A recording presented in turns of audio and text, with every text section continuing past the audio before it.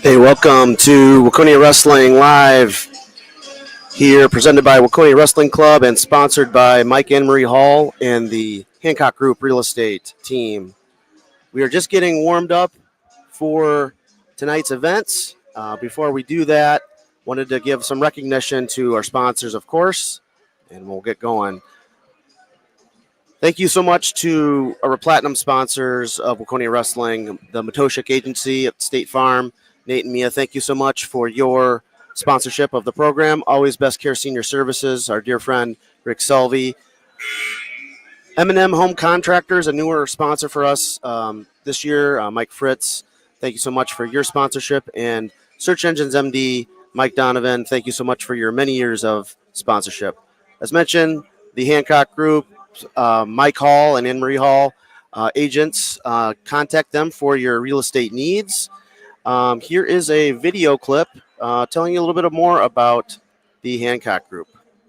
Hey, this is Mike Hall with the Hancock Group coming at you, and I got to say, I'm super excited to be part of the Waconia community. We're going to continue to build our business here and serve the community and help everybody buy and sell real estate that we can. If you're looking to buy or sell a house on Lake Waconia, get into beautiful downtown Waconia, or anything else in between, the Landing, Sugarbush, Sierra, everything, we're ready to serve you. You can learn more about us at thehancockgroupmn.com. So we've got a bunch of information relative to our sponsors tonight, relative to Mike and Marie Hall and the Hancock Group. Check out the comments or the description section for how to contact Mike and Anne-Marie Hall. Likewise, tonight is a Takedown Cancer fundraiser, and we are so blessed to be able to do that for so many years here in Waconia. So there is also a link in the description of our YouTube channel at givemn.org/Waconia Wrestling Club. Check Waconia-Wrestling-Club. Check us out and feel free to give a donation. All of the proceeds tonight, the net proceeds, go to the Randy Shaver Cancer Research and Community Fund. So hoping to, we've been selling T-shirts. We've been doing cancer survivor pins here tonight and some other just free will donations. We've got a 50-50 raffle. Just want to give a straight donation. Go to givemn.org/Waconia-Wrestling-Club. So we've got about 10 minutes, and we'll be hopefully going live here. It'll be Waconia versus Orono on this mat. Every match on this mat will be the varsity duels of Waconia and the three opponents. We've got Orono, the Spartans. We've got the St. Francis Saints and the Forest Lake Rangers tonight in the home opener here at Waconia High School. So hoping to start in the next 10 minutes. Appreciate everyone tuning in tonight. Should be a really fun event. Don't go anywhere.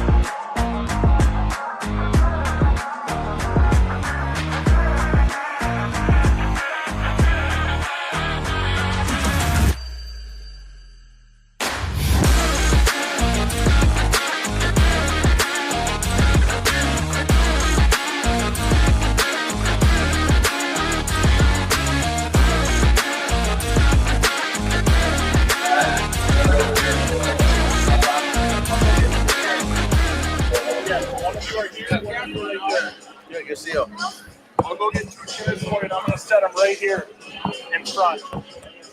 Oh, man, that's a lot of responsibility. A lot of focus, a lot of paying attention. So still getting organized here for the first duel of the evening, which will be Waconia versus Orono. Conference matchup. Longtime rival. Coming up, round 2 will be Waconia versus Forest Lake. Final round tonight will be Waconia versus St. Francis. And for those looking for those other duels, if you're a St. Francis or Forest Lake watcher, go back to our YouTube channel, and that duel will be on a different stream on the channel on Mat 2. And then if you are a JV or girl wrestler parent, that is on Mat 3. We have that live stream. No commentary, but should be able to see the action there. So appreciate all the investment over the years from Waconia Wrestling Club. Has allowed us to bring you these investments tonight and be able to watch these kids. I am joined on the mic, very special guest. It's been a frequent podcast guest, Jake Avery. How are you doing, Jake? I'm doing well. I'm excited for this. It's going to be fun. Yes. Jake is for those that don't know you, Jake, who are you? I'm I'm a wrestling fan, first and foremost. And I've been doing a bit of coaching over the years, and I wrestled way back in the day. And I am looking forward to kind of my broadcast debut. I don't know if I'm Troy Aikman or Joe Buck. Like we're kind of like the NFL Today crew in here. We'll figure that out. All this fancy equipment. It's a great setup here. Jeff's really got everything dialed in, and I think if you guys stick with us tonight, we'll be able to do the matches justice, do the excitement properly, and give the kids the commentary they deserve for these matches.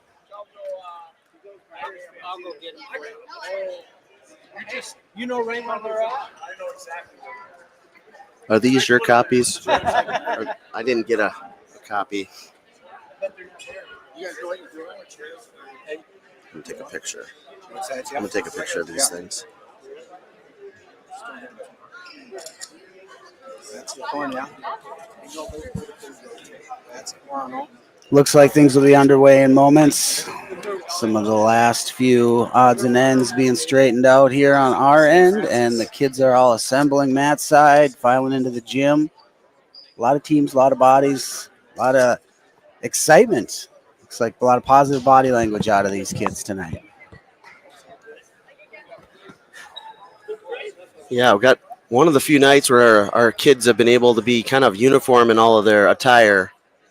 We got the Takedown Cancer T-shirts tonight. One of the very cool. A little bit of funding or margin per T-shirt goes towards the Randy Shaver Fund. So that was one of our little fundraising pieces. There's a 50-50 raffle and other things, but it's a fantastic cause, obviously, first and foremost. But second of all, kids love swag, right? Or drip, as they call it at their age. Yes, the cool gear is part of what lures kids into our sport.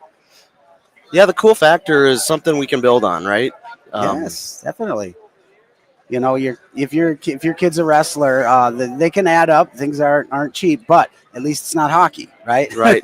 We're not dropping a full paycheck to participate for a week or two, but every once in a while we get them some nice clothes. It makes it fun for them. A new pair of shoes or something for Christmas. We got still people rolling in. It looks like we got a pretty good crowd to start for just a 5 o'clock. It's kind of a little bit hard, especially a little snow flying. Yeah, everybody's driving safe. The roads are a little slick. And these teams aren't close by. Forest Lake, St. Francis, they traveled a minute. So, yep.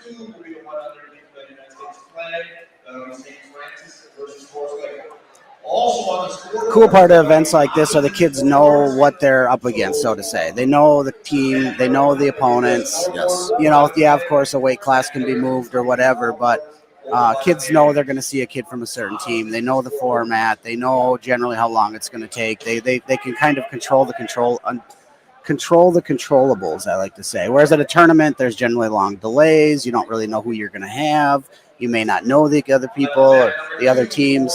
Here, these things are kind of laid out. So you're going to have probably 3 matches. You know what teams you're going to see. You kind of know what weight you're going to go, unless there's some last second moving, weight class bumping and stuff. But makes it fun. It makes it fun. The kids can just go out and focus on do their job, wrestle well, and bring some excitement to the evening. Absolutely.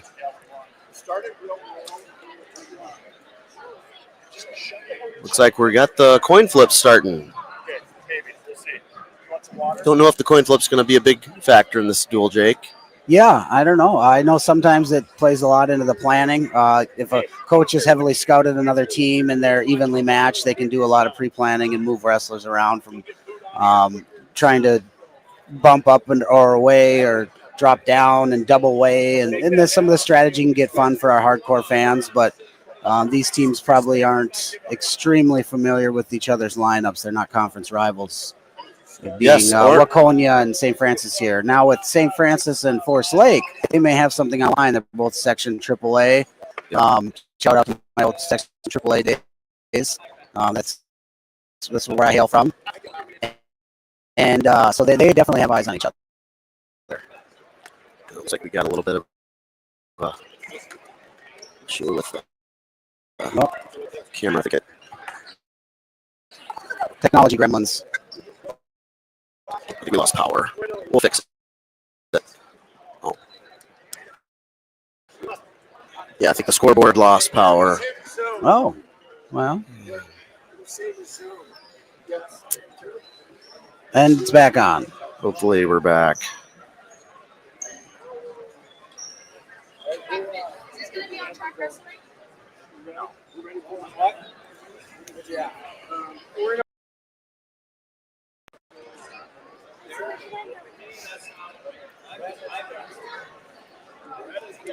Okay, hopefully we are back. We're going to double check ourselves.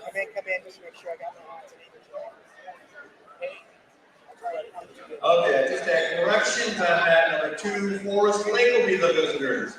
They'll be the red team. St. Francis will be the home team. They will be the green team. That's number 2. You're my IT guy. I've already failed. Okay, let's do the anthem. Yeah, we'll do the anthem right now. All right, looks like we're standing by waiting on the national anthem any moment. Best part of any wrestling meet is that national anthem to kick it off.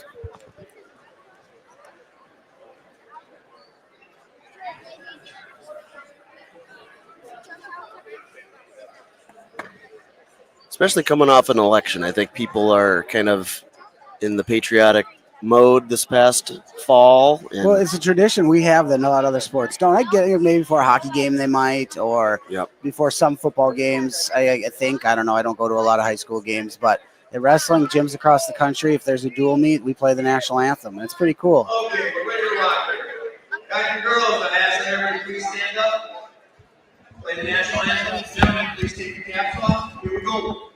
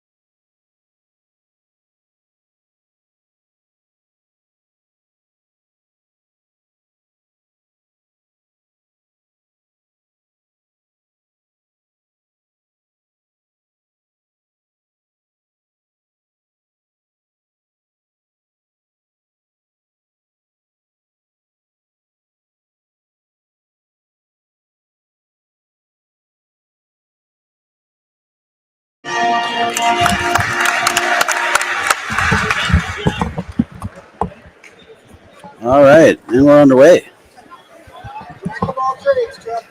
The instrumental version there we got. There wasn't the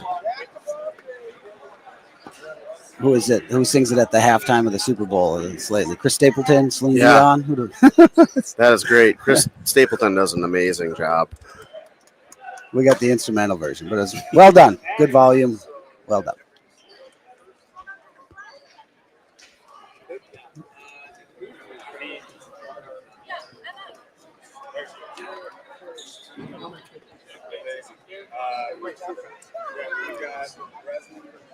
So when you tap it, just go like 5. Started off on mat number 2 1. Make sure you see for zeros. Forest Lake Rangers, Evan Bosnick, and for St. Francis, You see zeros. Garrett Bosnick. Just commit something like that. Way back. You know, I move around lots. Straight. Get on mat number 1 for Waconia Wildcats, President Kirkpatrick. And for the Orono Spartans, Emery Suka.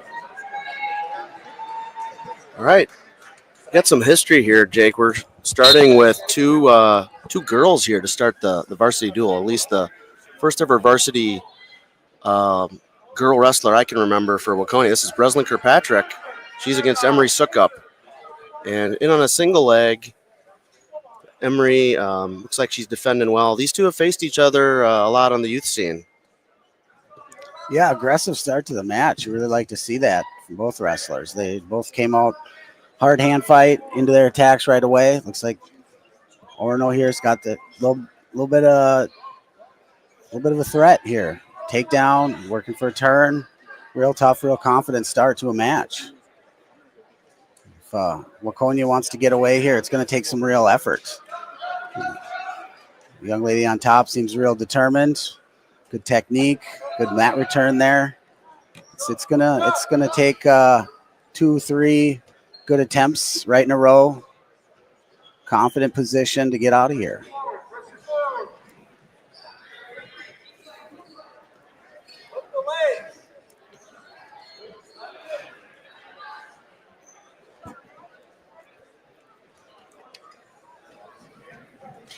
You know, both Emery and Breslin have been state champions at both NYWA, Min USA. Yeah, they seem very confident, very experienced. Yeah. Breslin coming off of girls' 4th place finish this last week at the Rumble on the Red girls tournament. Lost the first match of the day on Thursday and came all the way back for 4th in a very large bracket. I believe she won 5 in a row. That's a long road back. A long road back. But putting in a lot of effort here to try to get an escape at the end of the period. But credit to the Orono wrestler here. This young lady's really putting in a lot of work on top. You like to see that as a coach. You really want your athletes to establish the mat game. You want to be in charge, whether you're on top or on bottom. It not only sends a message to your opponent, but it sends a message to your team in the dual meet format that we're going to work hard for all the points, regardless of position. And we're going to impose our will on our opponent. We're not just going to cut people down and try to be slick and just pile up takedowns here. We're going to make every point earned. Yep. So still 3-0 for those new to the rule set for this year. 3-point takedowns now versus 2-point takedowns, and then the near fall rules have changed, where if you get a 2 count or 2 seconds on your back over 45 degrees, 2 points. 3 seconds, 3 points, and 4 seconds, 4 points. It's really kind of changed, you know, the dynamics of duels, and a lot more bonus points, a lot more tech falls. Yeah. So far this year. It definitely favors the offensive, the aggressive wrestlers, the point scorers, the risk takers. But at the end of the day, wrestling's wrestling. So if you're haven't been watching wrestling in a while or you're new to the sport, just remember, takedowns are good, back points are good. Aggressive wrestling's good, you know, regardless of the minor details of the points. You just want to see your wrestlers go out, execute techniques. You want to see them wrestle really hard through positions and just look to, like I said earlier, kind of impose your will on the opponent. Not worry so much about little detail of the points and not so worry so much about time on the clock, and just go wrestle. That's a message you hear a lot of coaches tell the wrestlers at this time of the year. This is not the state finals right now. Every one of these matches up until the very end in the postseason is an opportunity to get better and just practice scoring points, taking risks, being confident. No, I don't know who that buzzer was for because that was not our match. That was a different mat. I think that might have been the JV mat. Okay. Got a lot going on here, Jake. Yeah, that might be a little bit confusing. Credit to these wrestlers, though. They didn't stop wrestling. That would have thrown me off. So Emery was awarded a 4-point near fall there. I think she had a pretty deep half. Now she's going with the crossface. Yeah, short time here in the period. If Breslin can hold her off here, it would be interesting to see how she responds in the third period after not having a lot of success on the bottom thus far.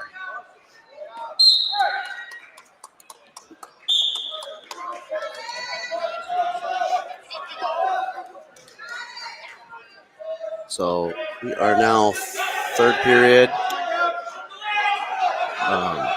Emery has been dominating. She looks very kind of almost disappointed in herself. She's got that killer instinct, looking for a fall. Yeah. See if Breslin can real aggressive. Take advantage. Folks here in Waconia know Breslin as a tough wrestler, real polished and accomplished. And credit to Orono's really taking it to her this match.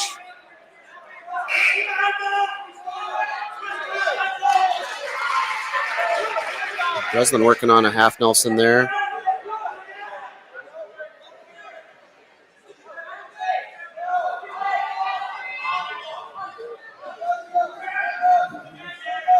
So about 90 seconds left in a match like this here, where you've given up a considerable lead. It's good to work and not focus too much on winning and losing, but you do have to keep in mind that you're down pretty big, and you got to think, how am I going to make up this gap? She's got herself about a minute and change left, and to come back and get one here, it's going to take some points. It's going to take some risk, and we'll see how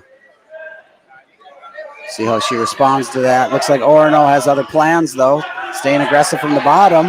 Almost giving up a step over there. Potential bottom leg Turk if she kind of is aware of that. But Breslin had a small opportunity there and wasn't able to capitalize, but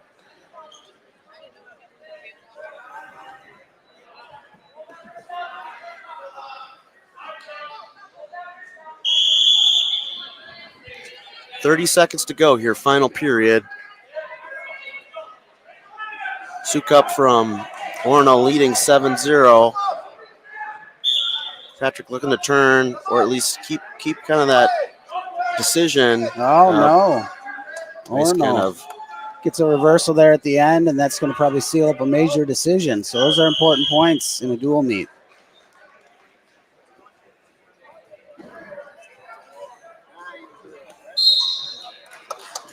But great, kind of a historic match here for the Waconia program. And kudos to Breslin for being a history maker. Yeah, she had a good showing. It was a tough match for her, but she wrestled hard, represented well. Just going to clean up some of those early match jitters, maybe be a little more polished on her feet there, and then find a way to get out from the bottom. And she's got a bright future ahead of her, no doubt, though.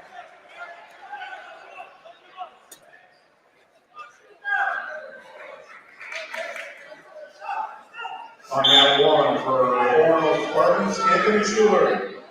And for the Waconia Wildcats, Adam Torres. So Hackman doing a little bit of bumping around and moving the lighter weights around here. We've got Adam Torres, and he's up against Anthony Scholler.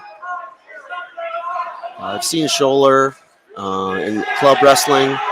It's a pretty skilled wrestler and a 7th grader. Wow. Torres, Okay. Torres, the 9th grader here. All right. Well, yeah, Orono seems real determined to get in on that single leg. A lot of good fakes, a lot of motion, a lot of aggressive attempts, and then he threw himself underneath there, and he's already in deep here, looking to finish on the edge. He's going to get that. That's going to be 3. Okay, Orono, another early takedown. Their wrestlers really come out aggressive.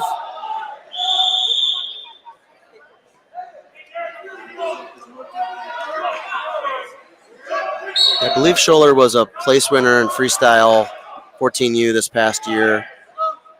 Remember watching him at the Min USA State tournament there.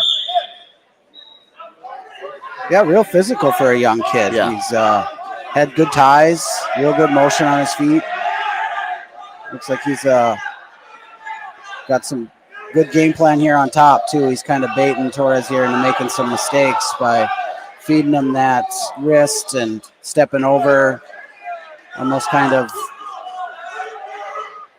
daring him to try to roll around here. And a lot of times that's not advised when you're on the bottom. The idea is stand up, sit out, staying a little basic. When we start on bottom and start rolling around, sometimes we cost ourselves a point or two, or back points. Right. I should say.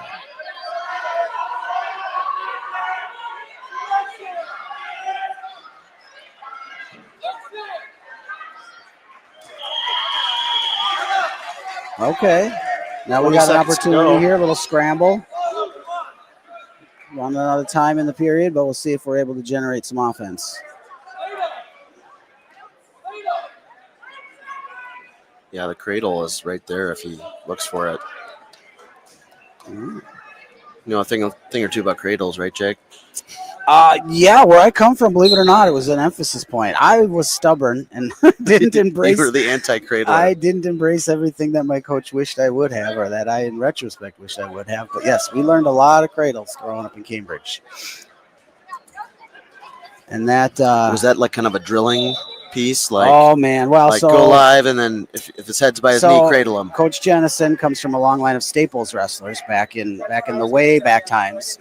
And their program was a legendary cradle program dating all the way back to, I believe the name is Dravis. Now, if I'm wrong there, I apologize, but I should know this being a descendant of a descendant there. And they did cross-face cradles, near-side cradles, standing cradles, backwards arching cradle, everything cradles all the time. And so, yes. False cradles, suicide cradles. Near-side, yeah, I mean, cradle. Even suicide cradles? Oh, yeah. Front door cradle, back door cradle. You just make them up as you go. All right. Well, here we're back. The escape back and to the action. takedown. Wow. 4-point exchange there. This is a really young, aggressive wrestler here from Orono. He's really set a pace at this match and really showing that he's going to continue to attack. He's not just looking to hold on to a one takedown lead here. This kid's going to come coming at you. Looks like there's going to be an escape there. And Waconia here, we're gonna have to circle and hand fight a little bit here to get in position to attack.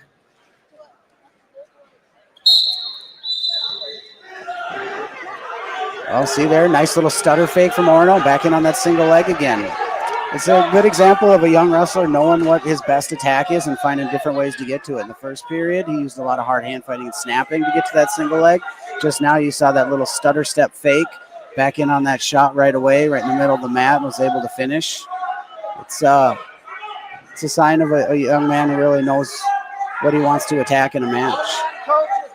Although now he's got himself in a little bit of trouble here, though. If Waconia can kind of fight through this position, there's possibly a reversal or near fall, depending on how this plays out. It's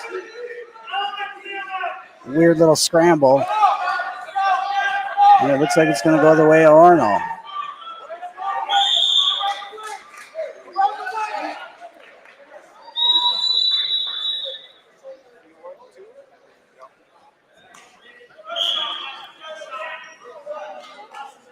Yeah, impressive debut here by Scholler.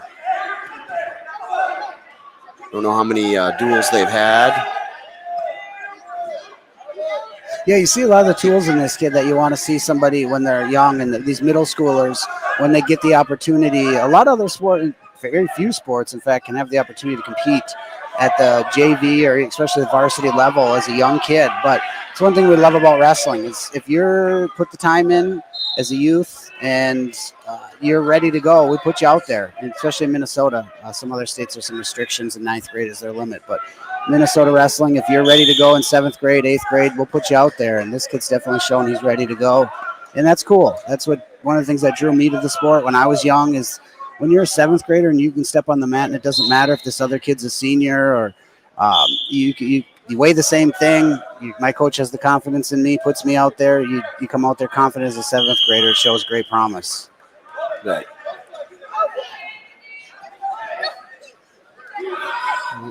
Looks like he's really committed to that, running that half position here. Possibly picked up, looks like 2 swipes.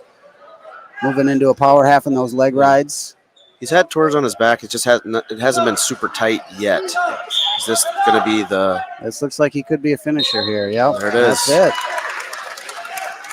it. Wow. Well, simple half. Orono. Right? Really coming out and setting a pace.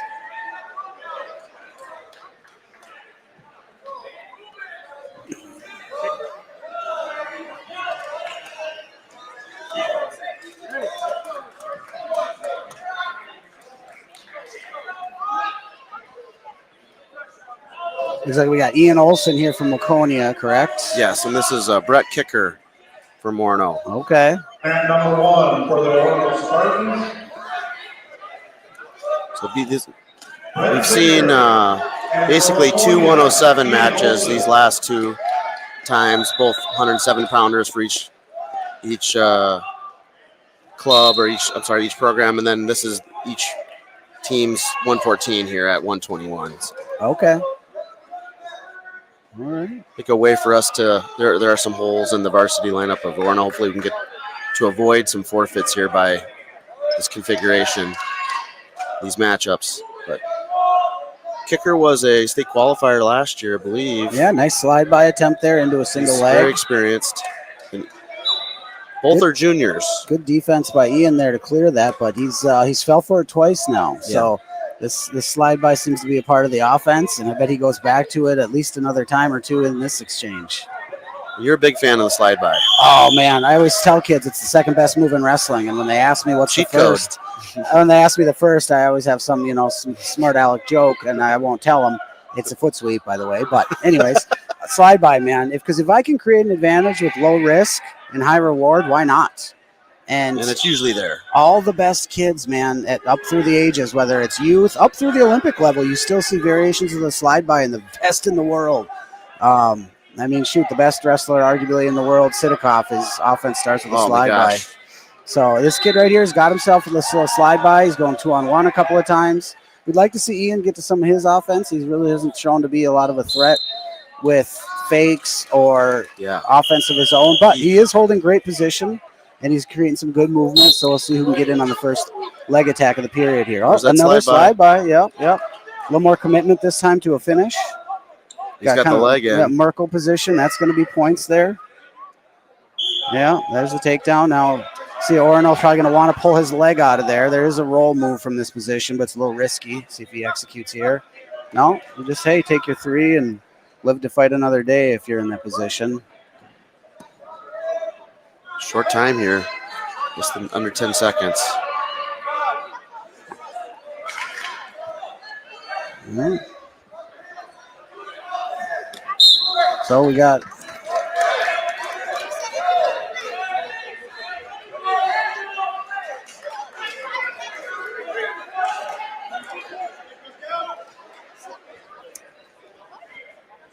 the score says 6-0. Is that correct? Well, they got 2 wins, right? 2. Oh no, because there was a bonus point in there with the young ladies, right? It was a 9-0 victory. So maybe they might be needing a recalibration there. So it looks like Waconia starting the period out. Looking for a breakdown, but Orono patient, fighting hands, coming up to their feet. Good exchange here. Got a little mat return.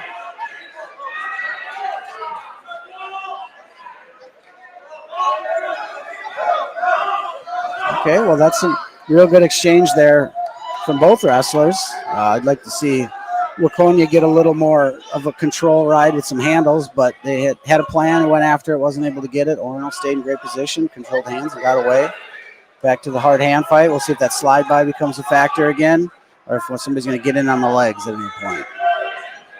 Another right-handed single leg from Orono. They keep committing to that position. All 3 of the wrestlers so far have shown really good right-handed single leg. Good finish, really committed, but Ian's staying heavy. You really want to see that patience there defensively. You really like to see that. That's something that takes a lot of time to learn, a lot of discipline, is to stay heavy here, to not panic, keep squaring up. Now the idea is to score, though, right? Not to just hold for that stalemate. Yeah. It's good to stop somebody when That's they're in right. that deep. It's a confidence builder. It's a start. But You as could- the match goes on, you want to score points there defensively. Right. Yeah. See if Ian can get to his offense here. It's been a lot of kicker controlling the ties and getting to his offense. It has, and you can see Ian wanting to pull the trigger here. He's just hesitating a bit too much here. He's getting the motion he wants or the look he wants, and just not quite pulling the trigger. See, there's a moment. You know, these little moments of hand fighting, these little breaks in the action when the position is still there. We should be looking to get in on the legs. Okay, there. See, there's a good shot, good timing. You got in deep. So now we know we can get in, whether or not we There get it this is. finish. There it is. Nice job. Okay, End of the period. right at the end He of the was rear period. standing. He limp armed out. Yes, really aggressive on the Kicker's finish. arm was on the mat. So now when we get back to the neutral position, it'll be interesting to see if Waconia wants to try to get in on that low single again or if we stick with the hand fight. So now you'd like to see him, from Waconia's perspective, see him get to that attack again, not wait around so long and maybe fall victim to the slide by. So Waconia getting a chance, or pardon me, Orono getting a chance on top here. Let's see if kind of ride he gets, if he's going back to that Merkel position again with that kind of, we call it a wrong leg in. You got a wrong leg roll he could execute here. There's a couple of risky moves that can result in some good points from the top position, but it's a little bit risky. So might just be surrendering an escape here to Waconia. We have our takedown cancer night going on tonight. So just so you know, we do have a 50-50 raffle and a donation bucket over by the front entrance. We also have pins available for cancer survivors. So any cancer survivors, please stop by our table and grab a hook pin. Thank you. Here's got the leg in, and or he did.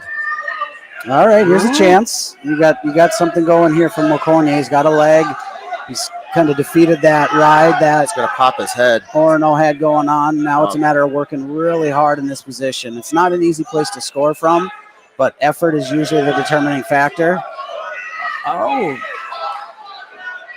All right, credit Orono there. Didn't quit in the position. Countered. Stepped over the top. Kind of a funky position there and took a risk. He's going to get a big reward here.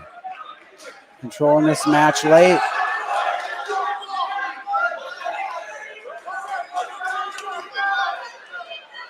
Possibly getting some near fall, but Ian didn't quit there on the edge. Looks like he's got a reversal. Great 14 fight. seconds to go. This is exciting right here. So if I lost you on the edge. Oh, we lost it. I apologize. Apologize, folks. Yeah, that was. Trust us, it was a beautiful reversal on the edge. I'm again, folks. I'm new to this. Maybe I am Joe Buck and not Troy Aikman. Buck's been doing it a long time, but nobody likes that guy. So I'm the heel there. My bad. I'll do better with the camera in the future. Little exchange on the edge of the mat there. Ian Olsen picks up a reversal here with very little time left on the clock, and Orono needing an escape to tie the match. Ian opting to drop to the leg, which is risky. Yeah. But if he can hang on here, he'll get the ride out and the win. Wow. Very Gutsy tough win. Very tough, yes. That's one you can look back on and build some confidence from. The effort there, get the team a little bit excited. That's fun to see.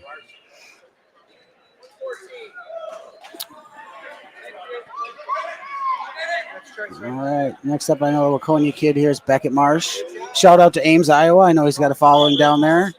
You know me, I would never, ever consider having that state come out of my mouth unless, you know, we're honoring Mr. Marsh or somebody down there in Cyclone Country, because that other team we don't talk about. I think it's actually closer to Boone than Ames. Well, Not that we want to split hairs here. I think Granger. I do know is he's the a area. Cyclone fan. He tells me all about Brock Purdy. Every time I see him, I know he's got an excuse to talk about David Montgomery or Brock Purdy, one of those Iowa State alums. In on a Nepo single right away. Both Beckett among my, Marsh. I mean, I shouldn't say this, but both among my favorite NFL players. Both are just outstanding guys out of Iowa State.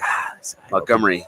Iowa fans, I tell you what. He's Iowa State. I'm an Iowa guy, so there's a difference, Jake. Yeah, so Beckett with a nice little Nepo single and run the pipe finish. If you notice the way he made his opponent, he kind of circled backwards there and had his opponent off balance. And that was real nice little exchange there for the Waconia wrestler. Orono not held down very long, though. Really fought out of there hard and was not going to just quit on the bottom. So looks like Orono's getting head position here, wants to fight right back in onto their offense. Not ready to concede anything yet. Marsh again with that knee pull single. So we see that kind of primary offense. And again, there you notice that run the pipe finish we call, where he backs him up. It's really hard to keep your balance as the defensive wrestler there. Really hard. And that's an old school technique that a lot of people don't work on anymore. So Marsh showing some real solid basics, fundamentals there in that takedown. And now if we could get into a ride here, he could start to get this momentum back in Waconia's favor after that last second win by Olsen in the last match. This is where you see the new rules. Oh, yeah, shoot, camera. The new rules coming into place. Marsh was getting back points there with just 1 foot in. Last year and years prior, that would have been out of bounds. Out of right? bounds. Yeah, yeah. So I love the new rules. Just need 1 point of contact in bounds.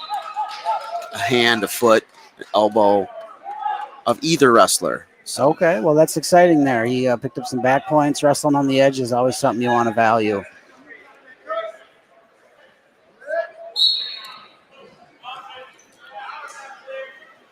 See, good breakdown there.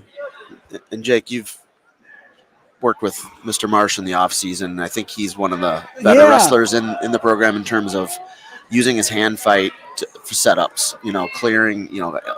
He's definitely one of the better ones. Learning the art of he's learning the art of creating advantages. So I've known Beckett for a couple of years now. Some of the club stuff we do in the off season, and he's definitely turning from a kid who just works really hard and holds great position to a kid who's starting to explore how to create advantages and use his hands in a way that gets the other kid out of position with motion. And so he got a couple of those knee pull singles to his credit early in this match. Orono's really fighting hard, though. I don't think this kid wants to just go away just yet. So I think the match, as it gets a little bit out of hand here, 13-2, has still got some exciting wrestling ahead of it, though. Yeah, Williams, just an 8th grader. Here, I think he weighed in at 121, so they've been kind of just matching each other's lineup to try to get as many kids into the varsity as possible here. Yeah, he's representing himself really well. I think Marsh is just outclassing him just a touch in each of the positions here. Really good tie there from Orono, that cross wrist baseball tie, kind of 2-on-1 almost. Marsh, a little bit of a lunging single leg there, but again, back to that knee pull position that he really likes. Trying to almost cut back with it. Yeah. Good defense here by Williams. Shows a lot of fight. A lot of kids just kind of fall over there and give up. So Orono's really not in the business of giving up here. He's going to fight.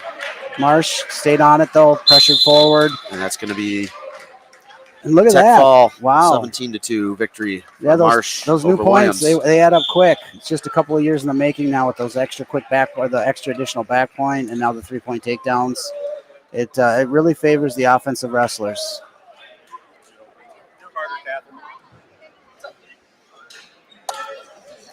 So, wow, now this next match, this young man shares your last name. Oh, might be related. He's not going to be happy about a forfeit. Oh, that's a bummer. That's a bummer. But we will have a match at 39. So we're going to have young Joe Alger, another youngster. Yeah, Joe, just a, 8th grader, freshman? 8th grader, 8th grader. Another middle schooler. All right. This is, I think, Abraham Whiting.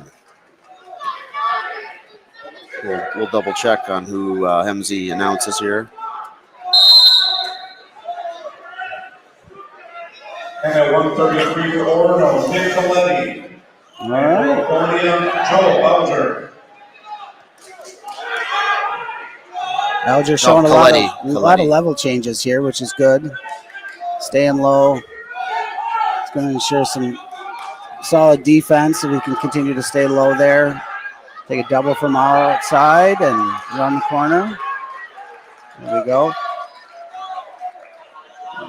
Crossface series on top. Looks like where he knows right where he wants to be. He wants to run a hard butcher.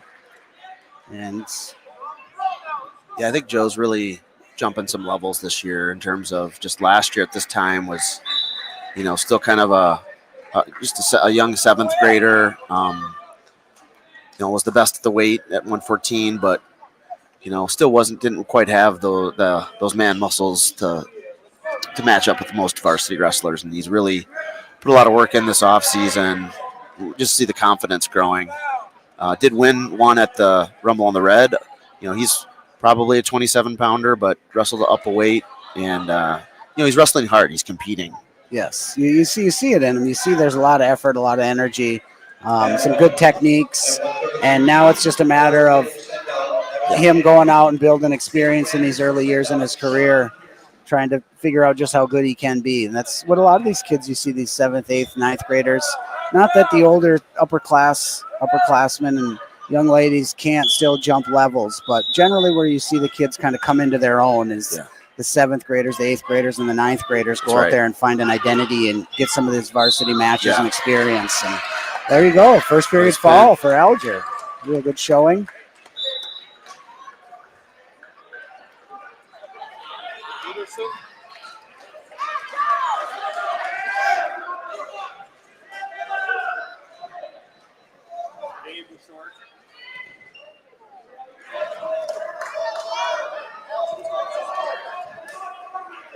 At 139 for Orono, Alec Peterson, and for Waconia, Give a lot of credit to the Orono program. They've at this point in time last year, the duel was probably close to complete.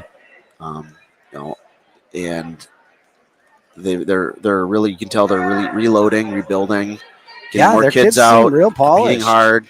A lot of times when you have a program that's struggling for numbers, and they're busy building the infrastructure of a future, they don't have full rosters.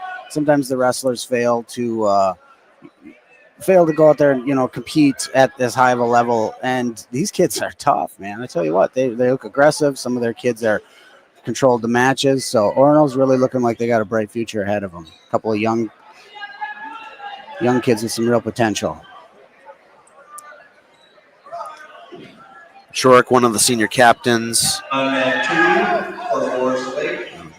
Gabe is also a senior? Is he? Yeah, so a couple of seniors going at it here. Looks like Waconia, nice switch off to it. Got the leg trapped underneath there. Could maybe use that in some offense. Is this takedown on the edge here about halfway through the first period? Yeah, 20-6 dual score. I think it's actually 20-7. We'll make sure that they correct that. I don't know if it's going to be a huge difference in terms of matchups, but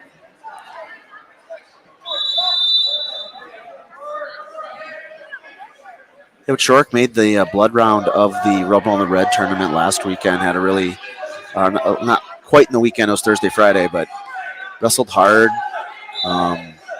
Just came up a little bit short, but one of the better tournaments that he has wrestled, and hoping that builds some momentum here for the tough, busy January schedule. We're almost every Thursday night and weekend now, tournaments and indoor duels. So. Oh yeah, I mean this is the time of the year where you figure out this is when you're where you kind of figure out who you are. Yeah, it's I always remind kids it's not hard to show up in December motivated, and it's not hard to finish in late February motivated when it's postseason time and it's the light at the end of the tunnel. It's real hard to keep consistent during December and January. Those are tough months. Yeah. The daylight here is 13 minutes long. It's 20 below. It's cold. You never see daylight. You've pulled some weight. You've had a few injuries. By now, you've made at least one teacher mad with a bad attitude. The sister's mad. The parents are mad. It's like everybody's kind of mad at you. You're kind of mad. It's a long part of the year, So this is where kids kind of learn how to deal with not just the grind of the sport, but the emotions of going through something real tough. And part of what us old timers love about it is you learn how to struggle in January. You learn how to struggle in these midweek quadrangulars where you have 3 matches and you got to weigh in again soon. And this is not easy to show up and really compete hard. So hats off to these kids.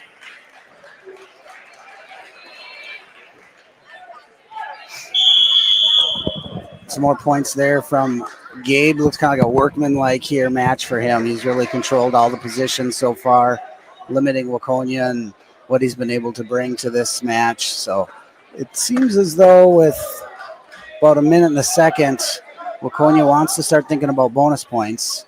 He got a 6-0 lead in the match, and I'll always remember in that, dual meets are won and lost with bonus points. So just because you're winning by a couple doesn't mean you want to just hold on and finish out. You want to keep building on that lead and be the kind of wrestler who scores the last points, be the kind of wrestler who grows leads, wins each period.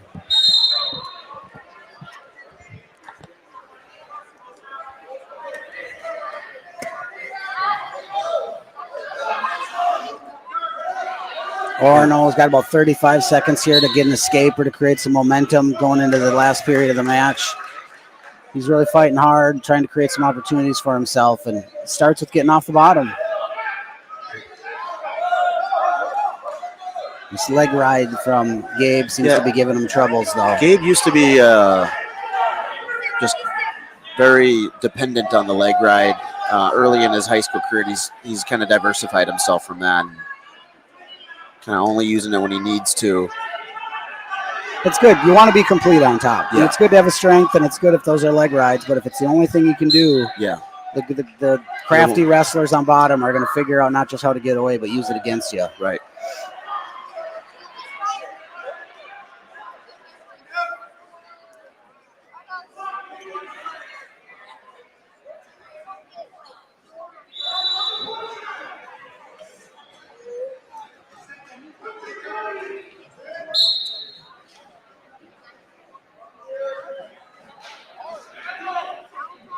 No leg right here for Peterson. Okay. He's going try to go cross body.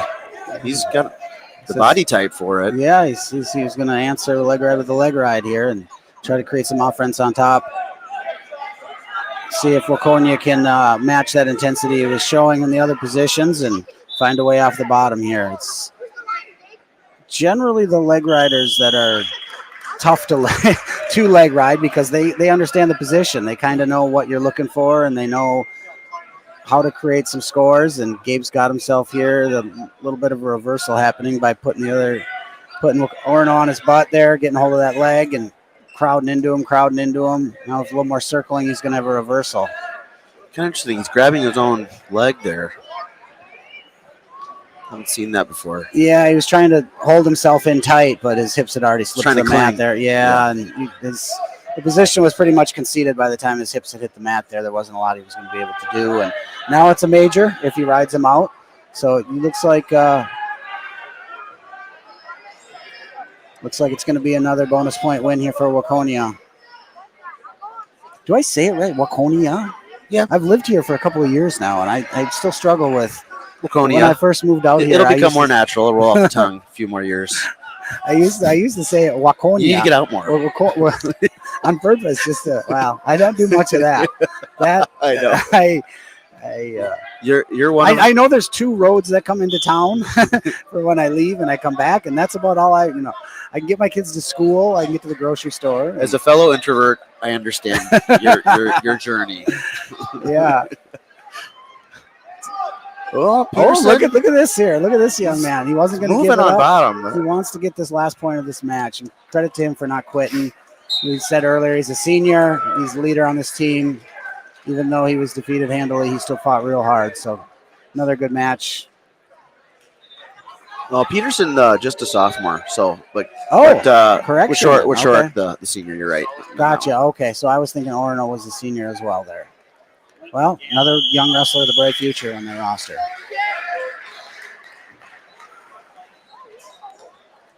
We will see another Waconia senior here. Filling in due to some injuries, but we've got Lincoln Gamble at 152. And he's a tall drink of water, this kid. 145 for Orono, Solomon, Rothbauer. And for Waconia, Lincoln Gamble. All right, well, he's holding good low position so far. A lot of times you as a coach, you get a little worried when you got your wrestler walk out there and he's, you know, it looks like one of the basketball players on the banners on the sidewall there. He's a tall kid, but good low position so far. Let's see if we can get in on those legs. 145 for St. Francis, Caden Morgan.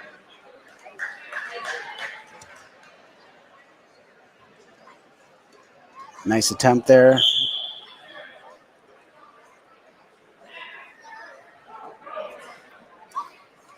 Orono looking for that inside collar tie. Looks to be trying to catch a single leg there.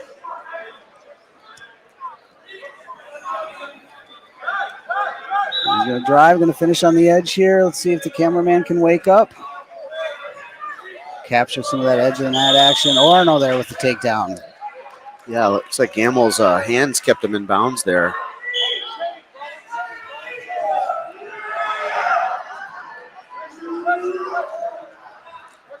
Feel free to zoom in if you want. Oh, You know, man, that might be on my get you- scope of practice here. Don't know, So, utilizing all the settings. there's a lot Go of on. buttons on this thing. I don't even see where the VHS goes into it.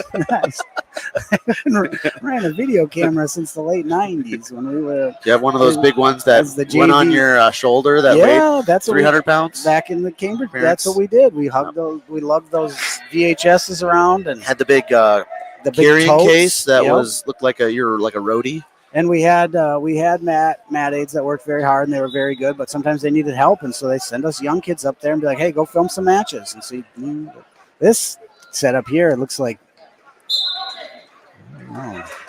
looks like one of those AI quantum computers. I don't know all those buttons do. All right, play around with some. That one says Zoom, but I don't know. No. The Zoom is up here. Oh, Yeah. okay. Sorry, on-air production meeting. Yeah, well, you know, people want to know how it works behind the scenes a little Great bit. TV. Yeah, give people, you know, paint the picture of what's really happening here. On the note of our equipment, I want to say a plug and a thank you to our Waconia Wrestling Club over the years, just really helping with this investment to be able to bring everybody all three mats tonight. That accumulation of equipment over the last few years paying off tonight. So many thanks for those that have helped, volunteer at tournaments, or maybe you were a golfer, or so you bought salt from us. I mean, these types of things go back into the program. So many thanks to all across Waconia Wrestling, and especially our Waconia Wrestling Club board. Yeah, this Got to get my plugs in. this is cool stuff, man. I tell you what. Hey, there's Oh, a nice takedown there. nice double. Gamel, Drives he's going through to take him. the lead now. 4-3 goes with a really heavy crossface. He's got the body type to be a cradler. I was gonna say, I've not seen matches of him recently, but let's see what he throws at him on top here. Started with a hard ride, but Orono's credit, he fights out. Gonna keep this match close now. It looks 4-4 halfway through. You get a lot of times matches like this where it's back and forth is going to come down to who can ride who. Yeah. If I can take you down and you can take me down, and all things else equal, it's the a end of lot the period rideout's the difference, right? That's what we try to preach to the kids I work with, man. I tell you what, I've repeated it 1,000 times. You win a close match by finishing a period on top. And it doesn't matter the level. It doesn't matter the setting. There's another double. Okay, he's found his groove here. If it's the, I like to just use the general overarching, the Delano Open. I say that a lot, it doesn't matter if it's or state national finals or whatever, right? Yeah. If you finish periods on top, you're probably going to win. And ever more important with the 3-point takedown now. Yes. Calculus just changes. Such a big deal. Easier path to bonus points and- with just a handful of takedowns and rideouts. And I like kids to understand that the idea is if I can hold you down, not only does it psychologically make you scared of the bottom position, but now when and if you do get back to your feet, it's in the back of your mind and you shoot less and you don't take as many risks on your feet. And if you're not as offensive and aggressive and not taking risks on your feet, now my offense opens up. And now the referee might be on you for stalling. And it just the ability to ride somebody, it changes everything about a match. So you really like to see kids control that in a tight match, or in any match, of course, but in a tight match when it's back and forth and both wrestlers can score points, or nobody scores points, it's generally going to come down to Right. who's better on top.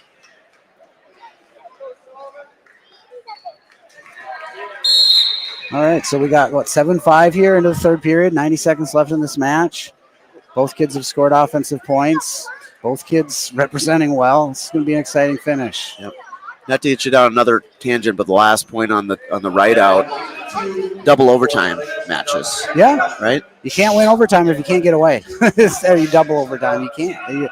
There's just so many situations in this sport where it's going to show on the bigger the stage, your ability to wrestle on the mat will become glaringly more obvious. Oh, what a great little that toss was risky. there. It paid off. Oh, man. Hopefully the portable cameraman got that angle there because that was a really neat little counter. Got some, we like to call that some funk wrestling there in a big moment. Executed well. And it's going to be the difference here. He's going to hold this position for a while. Might not pick up the fall, but those, what did he get now? 7 points for that one exchange with the new takedown and near fall rule. That's a big swing in a close match. And the referee's holding 4. He hasn't awarded it yet because he's still in the same position. Yeah, that's all he has to do is exciting. stay there. And that's a big confidence builder for a wrestler too, to be in a back and forth match or even, just a close match and not just come away with the last points of the match, but a big move to score back points and separate yourself. And now we got 14-5. It's nearly a major decision. That's exciting. And then you want to see him finish out the match on top, which he did. And nice match by Licking Gamble. Yeah.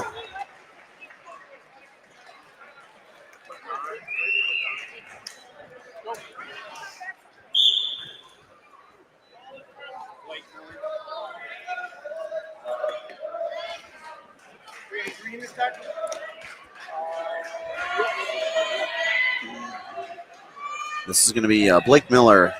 Both kind of lineups look a little different tonight. 52 for Orono, Brady McCon. And for Waconia, Blake Miller. And Brady McCon. So Orono's lineup, I looked at the weigh-in sheets. They have similar wrestlers or a couple of different wrestlers weighed in at the same weight and just kind of spreading them out. Glad to see almost a full lineup here for Orono. Yeah, from the situation you described and just even last year or years past, it seems like they're really starting to come together, and you hope they can improve their participation numbers and find themselves into whatever they're doing. They keep doing it because they put some really solid wrestlers out on the mat tonight. Miller, a takedown fanatic. I like what he did there. He did a big lift and looked for the half right away. Yeah, a lot of times when you got a kid that's really good on their feet, or that's their best position, is you want to find ways to build that into good top game, transitioning into good rides or picking up back points like you just saw from Miller there on a takedown. That's the way to start to build that confidence that I can be dangerous from the top. I can be dangerous during a takedown, looking for back points. In the backdrop of the other side of the gym, across from the, in view here along the bleachers, I'm seeing a lot of our Waconia youth wrestlers here tonight. Yeah, that's fun. Purposefully don't have nice practice. Left-handed single there from Miller. Miller's lefty. He's kind of a little unconventional. Wrestler of my own heart. I learned to wrestle left-handed. Well, Coach was left-handed. He showed everything left-handed, so I just copied him. I did everything else in life right-handed, but I wrestled left-handed. And it definitely is a credit to the wrestler. They say if you teach a young baseball player how to throw left-handed, they have an advantage, or lefties or whatever, I guess. Yeah.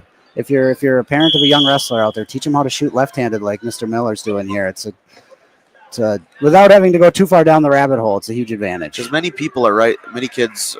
Well, one, you're not right seeing leg leads. Right leg leads, but people don't see it as much. Maybe 10% of your wrestlers are shooting those lefty sweeps.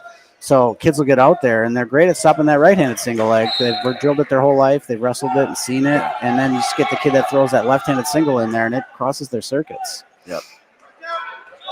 That was something I remember we saw at 121. Ian Olson, he was coming through a youth. He was realized late that he was a lefty because he'd drill things. I'm like, something's just not quite right, and just learned that he was a lefty, but he was kind of doing things as a righty. Yeah, and if you're trying to match up your footwork and what your hands are doing and the timing and everything, and you've only seen the one side, the right-handed side, and yeah, Well, there you go again. Another left-handed single leg from Miller. Looks like he's really putting in a lot of work on the takedowns here, and he's got himself a huge lead. It looks 19-4 tech fall. Okay, well, all right. Lesson of the match there is shoot the lefty.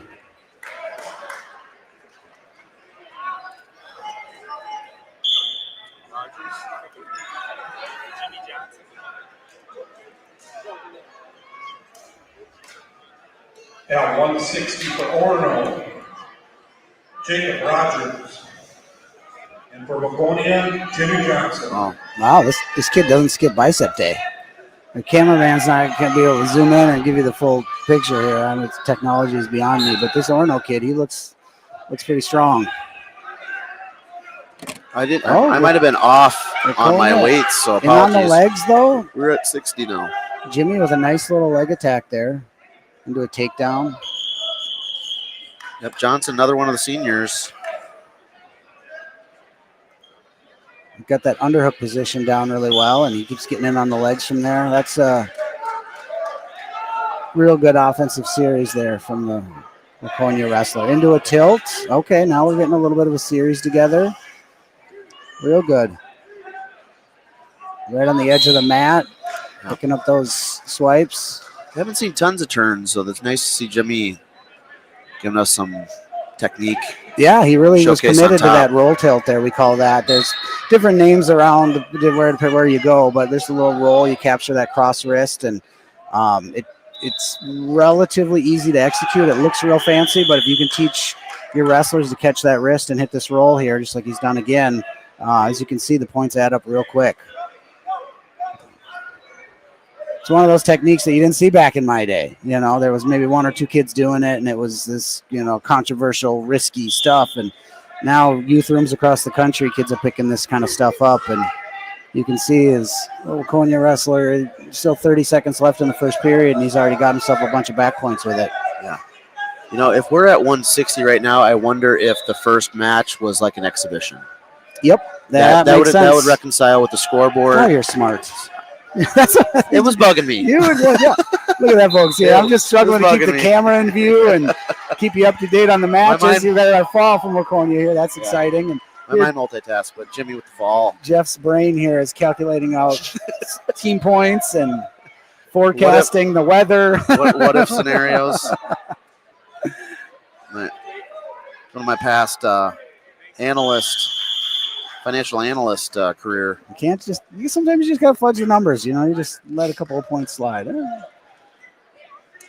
172 for Orono, Pate Pratt. All right. Well, I'm getting the king of this camera here, folks. I'm going to zoom in on you for you a little bit.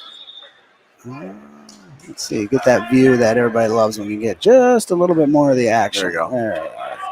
Nicely done. No, I just can't fall asleep on you. I have to move with it.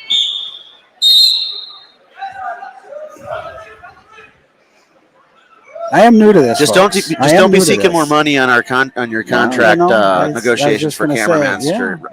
Your I'm fulfilling task list two is positions here. Now. It's color commentary in addition to cameraman.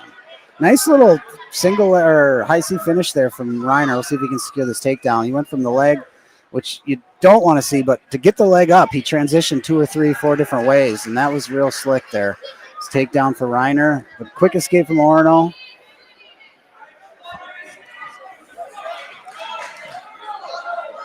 You can kind of see the change in the styles here. We're getting in these bigger kids. You see more of that underhook position, a lot more real physical hand fighting and pushing. And just as I say that, Mason gets in on a low single. Trip finish. But last couple matches now, we've seen kids start to utilize more underhooks, and you'll see that as dual meets progress.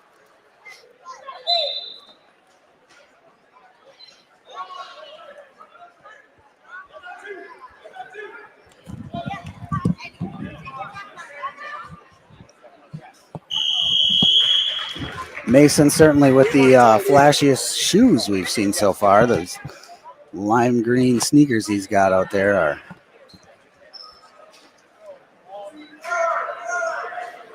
something else. It is confirmed. My theory has been proven accurate.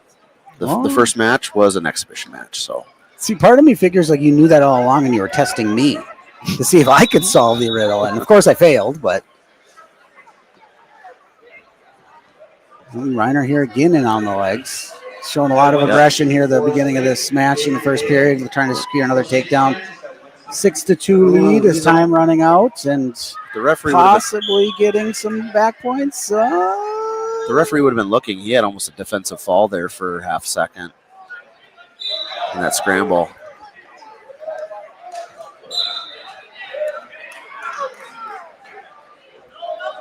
Mason, the oldest of wonderful Reiner family. Oh man, if you're a Waconia fan, Waconia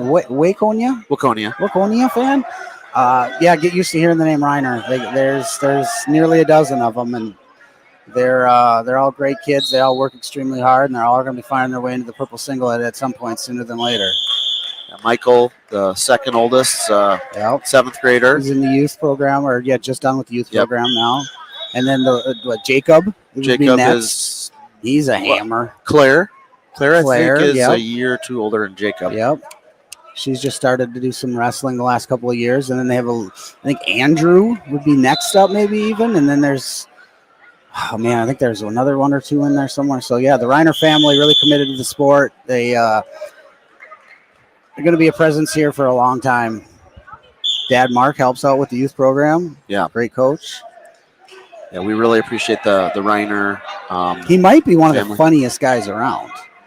Very dry sense of humor. Yes, and I love that. Like I knew him for years before I heard him tell a joke, and my gosh, is he funny? He talks about multiple roles. He wears a couple different roles. Obviously, dad, coach, but also is a very accomplished anesthesiologist. So we do tap him on the medical front, along with wife Ann, who is also a doctor. So and parents. I think the dads on both sides were doctors. Don't quote me on that, but.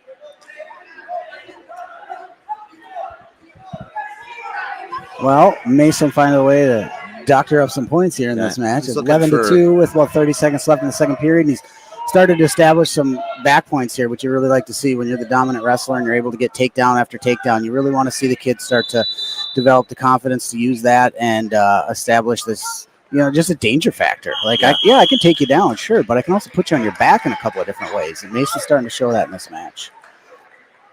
And once again, Orono, to their credit, the wrestlers fighting really hard, trying to find a way out on bottom, but Mr. Reiner's got quite a gas tank.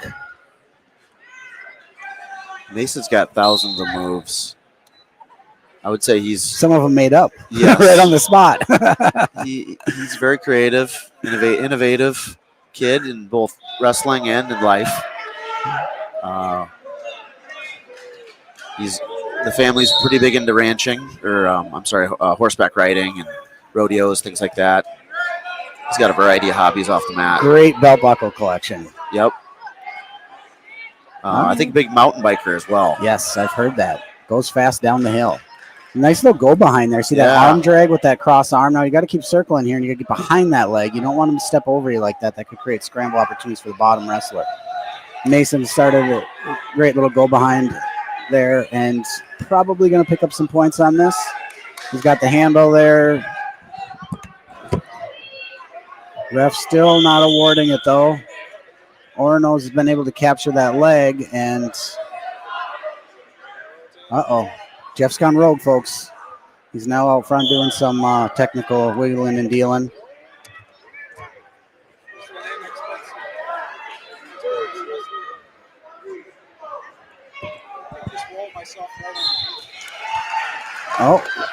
So did we lose the feed? Not sure if you got the end of that there, but Mr. Reiner with the fall.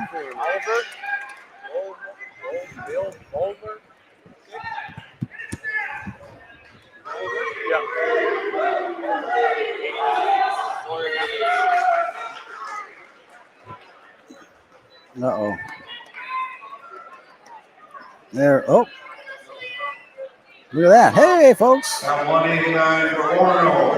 Over. And for Waconia, Sawyer, Nimitz. So sorry about that. Well, you missed the exciting finale there. Mr. Ryan was able to secure fall with some more crafty turns. We're having some bad luck tonight on connections of our equipment. Apologies to the audience. No, must be those drones. You know about that? I know everybody says Or it's the just New orbs. Jersey. Is it drones or orbs or both? I that we drive need to my worry wife about? conversations with stuff like that all the time. And she's like, don't even start with me. All right, Mr. Nimitz, this kid's growing since I've seen him last. He's a big kid now. Holy cow. Yeah, he's put a lot of work in this off season. Yeah, he knows where the weight room is. It's just Rogers. I believe it's Rogers. All right, well, Waconia on the double there on the edge, and the cameraman fell asleep on you. Sorry about that. It's like no takedown, though, so no points. You only missed the action, not the scoring.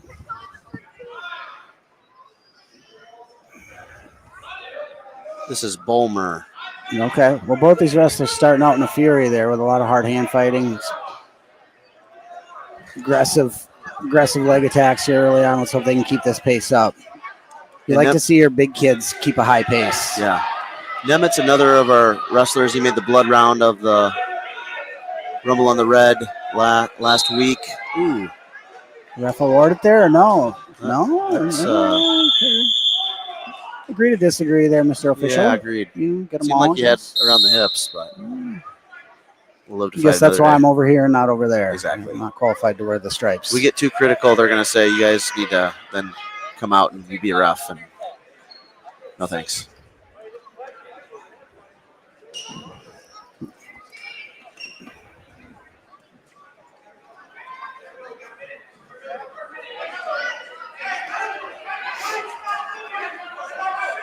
Looks like Waconia in on another leg attack and crackdown position. This will be interesting to see if we can finish from here. This is not easy to execute. What's the preferred finish there? Do you elevate and then try to cover? I think you just kind of do whatever he did there. That seemed to work. I don't know. You get into the weeds there too much and overthink it. Sometimes the answer is just pop your head out and wrestle. But I think Orono kind of just committed to sitting on his butt there. He should have maybe made an adjustment. Hard fought first period from both wrestlers. It's going to wind down here and be 3-0 in favor of Waconia. Looked like Orono, when they were neutral there, really wanted to attack the front headlock, trying to get collar ties and snap down. And it looks like the the single leg attack there from Waconia was able to prevail.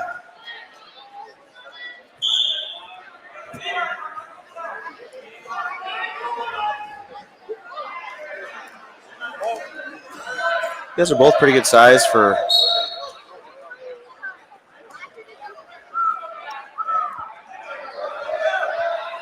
189. Easy escape there. Oh, I think they're having problems with the clock. Maybe. Oh. Or maybe a power. I think it was a power issue.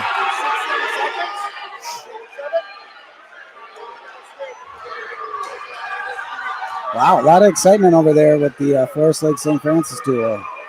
Like we said earlier when we kicked off the broadcast, if you were with us, these guys are section rivals. So a lot at stake pride-wise, a lot at stake for section seating as a team, and then individual stuff as well, too. A lot of those kids, they'll see each other 3 or 4 times in a season, and it's getting heated over there.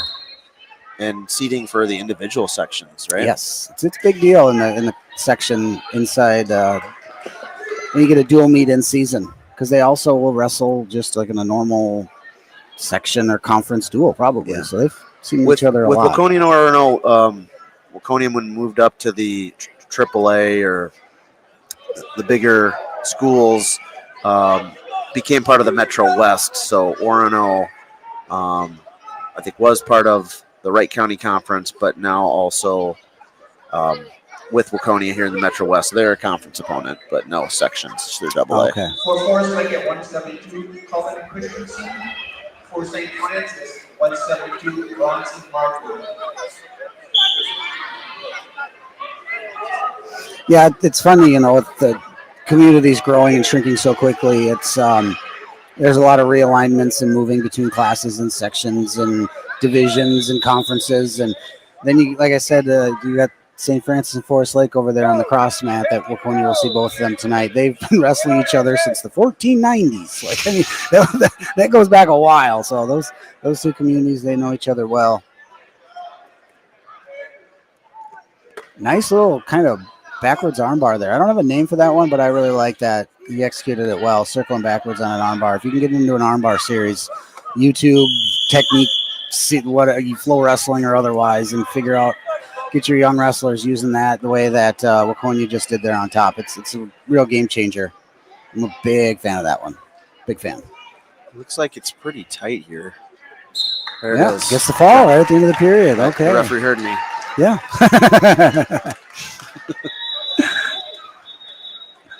So here we're coming into what now? 2:15. Yeah.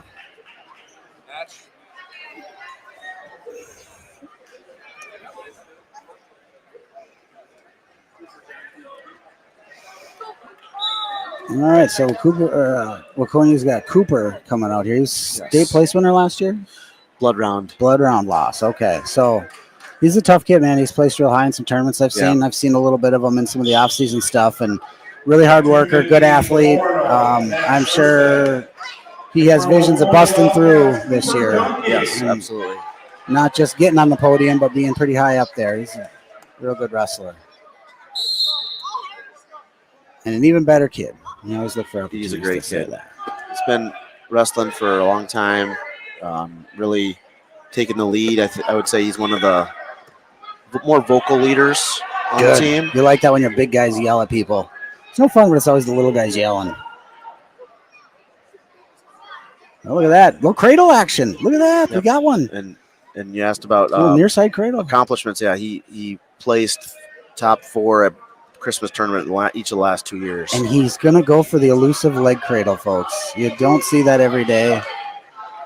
It's not something you want everybody going to right away, but sometimes having fun, finding ways to score points, being creative, taking some risks takes on a new meaning when you're clearly pretty dominant here. If he puts the head in the side, there you go. It's going to get it. Now he's getting to more of a basic technique. I think the old leg cradle there was just a little bit of having fun out there from the big guy. Quick foul there for Waconia. Obviously, they open this duel up. It's going to make the score 56-6 here going into the last match.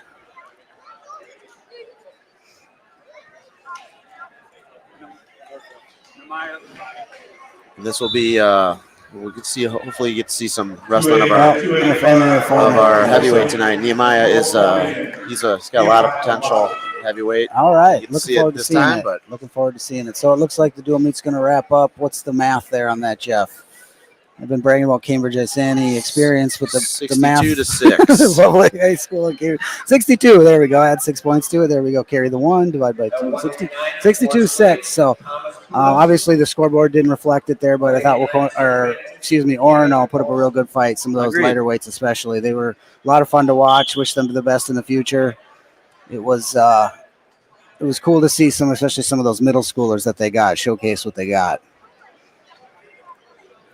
Yep. So next match will be versus after the St. Francis Forest Lake match will be against Forest Lake.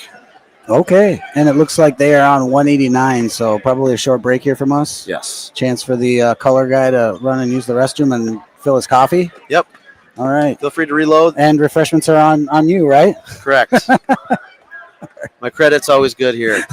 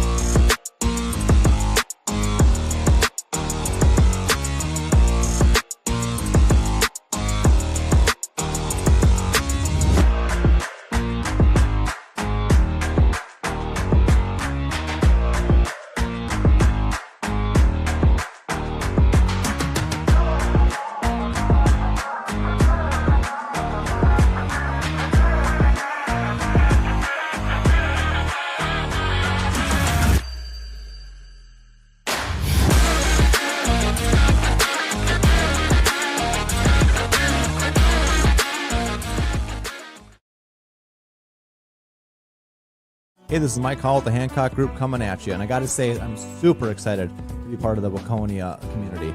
We're going to continue to build our business here and serve the community and help everybody buy and sell real estate that we can. If you're looking to buy or sell a house on Lake Waconia, get into beautiful downtown Waconia, or anything else in between, the Landing, Sugarbush, Sierra, everything, ready to serve you. You can learn more about us at thehancockgroupmn.com.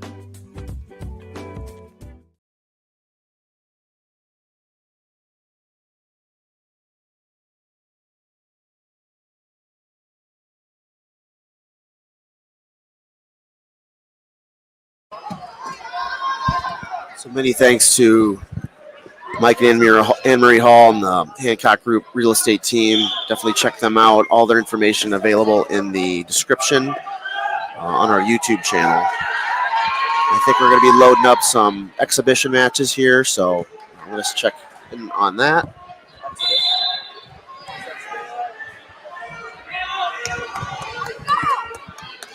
So another exhibition match here featuring our growing girls program. We've got Breslin Kirkpatrick One for Forest Lake, Taylor Osborne Lawson. and Waconia, Breslin Kirkpatrick. let's see who this is for Forest Lake.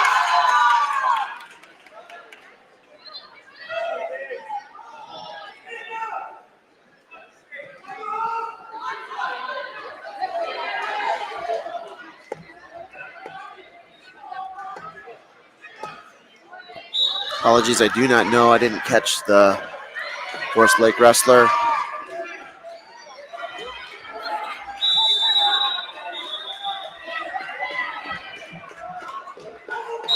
Looks like we will feature some girls matches coming up here.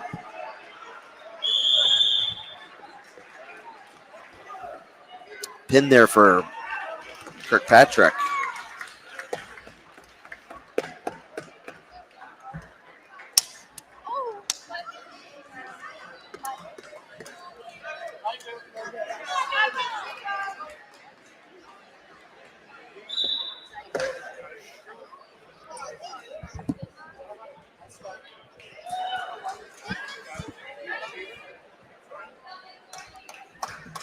Mat 1 for Forest Lake, Neva Steven.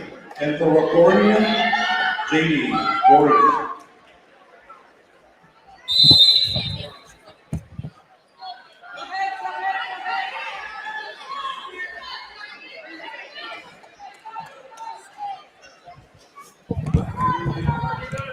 Okay, we've got Neva Steven for Forest Lake and JD Goring, Waconia. JD jumping up to the early lead here. JD a second year in the program, a sophomore.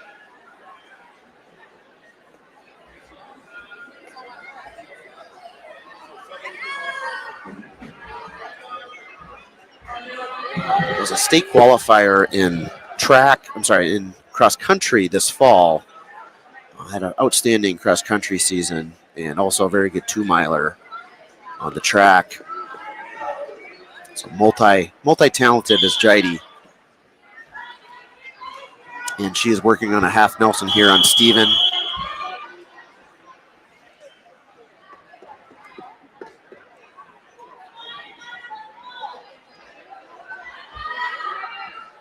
.45 seconds to go. Super exciting to broadcast these girls matches. Appreciate all the coaches, all the parents, all the volunteers, etc. The wrestling community helping just really build girls wrestling here in Waconia and in Forest Lake across the state. So exciting. Jaidi is working on a half. She's got about 15 seconds to go here.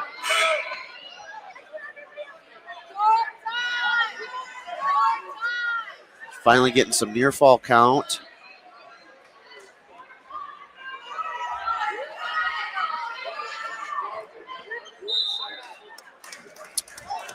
And we'll get 4 points. That's going to make it 7-0.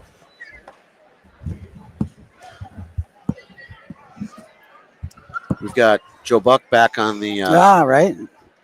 on the mic, Mr. Avery. Well, I mean, you pay for part-time work, you get part-time performance. So, these schools are a lot bigger than I remember. It's like there's hallways everywhere. A guy goes to use the restroom or to get a concession and get lost, turn around, and might be gone for days. There's a reversal there for Jaidi. She's going to go up 9-0. I was telling the audience here we're super excited building the girls program. Many thanks to Brian Moyer, also new girls assistant coach Dominic Kirkpatrick. Yes, been helping out. And, I had a great job. really cool conversation with Coach Kirkpatrick there the other night at practice. Just kind of talking coaching, and she's got a lot of experience in other arenas and transitioning really well into wrestling. Growing coach in her own and rank. It was really cool to just kind of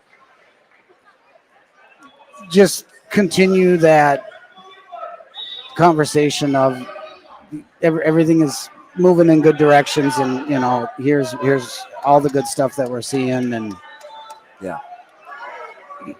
I have a lot of respect for everybody involved with the girls wrestling programs that are growing, not just because we love the sport of wrestling, but they're embarking on something very difficult. It's not easy to be a wrestler.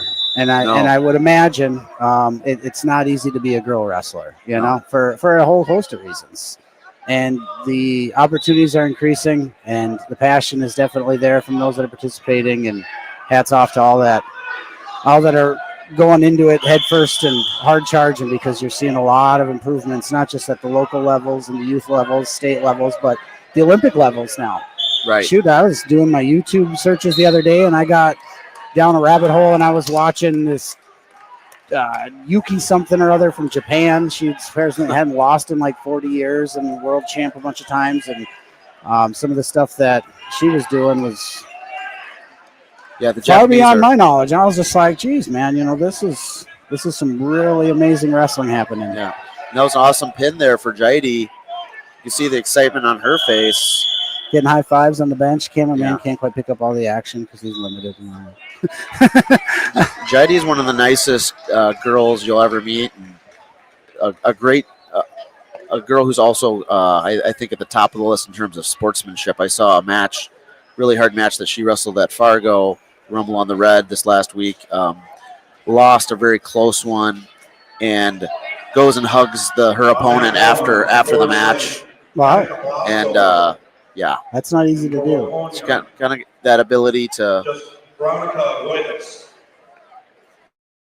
check the emotions at the door. Yep, kind of change identities. Some of us are a little more volatile. It's really kind of tough to do that. And hats off. All right.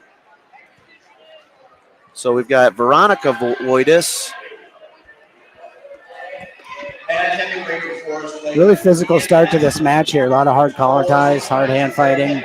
Forest Lake probably wants a front headlock here. And this is Annika Blasco.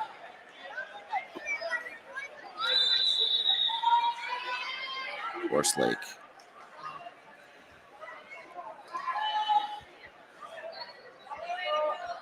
So that would probably be my first intro into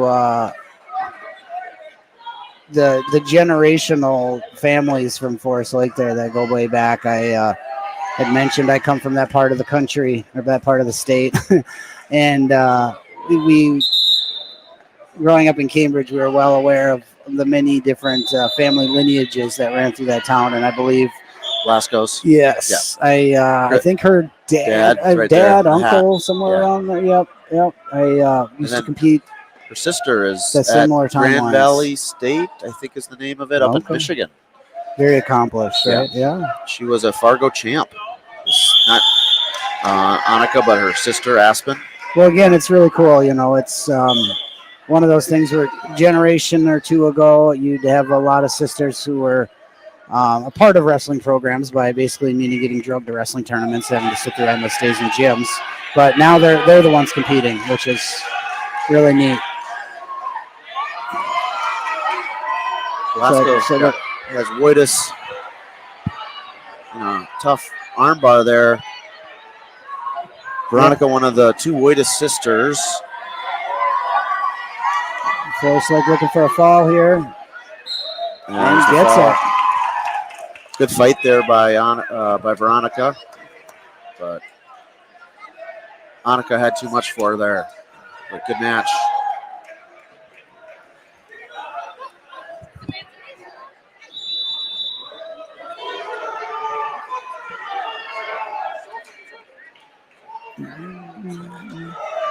Looks like they have a very complete team. Yes. Looking down the bench here, you're seeing a lot of faces. So really good participation in the girls Forest Lake program.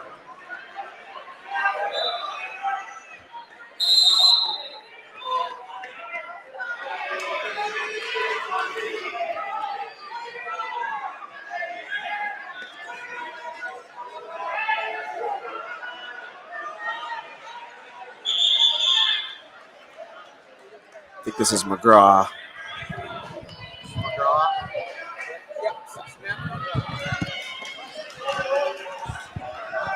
So we got Sophia Turbot for Waconia, a brand new wrestler here this year, versus Samantha McGraw, 10th grader. Wow, all right.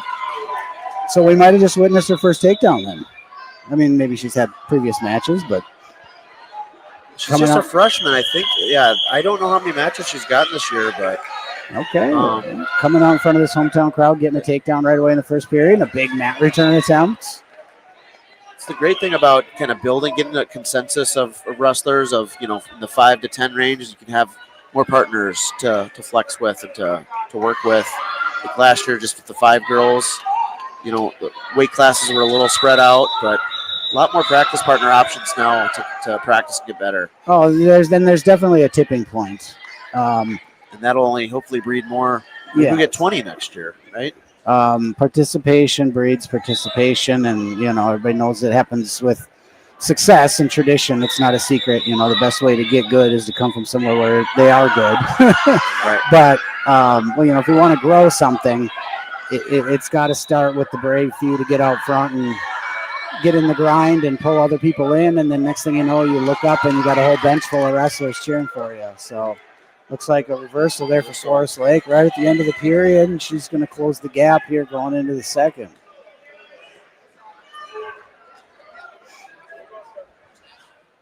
Just like a lot of new wrestlers, the bottom position is, the girls are still learning that position. Yeah, and it seems like a mystery. So, and sometimes it might be a true mystery, but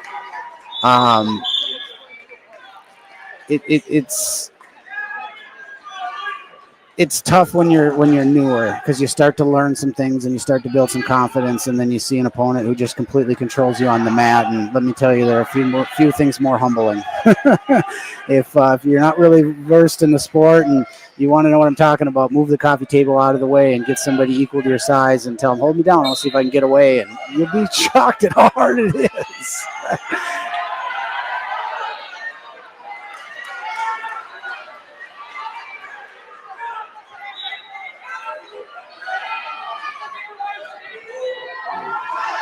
Looks like a right-handed single leg attack there from Forest Lake.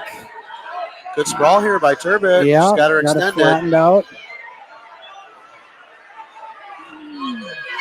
Cameraman going to give you a little better view here by zooming in on the action.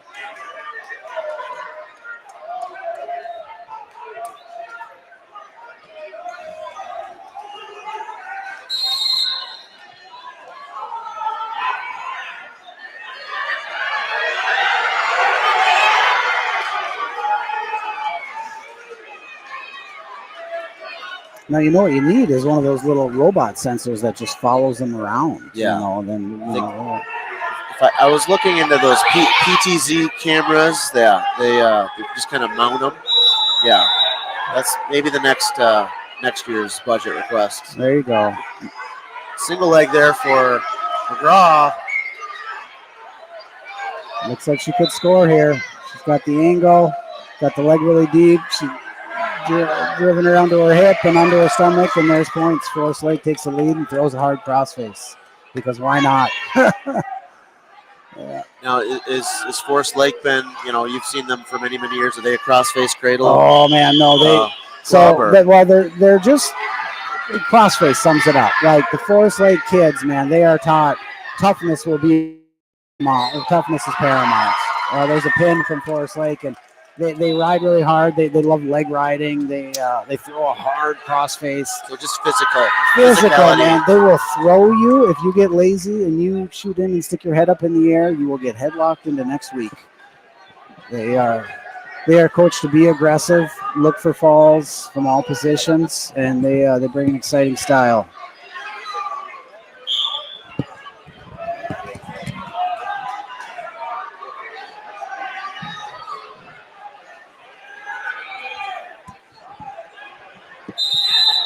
So this is Isabella Woitis for Waconia and Remington Jerkovich for Forest Lake. And if it feels as you sit in your living room like the energy is building in the stands, it definitely is.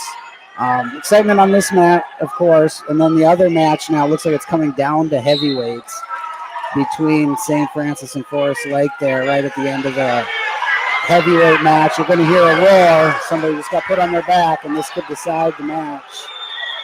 So there it is.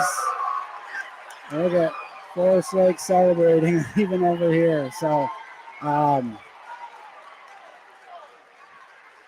yeah, you like to see that. You like to see that energy. So if you're a Waconia fan, even if you're not directly involved, it makes it more fun. I pan the camera over and show you they're celebrating and jumping up and down over there, but I messed the camera up on that one. Right. We've got one of the Moyer girls, the oldest, Isabel Moyer. For Waconia, Izzy Moyer. Yeah, the three sisters in the program, is that correct? Yeah, and their dad Brian very involved in helping build things and helping guide his daughters. Is Isabel, is that correct? She goes kind of by Izzy. But Izzy, yes, that's right. Yeah, she's the Isabel, oldest of them. Yeah. Yes, and she joined just last year. Her two sisters kind of have a couple of years of experience on her, but she just decided to join last year and was one of the pioneers of the girls program at the high school level. And so she wants to, I'm told, go into the military next year, and so it really kind of fits that just that mindset. We lost power.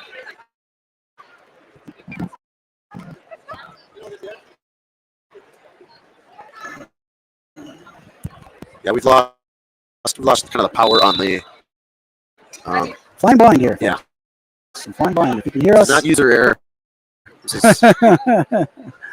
Everything's shut Facilities down. Complications.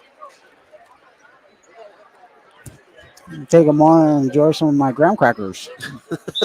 Crunching everybody's here for a second. I think we're back. Hopefully we're back. Please comment if we're not. But yeah, so Forest Lake at the varsity level on mat 2 came back and won the duel. Was it 32-31? Yeah, it came down to a fall at heavyweight. You could hear the energy. That's fun. That's high school wrestling right there. You love to hear that. One of the core advantages we have in the sport, especially in the dual format, Jake, is nothing like duels. Oh man, it's as a coach, and I mean as a young person, I gravitated to the sport because it's individual in nature. The act of wrestling. You don't have to sit and wait for your turn to hit the t-ball. You don't have to wait for the kid to kick you the ball in soccer. You don't have to stand there and wait for your turn to run a play or to catch a pass. You just get to go out there and do it. And it's the ultimate form of accountability for a young person, in my opinion. But when you get in a gym like this in an exciting dual meet setting, you're relying on your team as much as yourself, and that's where those bonds are formed. And the sport really gets the kids hooked. If you're listening to this as a youth parent and you're a little bit newer, your kid isn't quite committed to the sport yet, try to drag them to some high school matches, because the excitement in the gym is a really unique experience that helps drive their their effort and their energy towards someday being one of those kids out on the mat. 100%. So Ruka looks like she's taking a 3-0 lead into the second period against Moyer. She's been wrestling tough. She was in on a shot. She couldn't finish it. It was a nice sprawl there by Ruka. She got her own takedown. So we're talking about the Moyer brothers. That is Mr. Jacob Moyer tapping. Reiners. Oh, did I say Moyer? Yeah. I meant Reiner. Man. Can't keep track of these families. Yeah, right. See if Izzy can generate some offense here. She's very competitive. She's keeping good head position. Yeah. We think we gotta get her circling a little bit, get her changing levels a little bit. Using the hands, right? Yeah, just getting the idea of being a threat. Wrestlers at all levels that I've worked with is I always say first thing is you got to have position and motion and all that stance stuff. But after that, it comes, can you be a threat? Can we just get that other person to think twice, to hesitate, to not believe in themselves, and give a little ground or give some position? And once you can be a threat in a different way, and then into an attack, if you got good position, the rest of it just kind of takes care of itself.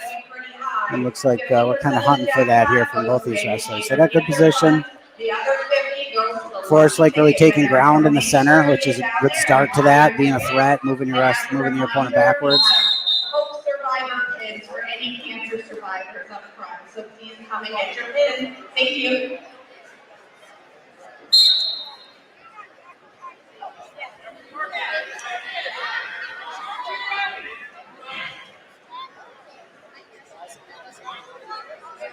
The winning raffle ticket will be drawn after this next session. You can kind of overhear some of the raffle happening for those that want to help donate to our cause. We've included a link in the description of each of the YouTube instances, and we've also got it in the ticker. Go to givemn.org/Waconia-wrestling-club. Thank you. All the benefits, all the proceeds will benefit the Randy Shaver Cancer Research Foundation and Community Fund. Yeah, start the new year out by donating. It's a great cause. File those tax breaks away, right? Tax deductible, right? Exactly. Get that taken care of right away.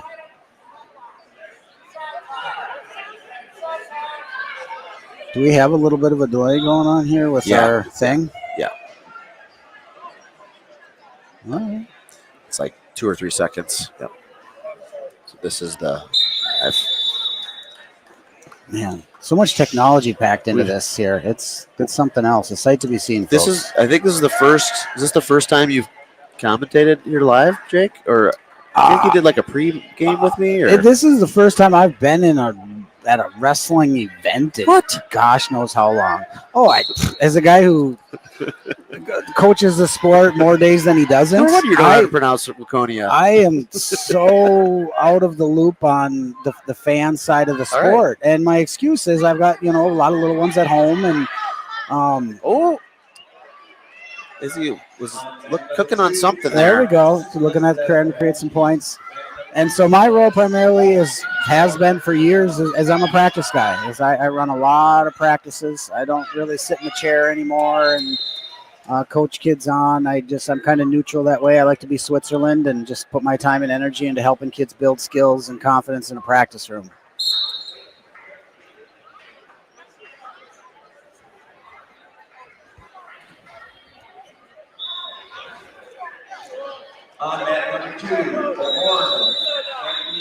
I did go to that one event with your son early in the season. It was an exhibition event that was really neat to see, and watched a few kids I know compete there, Carter among them.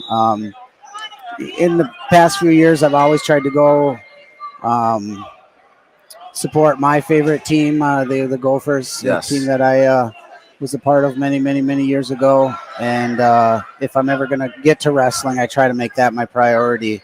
Support the Gophers, Coach Eggum and the guys. But Gophers have a squad this year. They do, man. They have one of the best teams I've seen in years that could really threaten.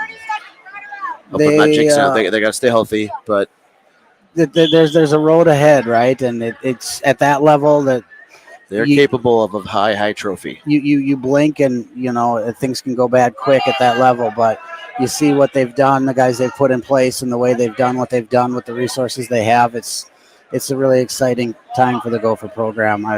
We're really hoping for a breakthrough year again this year. Get Ruka back getting a little bit- to the old glory days. She was getting a little bit out of position there, but has reestablished on top. And she's going to finish it 7-0.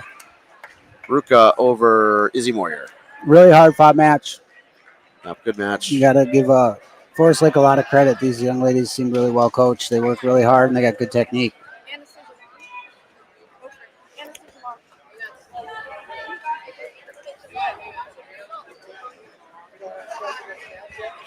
At 114 pounds, Orange Adult Red Hickler, St. Francis, 114 pounds, Western, 114 See what Hack said. Hack. Keep going. Move on. We'll talk to these guys. We're going to keep rolling with the girls' duel here. The girls, I think, were originally planning to be on mat 3, but they've kind of been on our mats here, the varsity mat. So this would be Anna Long for Waconia, and pulling up the Forest Lake wrestler.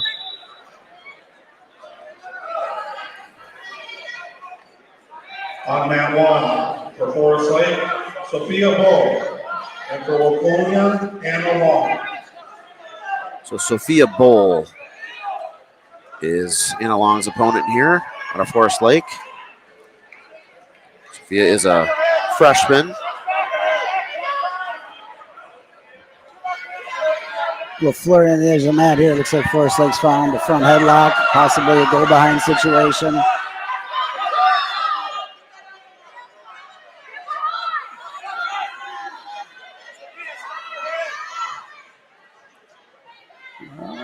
Long not giving it up. Clears the exchange.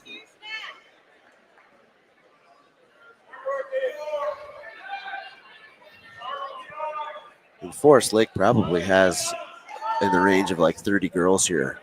Yeah, they have a really impressive roster. It's a large squad they rolled in with. They roll deep, as the kids would say.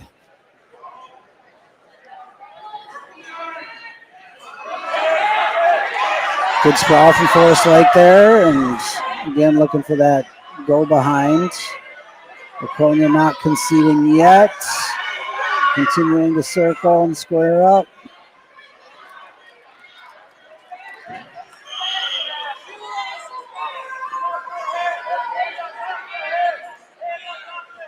Yeah, I think Forest Lake has pretty much every weight class covered. Wow. And with maybe one or two alternates as well at the girl side. This is pretty impressive. What will be nice to do, Jake, in future years is we get some of these solo duels or tries. We do a full girl duel. We do a full varsity duel. We do a full JV, something like that. It would be really, really, really fun.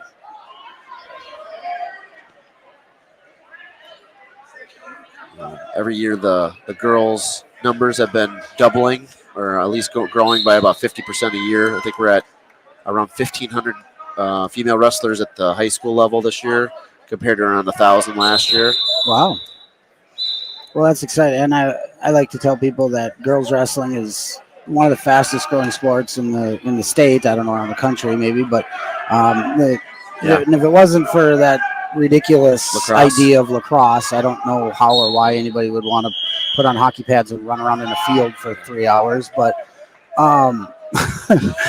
we would probably have the title of fastest growing sport. And that there's.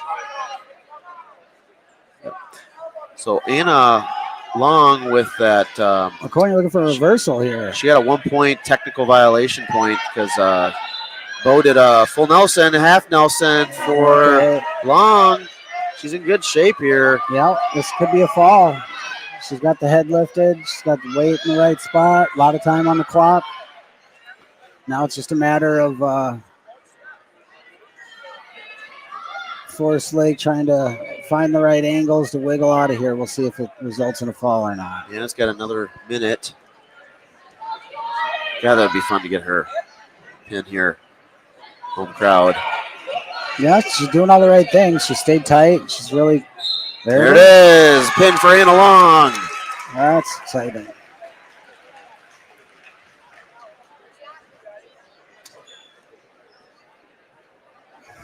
At 121 pounds, Orono sends out Williams. At 121 pounds, St. Francis sends out Marie Tennis.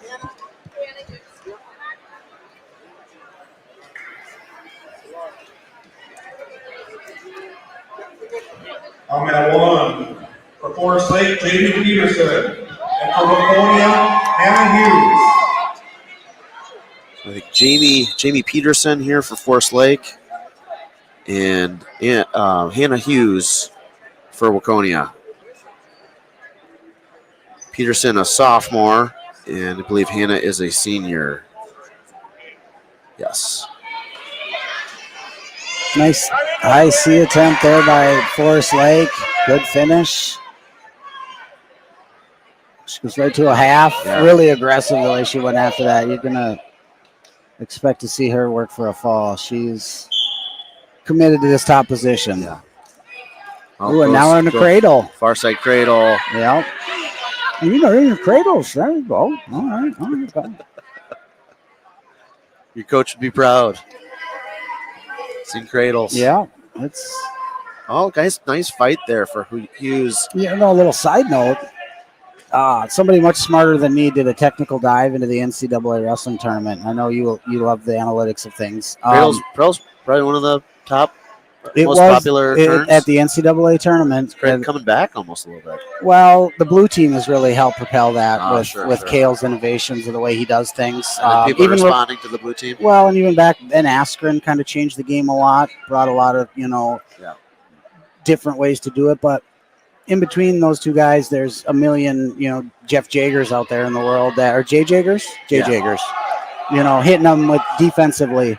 Yeah, at Ohio State in a scramble, or there's a guy with counter. barely a 500 record that wins 2 NCAA titles because of the "you grab my leg, I cradle you" idea. It's, wish I would have been smarter when I was 13, 14, 15, 16, 17, 18 years old and done more of them myself. Found it locked. Found it locked here. Short time. Hopefully Hannah can get to the second period.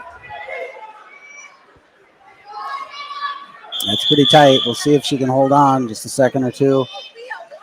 Well, 4 points. 4 points. That's going to make the score 11-0. So, big first period from Forest Lake there. Yep.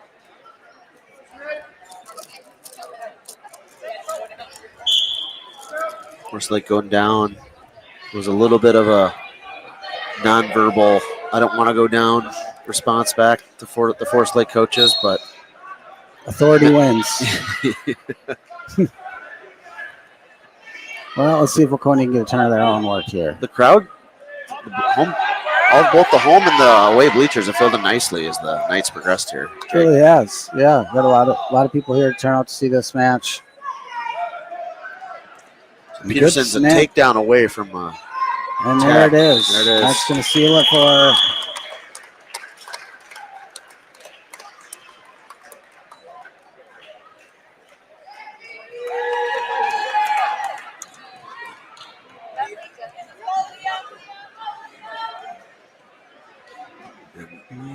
I'm at 1 for Forest Lake, Aaliyah Garcia. And for Waconia, Benville Jackson. So we got, I believe we're at basically heavyweight here. The girls' side, we got Bentley Jackson with a big underhook. Just get comfortable up there. Wow. I think that's going to be. That's points. It could be a fall. Could be a fall there. The cameraman is going to get you out there on the edge of the mat. She went big cow catcher off the whistle, gets the Wow. fall. Nice Look at job, that. Bentley Jackson. Wow, looks like she surprised herself maybe a little bit there with big move. Forest Lake looks to be a little shaken up there.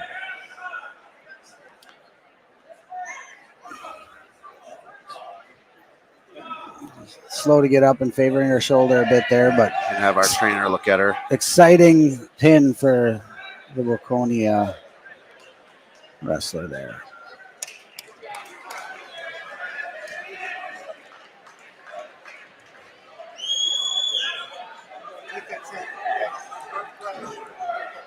All right, well, looks like that concludes the action for the girls' duel meeting. We're going to move right into the Yeah, we'll get to boys. varsity.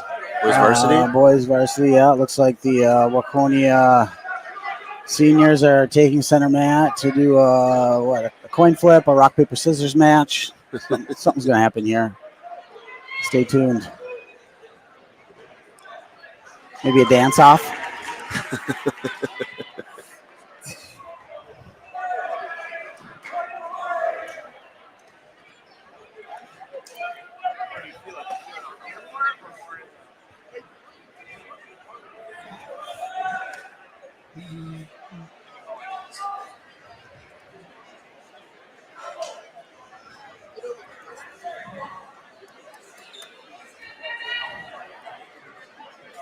No, yeah, it does look like dance-off. They got a... So one of the wrestlers out there has some, looks like sweatpants that are now capris, I guess. He's very fashion forward. Is that a new thing, very Jake? That fashion forward. we need to go and start cutting our sweatpants? Oh, or I don't know what looks cool anymore. I never knew what looked cool back when I did. we need to get It you was out at more that to age, then and I was- answer that question. Yeah, I always say function over fashion, but I'm the guy who showed up tonight in sweatpants and with my sweatshirt though. What do you think of that? That is, Oh yes, yeah, you know that seems to be something. Was that a gift? might have been. Oh, very nice. Yeah. I do. Very fashion This forward. this one does count. This one does have good. Looks good on me. It was a gift from the Catherman family, in case. Yeah, we can't. This is great content off camera. But Jake has a sweatshirt on that says, Do a "What does little it say, plug. Jake?" Do a little plug It here. says, "Embrace the challenge." Reading is hard. Once again, with my with the background I come from, reading is hard. But no, it says "Embrace the challenge." It's a really nice crew neck, I believe, is the term official for the sweatshirt style. Real fuzzy on the inside, perfect comfort level for a chilly day. Yeah, And where might this come from? yeah. Shameless plug. WrestlingMinded.com. They have. I know the proprietor, entrepreneur of that business has some apparel choices that you can go and shop from. Check it out, man. Christmas is only 350 some days away. Right. No, birthdays, anniversaries, everything else. Check them out. All right, we're getting to varsity here, Jake. All right, and this young Waconia wrestler here. You might know this one. His name's Will. It's the home debut of His name's Will, Mr. Will Catherman. He's seventh grader? He is an eighth grader. Eighth grader, and he's in on the legs right away. Great sprawl by Forest Lake, though. Not giving it up. Drives him off the edge of the mat there. A lot of energy, these little guys. Nerves obviously play a part into this early goings, and Waconia in on a couple of really deep shots, able to finish this one. Maybe not. Forest Lake's got the ankle there, going to try to create a scramble, but he's in a tough way, and it's going to result in 3 points for Waconia. Going to work on top, looking for a crossface cradle. Very good, very good.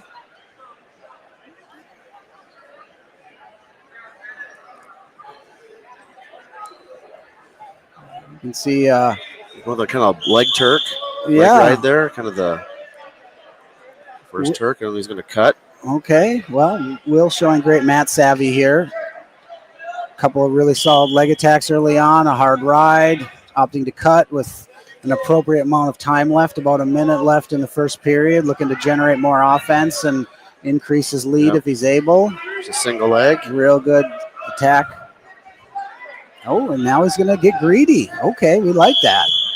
If your young wrestlers are getting more confident in their wrestling, as much as we preach mat wrestling and being tough on top, it's also not a bad idea learning when to cut somebody and just keep your neutral offense full go. With 30 seconds left, he gets another takedown.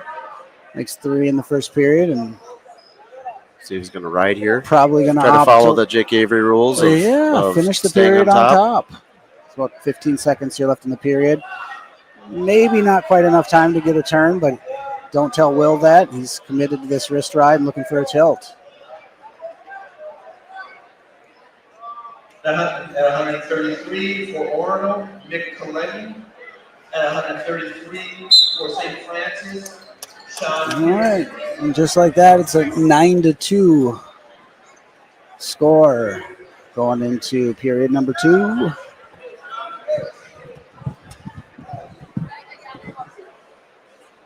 All right. Waconia goes down in the second here. We'll see if he can get a quick escape or reversal and keep that offense flowing, or Forest Lake can slow him down with a ride. Well, looks like it's the former, not the latter. Will, before I can even get it all out, he's already attempting leg attacks, firing in more offense, looking for a go behind here. Really well done. See, one of the problems with some of these Spitfires is they do things faster than I can even talk through it. Yeah. Jeez, man. It's really come out with a lot of effort and energy here. See if you can get that tilt loaded up. He's been working a lot on that. Yeah, he seems real determined to commit to this here, and that's good to see, even though Forest Lake's not going to give it up easily.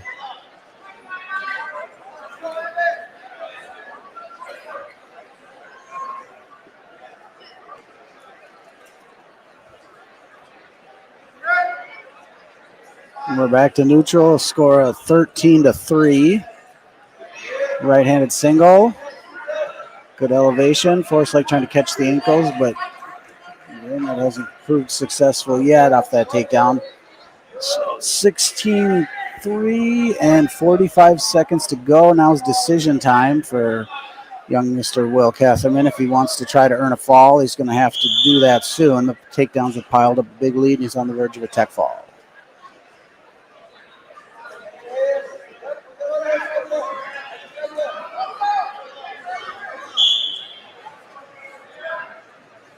He's got to watch for those Forest Lake throws, right? Yeah, well, if there's time on the clock and score, wrestling yet to be done, they're dangerous. Ooh, there you go. That was a really nice, well executed. Cameraman missed it. Apologies.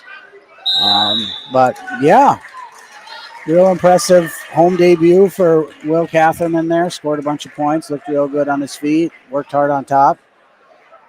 Some things you love to see from a 7th grader. And roll right into. No, what is the weight now? 114? Seems like they change them every year just to keep old timers like me on their toes. I mean, is there really any other reason to change the weight classes every year? Yeah, I think they changed them based on the NFHS or something like that. I don't even know what that word means. Is that a word? High school. NF? The Coaches Association, I think, might have made that decision, but not a big fan either. Yeah, we're taking away an opportunity for each team, for each class. Okay, less weight classes. Yeah, you're gonna have. So we got 18 fewer medalists, right? Yeah. We got Ian Olson. I recognize him out there for Waconia, and this is Cap Jerkovich from Forest Lake. He's in deep on the high C here. We'll see Ian's defense. Looks like Forest Lake is running across a double. Ian doesn't give it up easily, but yeah, you get both feet off the ground, and that tends to result in a takedown. And probably going to pick up a couple of back points there, too. Nice job, Forest Lake, getting a solid finish. But Ian, hard wrestling through the escape and in on the takedown of his own. Looks like we got ourselves a shootout here, folks. One of those matches that I said it's becoming an Ian Olson match. Oh, lots of points. There's lots of points. Well, here we have a great view of Forest Lake's coach. He wanted to make his camera debut here on the side of the mat there. Let's get him on camera. Okay. Things have settled here just for a moment.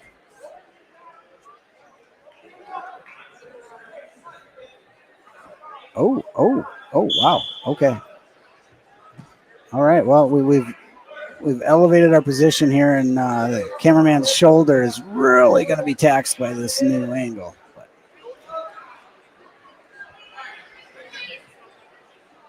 But All right, looks like things have settled here for just a moment now with time winding down in the first, about 20 seconds left. Ian Olson finds himself on top, 5-4 match. Both Forest Lake and Waconia have scored some offensive points here to begin this match, and shootouts are fun. You like to see kids go out and look to bust things open, score points, take risks. If every match was 3-2, it'd be a much more boring sport.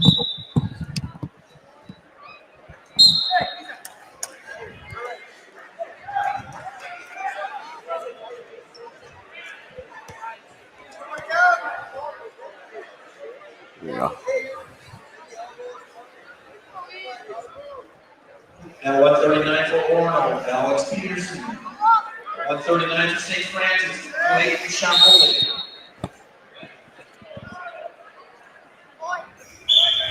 All right, Olson to his feet to begin the second. Not as scared to reach back and grab a headlock, but Forest Lake counters well, creates a scramble.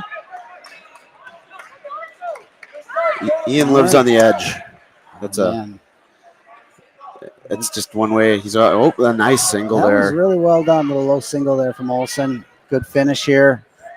Forest Lake doesn't concede it, creates a scramble, but Ian looking for a cradle, but he's got himself in trouble now. I think the referee might be watching him more than.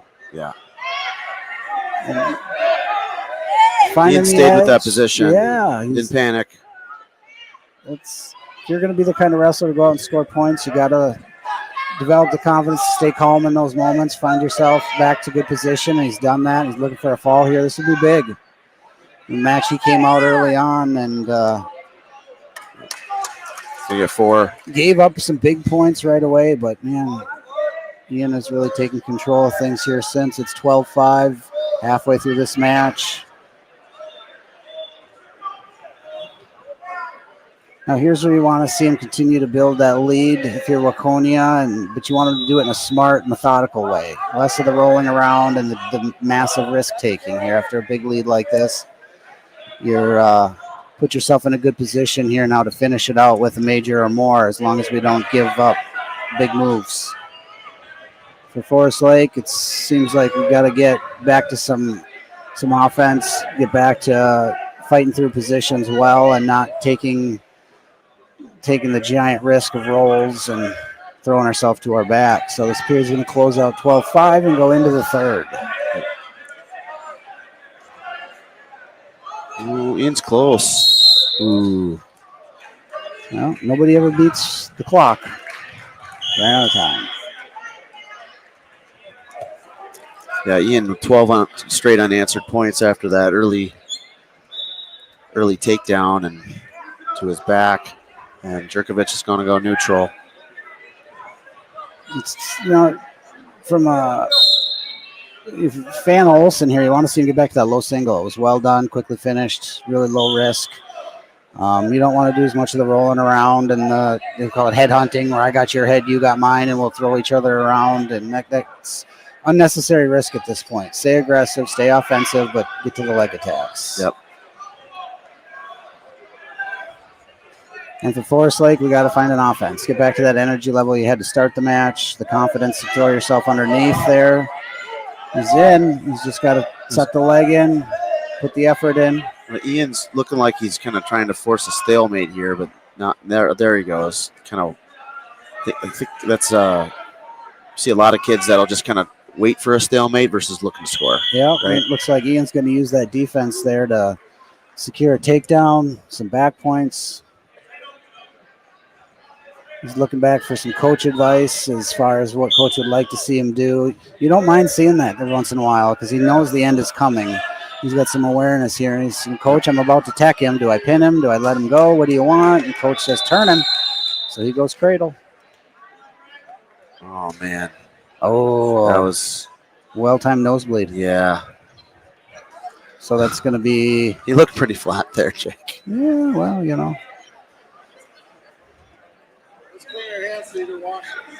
Oh, yeah. It's a good one.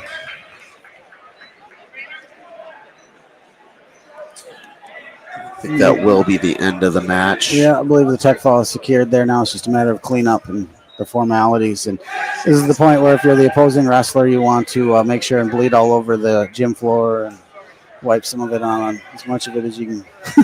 Create as many events as you can, just to.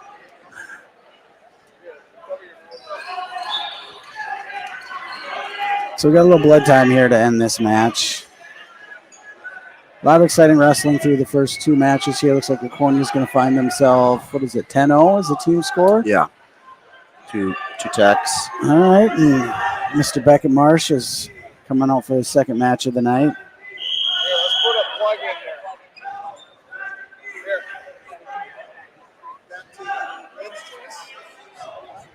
there. If we remember right from his previous match, he had a number of good leg attacks, some good stuff on top.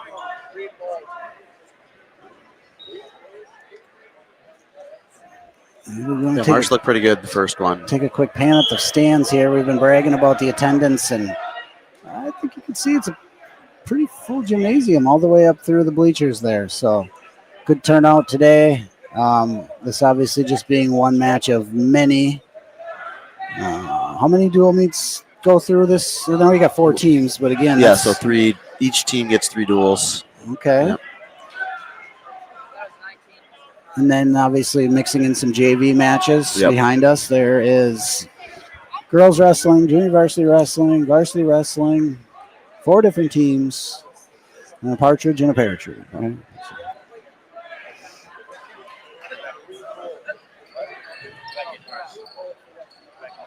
So we got Beckett Marsh coming out, and we'll see who Forest Lake shows.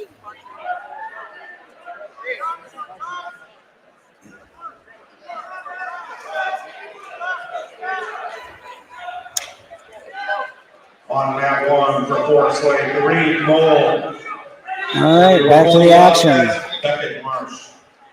The blood spill has been contained, and we're back to wrestling.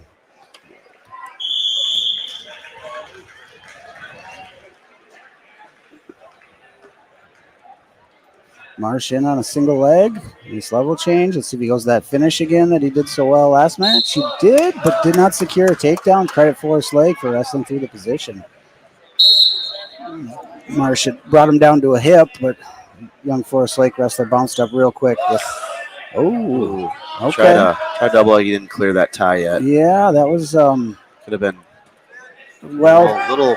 little nerve wracking. Well defended by Forest Lake. Had good feel there in that position. Marsh was looking for a bigger move, and Forest Lake circled out of it properly. Almost put Marsh in trouble, but was not able because Marsh back in on another knee pull single for a takedown.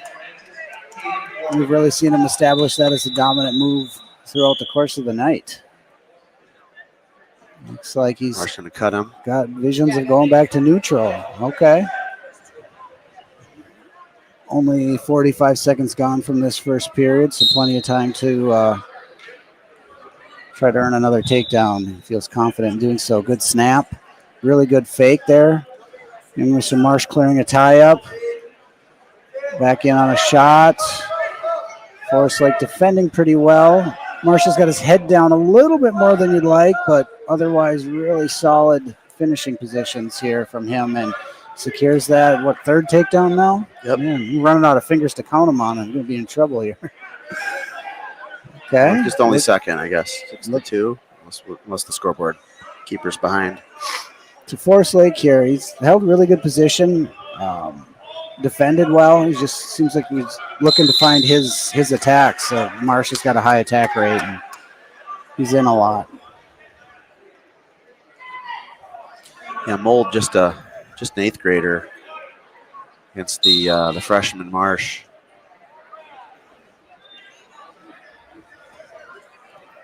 Okay, the snaps have really been moving things along for him. If you notice when Beckett changes levels, threatens the leg, hard on the head, gets a pulling reaction down, moving his feet afterwards. That's one of the elements of this little series he's been running that a lot of wrestlers fail to do, is they can fake and they can snap, but they don't move their feet afterwards and get into a good attack position. So that's one of the reasons you see Mr. Marsh develop a lot here in the past year or so. If you're familiar with him, he's always had some of these skills, but now he's putting them together in groups of 3 or 4 good technical arenas right in a row, and it's tough to stop.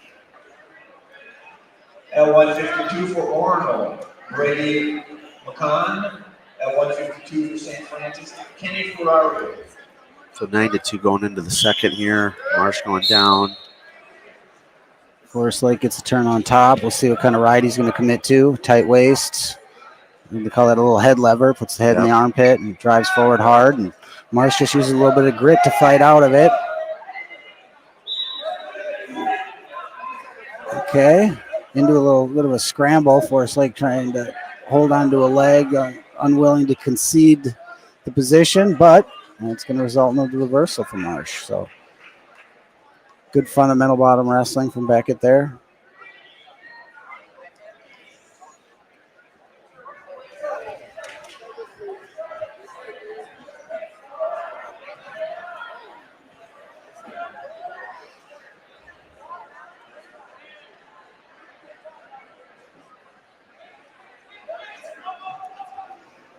Going back to neutral.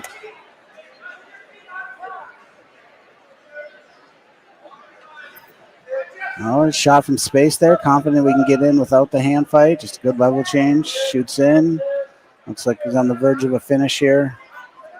Now that's going to make the score 14-3 here, and put him in position to start thinking about ending this match, either a tech fall or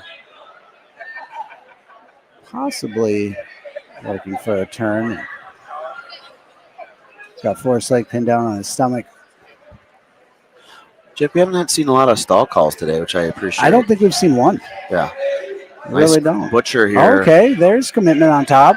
Mr. Marsh looking for the fall. Gonna have short time. We'll see if is it Mold? Young Mr. Mold is continuous. He has fought really hard this match. Credit to his effort so far, but I think that was going to be a little bit too much there. So love to see the intensity from the towel tapper out there. That young towel tappers are committed. That young and what I think his name is Max, I think. Yeah. One's Max and the one's Elijah. Wait a few years, you'll see him out here on the mat. He will be. Oh, he's gonna be. He'll be like a 189 freshman, probably, or maybe 8th grader. Yeah. Yeah. Look at this, another Catherine kid. Well, they're all over the place. They just keep pulling them in here. All right, so Carter had a forfeit to the first match, so he's eager to get out here and get some action. Obviously, in on a single leg right away, transition to a finish. A lot of times, Carter being a senior, when that happens, you come out your next match with almost a little bit too much spitfire. You know, I get it. We're excited. We're amped up. We're mad because you got a forfeit. The first time around, you didn't get to perform in front of your hometown crowd. So coming out and keeping yourself somewhat patient and not getting into unnecessary flurries and scrambles. They're a little bit of a wild exchange, but well done. You're fairly accurate with your kind of prediction there of that. Yeah, kind of almost that outran the coverage. Right? I wasn't necessarily the guy everybody ran from, but I got a forfeit to my day, and it was always frustrating. You come back after that, and you just wanted to wrestle in front of your crowd. That's all you want. And sometimes the other team doesn't have the option, or sometimes they're playing games and they forfeit to you and bump weights, and then you get kind of salty, and you come out the next match and you take it out on the next kid. And Catherine's kind of seemed to doing that here. Got a couple of takedowns right away here with some different techniques, kind of opening up the playbook.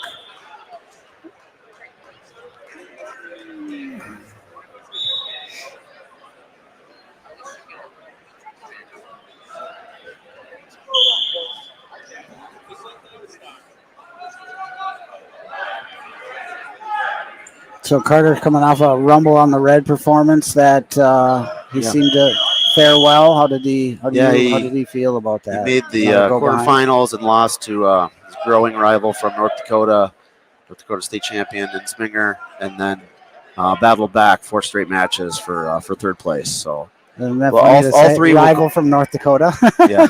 Well, that's what happens when you compete a lot, right? You start to see kids from other areas. You got a bigger net, and came back, finished well though. Yep. One of his better tournaments of his career. He said that he's feeling really good. You know, kind of finding that rhythm this time of the year is a good sign. Yeah, he's really showing it, and it's cool for these young kids that we've been talking about tonight. Middle schoolers or underclassmen from the Waconia squad. You get to see somebody like Carter really blossom now his senior year. He was not always the world beater as a youth. He's really put the time and the effort in to develop these skills by staying committed in the off season, finding the weight room on occasion. We still got to beef him up a little bit. Feed that kid a sandwich, right?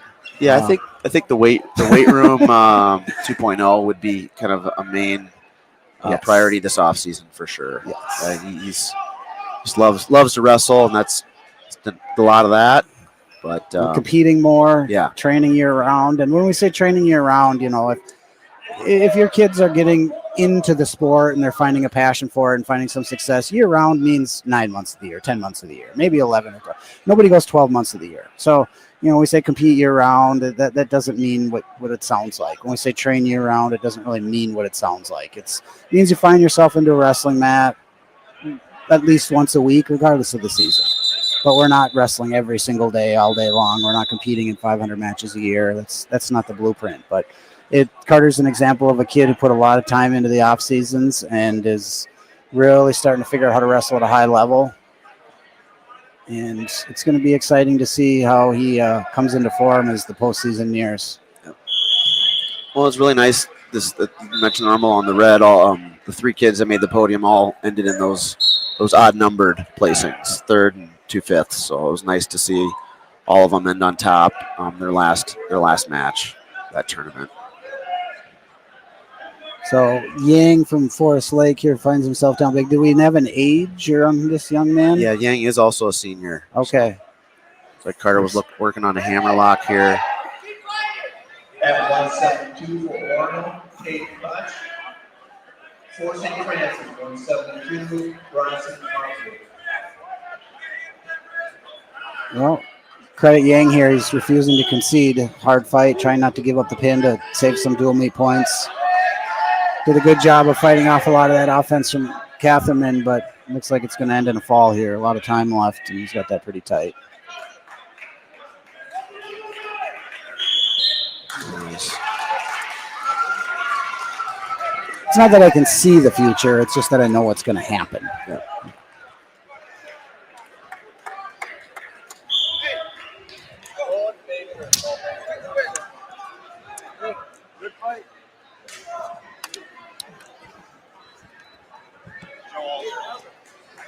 Yeah, moving up to 33. All right, so if you're a Waconia Wildcats fan, you're going to like to see the quick start to this dual meet. The Orono lightweights put up gave him some fits and kept things real interesting through the middle there. But here Waconia really getting after him early. 22-0 for the team score here so far. We got Alger right here at 33 versus Owen Baker, freshman. So 8th grader on freshman here. Okay. Yeah, Forest Lake definitely in a bit of a rebuild themselves. Again, just like we highlighted last match, Alger with those level change fakes into that double leg, really well done. You can see him start to build an identity around that position, that motion, that takedown. Yeah. He's got himself a little arm Joe's bar pretty there. good on top. He's really pretty good at these arm bars. Well, gosh, with those back muscles, you'd hope Yeah. so. Look at that kid. I don't know if the cameraman's doing him justice, but jeez. Kid's got deltoids on his biceps. Muscles on muscles.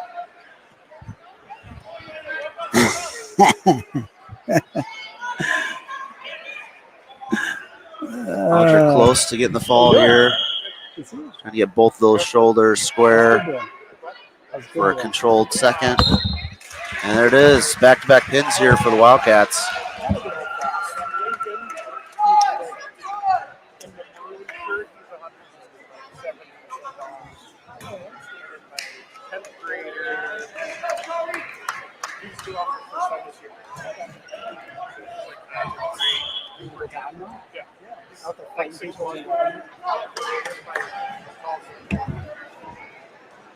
At 139 for Forest Lake, Cody Wheelchair. And for Waconia, Cooper Gamble.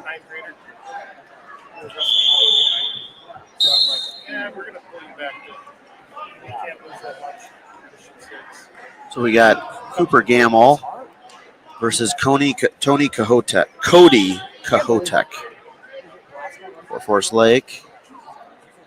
Cahotek with the early takedown. You guys do alternating practices? Now we're doing combined. But we were when the junior high. The girls got out of the junior high. Cahotek, a junior, and Gamble, a sophomore. Saw Cooper's older brother Lincoln last match at, I believe it was 145. Kind of got screwed up a little bit on the weights. I live in this town.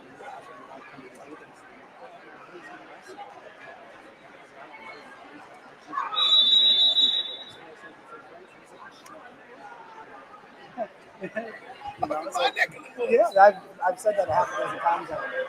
I already referenced the family name. So Cahotek holding a 3-1 lead here after that early takedown. Yeah, they do the youth thing. Another takedown there for Cahotek. 3-year-old and 1-year-old. And I'll be pretty into it. So hopefully I'll get them going. Have the youth stuff in the next couple of years.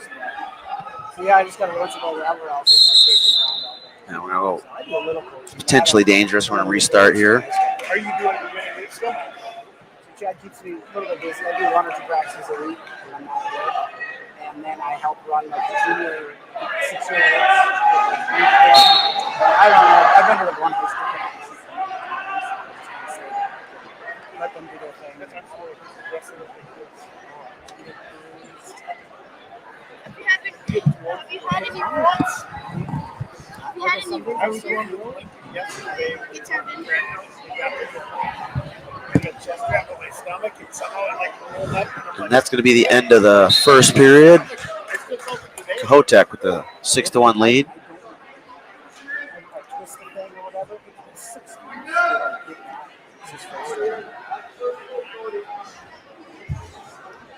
Yeah, look, I don't recognize. Yeah, I thought it was you. I looked at I do recognize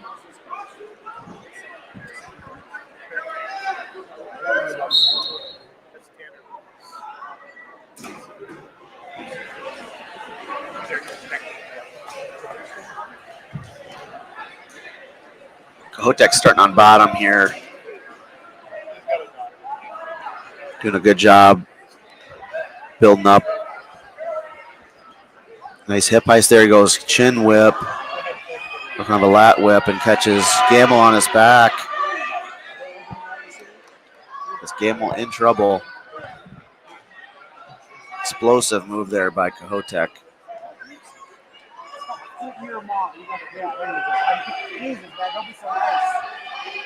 A good fight here for Gamble. And we'll belly out. That's going to be 4 points. Oh, ref hasn't given it to him just yet. But he's holding 4. Are you same age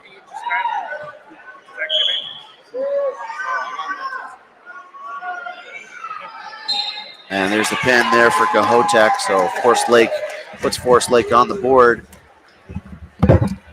with a fall at 139.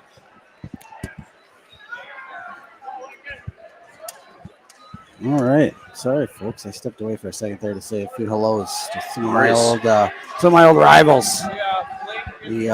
Like I had mentioned, I grew up next to Forest Lake and competed against and sometimes with them in college. And it was one of the Mar brothers I was saying how well we had a family of wrestlers go through these programs here for a long time. A lot of really good wrestling. What's great about the wrestling community is just so close-knit. Even past rivals become your friends sometimes over the years, right? It's amazing. You can dislike somebody as much as you can dislike somebody, and then just after even a short time become teammates. And that's part of the sport, and learning to, if you're new to it, one of the first lessons we learn with the youth stuff is emotions.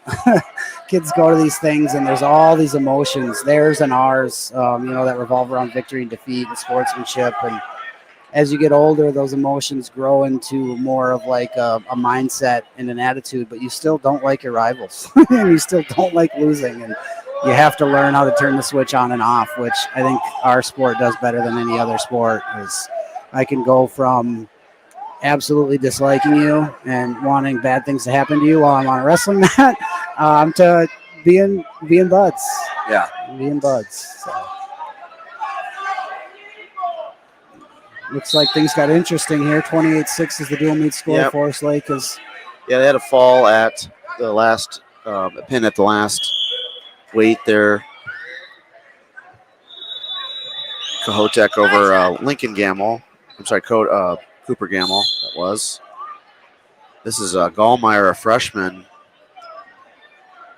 versus Wichorek. Here, one of the seniors for Waconia.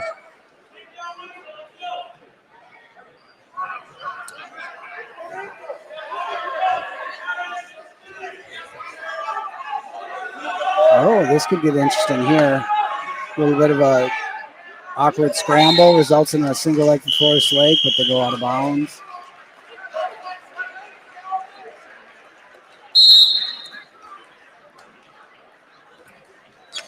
There's a nice shot. Real nice post IC there from Gabe. Secures a good takedown.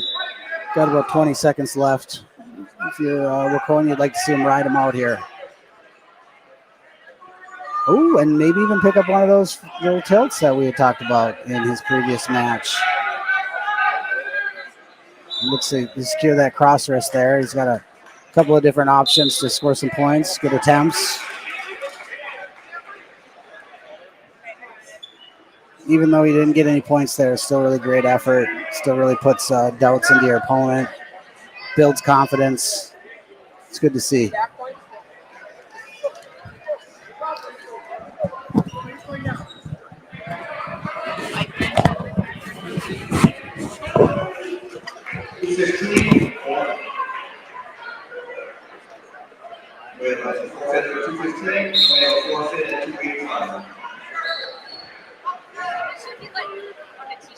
All right, hard ride from Forest Lake. Gabe getting to his feet a couple of times, but Matt returns, then persistent.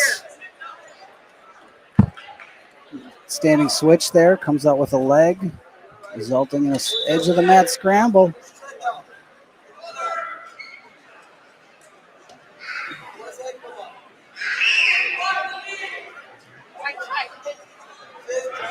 No points awarded so far, and there it is. 2-point reversal for Yeah, that was great work. Gabe kind of wrestling through those positions there. Yeah, he really turned that stand up into an opportunity to create offense. And then back to that roll tilt that we said, first period, you can see a lot of these themes with wrestlers. And when you have an identity, it makes things easier. It's like a roadmap. If we just started driving west with the idea of wanting to get to California and not knowing what roads we were going to take, it'd be a lot harder than if we had a blueprint. And kids that know what they want to hit, they have an idea of their strengths. They know what positions lead to what other positions. They know if you stop one technique, I have another one ready for you that complements the previous. The sport just kind of starts to make sense. You're seeing that here with the senior in this match. Well, I was going to say, that was looking tight there. Yeah. Another pin there for the Cats. Growing the lead now to 34-6, moving up to 152.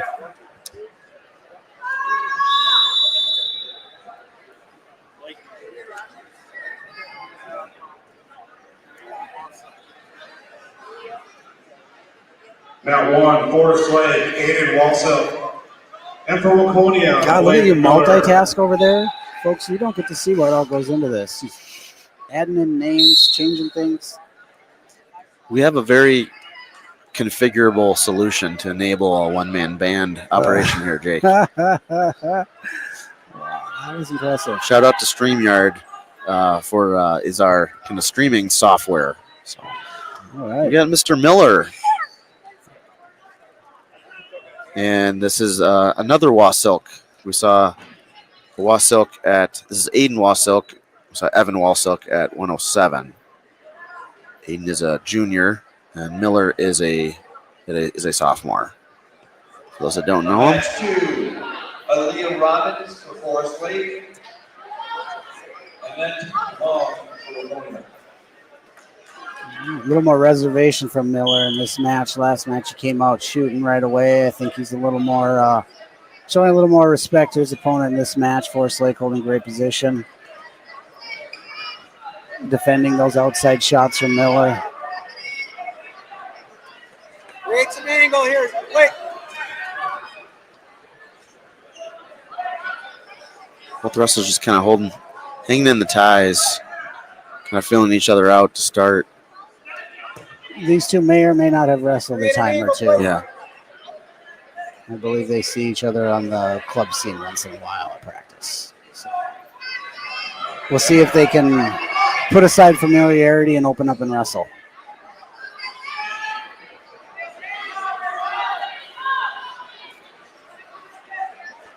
All right, Miller in on a double here as the first period winds down. 20 seconds now becomes the important part. Can we ride him? We had a close first period there, and takedown for Waconia. Looks like he's going to get the ride out here, which is important. And as we've said before, it looks like these kids could have a close match here, and you can finish the period on top. You just saved yourself some points. Yep. Real good double leg there to finish the period. That was a great finish. That was textbook. Yeah. The head position on that double leg. Nothing wrong with patience as long as you're going to, when you do get in there, you're going to finish quick. Blake he's just really good when he gets to legs. He's a pretty high percentage finisher. All right, well, Forest Lake not at all waiting around down on the bottom. He's up and out. Creates a score of 3-1.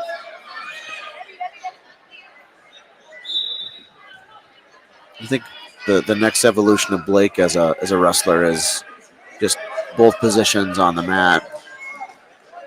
He's very good on his feet. Can he continue to score points from the top and bottom positions? Definitely. Right? Consistently, Yep. right? And I think in the arc of most careers as wrestlers, whether it happens when we're 6 or 16 or 26, you find the confidence in neutral first is generally how it works. You just kind of get better than everybody else on your feet or better than most. And then you want to transition that into moments of being good on top. And that's during the takedown, you find a handle and a takedown to a turn, or a takedown to a breakdown at least, or finding a way to finish a takedown for back points with a tricky finish that they didn't see coming and maybe a little more risk involved. And then that kind of transitions into more confidence on top, and then that leads to more confidence on bottom. And it's really one of those things where it's all one pie. It's not just drill more moves from one position to get better in one position. You have to look at the whole wrestler as a whole. And Blake has really started to fill in pieces of the puzzle to complete his wrestling. And yeah, next comes commitment to that next step. Finishing takedowns to breakdowns, finishing takedowns to turns, finishing takedowns to rides. Yep. Being confident from all the mat wrestling here. Another double leg, and followed it through. The cameraman missed the finish. Apologies, folks. I blame Blake. He's should have known that. He's got to finish on camera. Yeah, there's limits to what our technology can capture. Blake is a really strong young man too. He does work very hard in the weight room. He's kind of long and stringy right now, but remember again, he's a freshman, 10th grader? Sophomore? Yeah, he's a sophomore, and he's very strong, really good athlete. So he gets in on that double leg, finishing through is a natural. Might pick up a stall here, but sees it through. And rides out the period. Okay. He gets choice. And he's going neutral.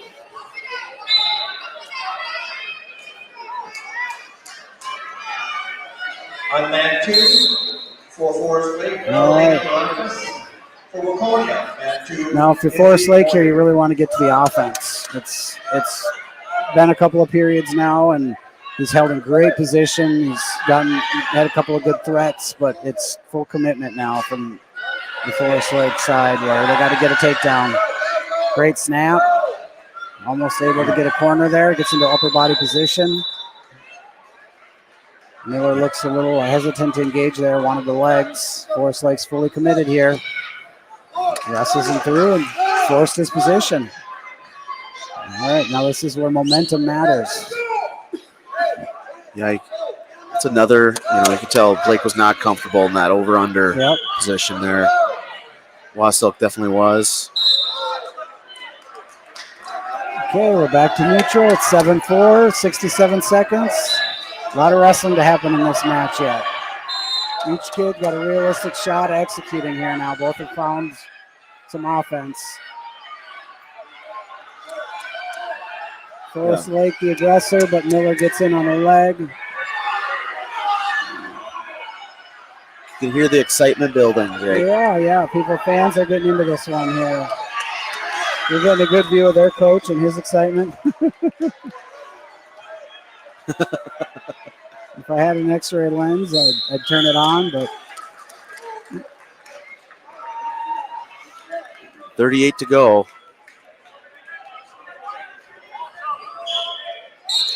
all right. Will Wasik keep going upper body? And Miller kind of lunging in on the legs he's there. got to find the angle.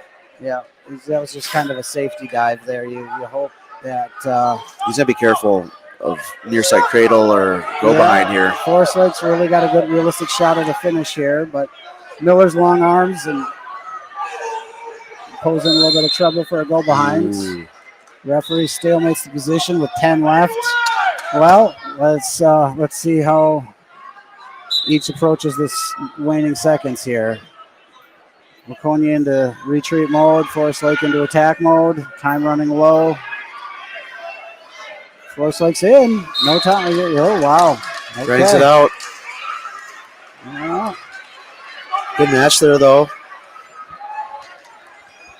Nice comeback there by Wasilk. Yeah, I mean, each sideline takes something away from that match. If you're on one side, you like the way we started, and if you're on the other sideline, you like the way we finished. And you take that into the practice room and you build on it. For Forest Lake, Kate and Dale. And for Waconia Wildcats, Mason Reiner. All right.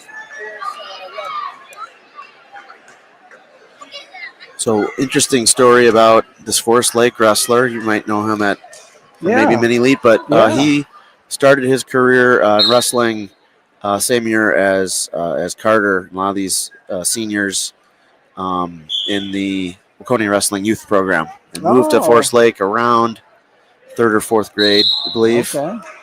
And So, in the NFL, they call this the revenge matchup. Like Aaron Jones playing the Packers. so this was in Mason, a year younger than Dayton, but started a year after Dayton started, around the same weight class. So okay. pretty cool matchup here, and it's been fun to see Dayton's progress and evolution from afar. He's had a pretty good year this year. It's kind of one of those things where we tell everybody, get your kids into wrestling because you never know where the journey's going to end up, right? And so here it pits two former youth teammates against each other. Long time ago. Quick takedown by Dale, a nice leg attack. Mason attempting his own shot. Real heavy hips from Dale there. You like to see that sprawl on the Forest Lake side there. Flattened him out real quick. He's got it near side. Yeah, found a little cradle, and looks like he's got Reiner in trouble. Reiner didn't recognize the position here and found himself down in some trouble. And Dale's not gonna let it up easy. It's pretty tight down there. A lot of time on the clock here.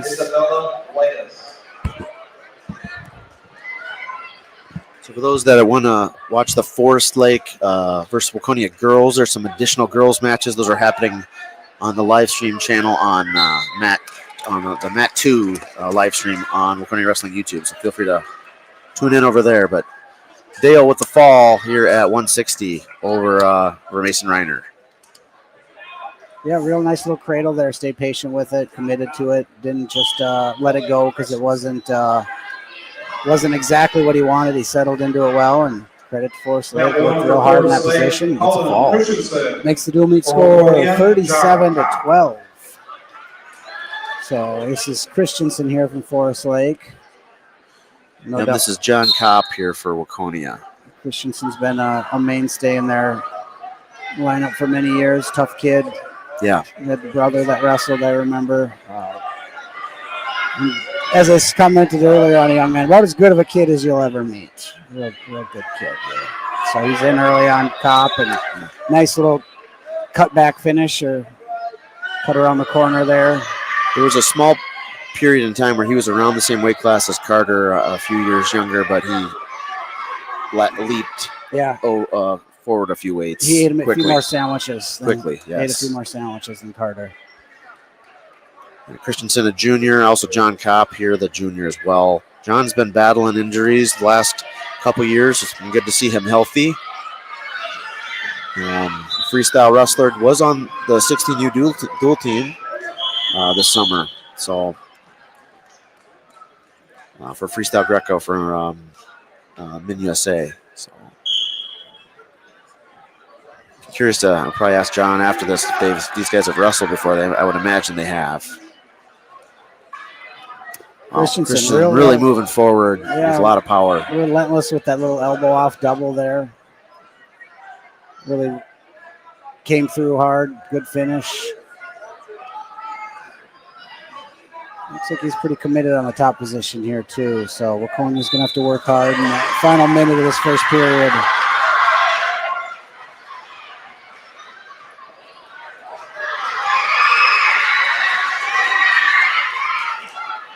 We got Kopp and a Turk. Cross-face Turk there. I don't know if the referee's holding. No near fall. Well, if you're wearing purple, it's going from bad to worse here. It's a real good fight at first from John, but it looks like he's going to give up some back points here at the end of this period.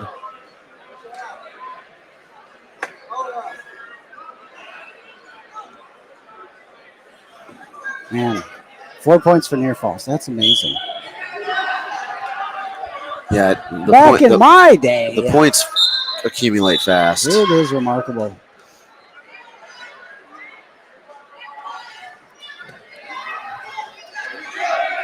I have to imagine Christensen and Dale are practice partners. You probably iron sharpen iron. Yeah, mentality. They've probably trained together quite a bit. Yeah. Christensen doing a good job creating angles here. One side, other side. Another one of those double leg, the cutback finish I like to call it, where you just pull the far leg down and sneak around the corner. Real smooth finish.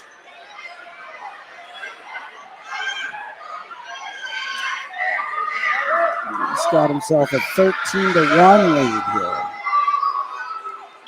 So he's kind of at that point in the match where he's got to decide, is he going to want to look for the technical fall or the fall? He's opened up a big lead here and been able to score points in bunches. So it's...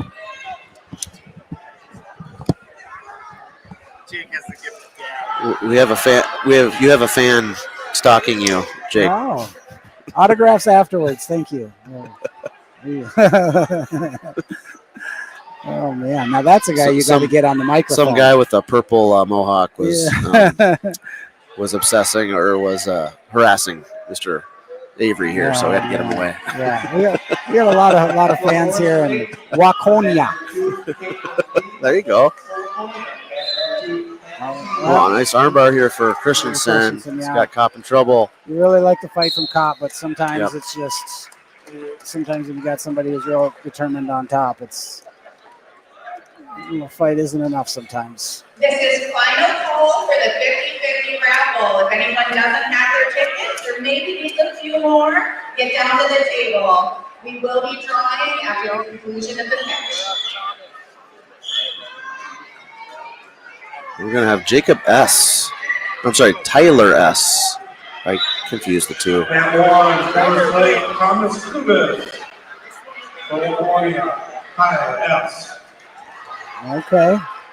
So I don't know Tyler. Tell me Tyler what is a third-year wrestler, big-time football player. Okay. That What has grade? he's a senior. I was gonna say he So looks like he's He's been behind Sawyer Nemitz these last couple years. he looks like a hardened Marine out there. He's a mountain of a kid. Is Kubis? And we've got Kubis from Forest Lake. Okay. Yeah, Tyler. And there's several of these seniors that came out as for wrestling around 2-3 years ago with a goal to use it to get better for football, Okay. and stayed the course. And here they are, seniors. And Tyler. Tyler was a basketball player in the winter and converted him to wrestling. Both him and his younger brother, and he's done a great job. I believe only on last year on JV only lost maybe 2-3 matches all year. Yeah. JV. He's really wrestling well here. This Forest Lake wrestler's good hand fighter, really good position, and you can see Jacob here not conceding anything to him here as they both here search for those first attacks. A lot of hard hand fighting. It's really physical match to start.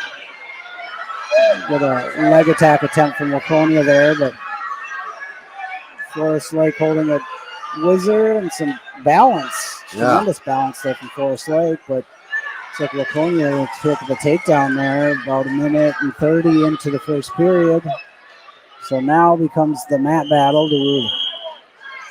Does Waconia get the ride out, or does Forest Lake find a way out here to keep this match tight? Tyler pretty good on top. He's brings a lot of forward pressure. Yeah, relentless. Big. I mean, doesn't have to be complicated. He's got a really good wrist half and arm bar. And when you're that strong, the half still works. Yeah. Hey, you don't have to know a lot. You just got to be good at what you know. We're under by that.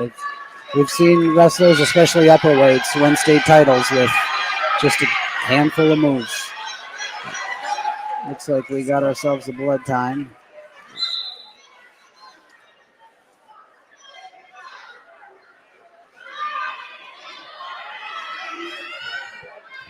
Well, this has been fun, Jack. Really appreciate you joining and commentating. We'll have to do more of this.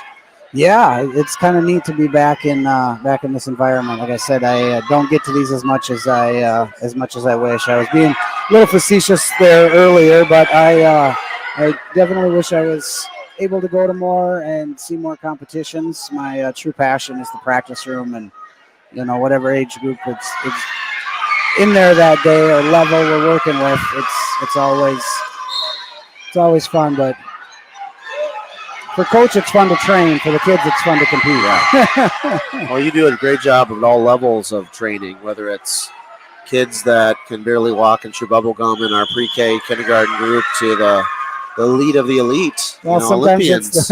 Sometimes it's the older ones who can't walk and chew bubble gum.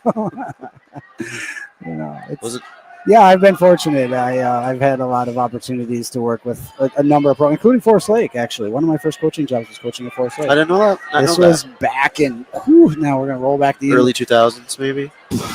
Yeah, before the 2010s. Okay.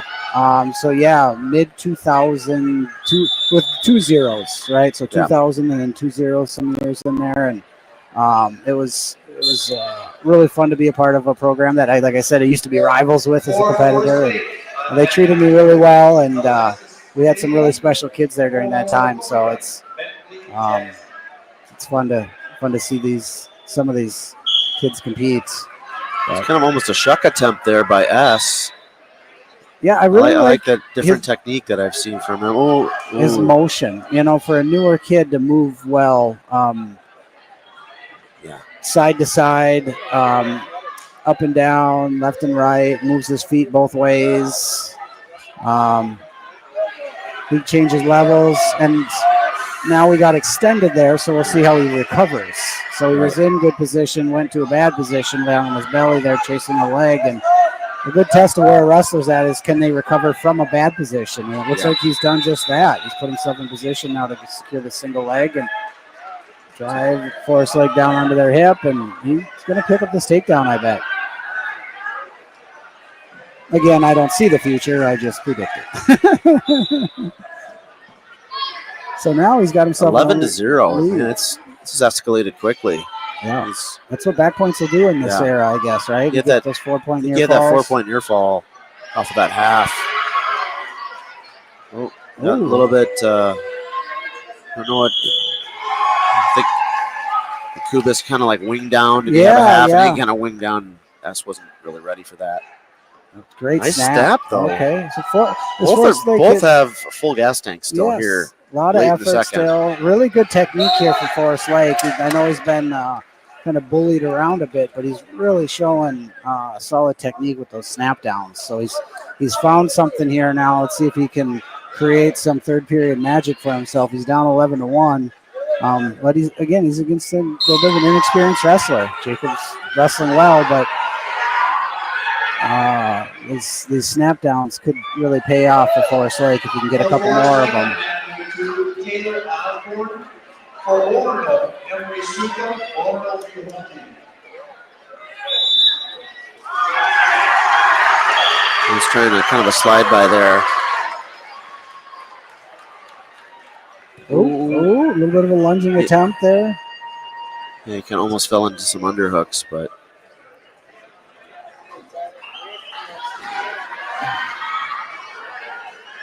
nice to see him getting a varsity start here.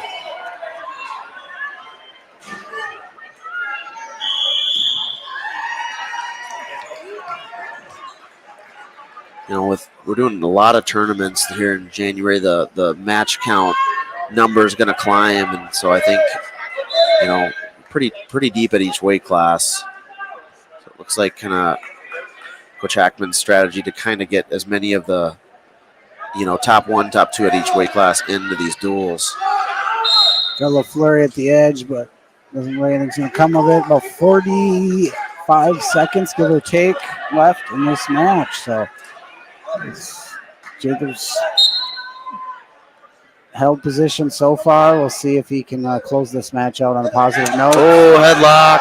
Yeah, we alluded to it a few times. Forest Lake kids are belly not out there. afraid He to does. be dangerous. Good job bellying out, but that's going to be 3. You cannot quit wrestling. They are going to keep looking to be dangerous and score points. And now things have turned from a blowout to 12-7, Another takedown there. 10-13. We kind of sense this coming, folks. He's going to be looking for headlock here, Yep. just like that. Oh. Nice, kind of shucked it off. And Good. too little too late Good here. savviness there by S. Didn't Yeah, panic. good for him. Weathered the storm. He's going to get some backs to And maybe end. even finish with a few back points. So that's exciting. Good for him. Just keep Yep. scoring. Didn't panic. Great win for Tyler S. here at home. That was exciting. And credit to Kubis. He really brought it that match. That's what you ask for of your kids who start late is believe in the process, put a couple of years into the sport, and it can take you a long ways.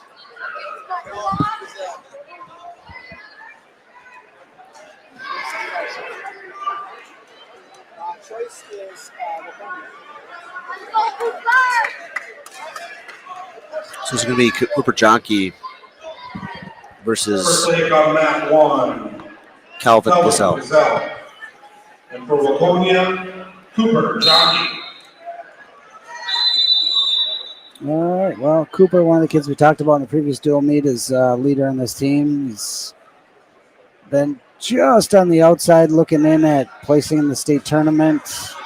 Has plans to change that this year. Gets a single leg takedown, big finish, and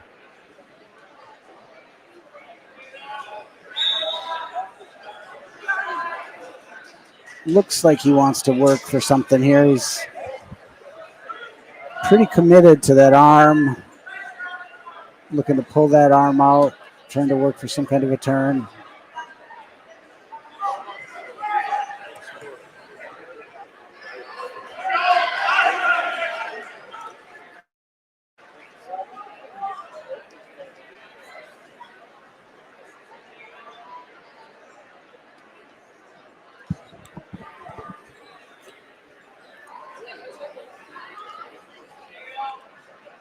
a little quieter in the gym. We had a really fun duel that was of girls, or a few more of those girls matches were on mat 2. So those looking for girls matches, go back to the channel 2 or to the YouTube channel and find that live stream.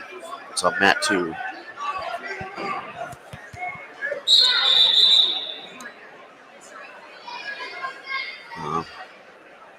Is he not set up properly here, Jake? That's refs talking to him about something.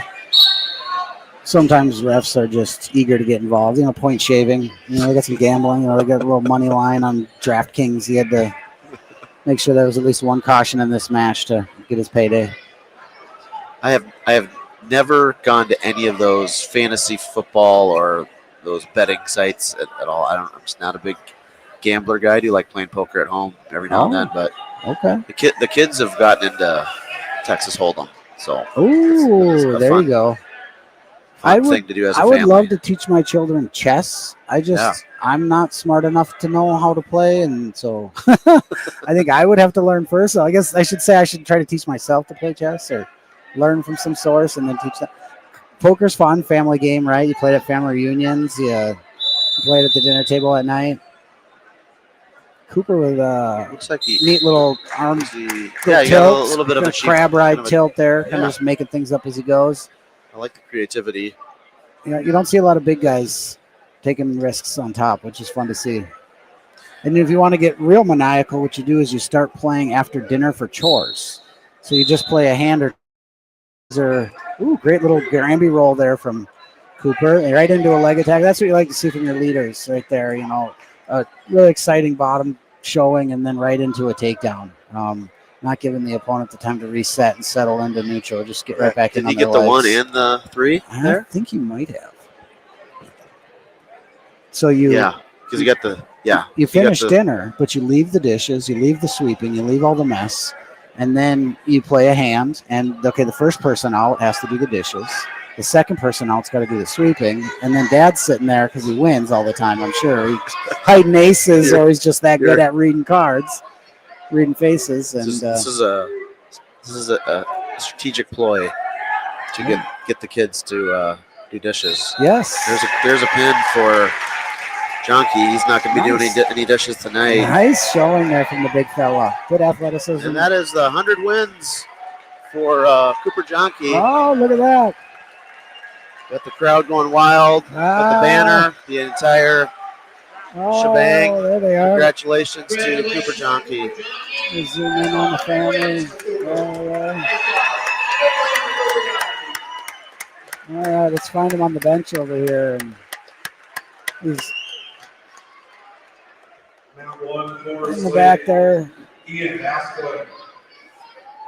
And for Waconia, Nehemiah Body. All right. And the heavyweight. So this is another interesting matchup here. Jake, you have not been able to see probably Nehemiah, but he is just in his second year of wrestling here. He started mid-December last year from basketball. And wow. He is an athlete. I believe he was all conference nose tackle. And he's a sophomore. He knew he wanted to snap down. He knew he wanted to go behind, and now he just likes to be mean on top. So it sounds like my kind of wrestler. It's credit to a program when you can hear this routinely, where kids are starting late, or they're coming from other sports, or they're coming for maybe multiple reasons. Not every kid wants to start this sport to just try to be some kind of a state champ, national champ. Sometimes kids have other motivations, and tonight we've heard Jeff elaborate. We had a young lady who was going into the armed services who wanted the experience of wrestling. We've had a couple of football players who were pulled off the football field at various points in their middle school or high school career. So it's a testament to a real strong program and a really committed coach. Coach Hackman pulling those kids in. Absolutely.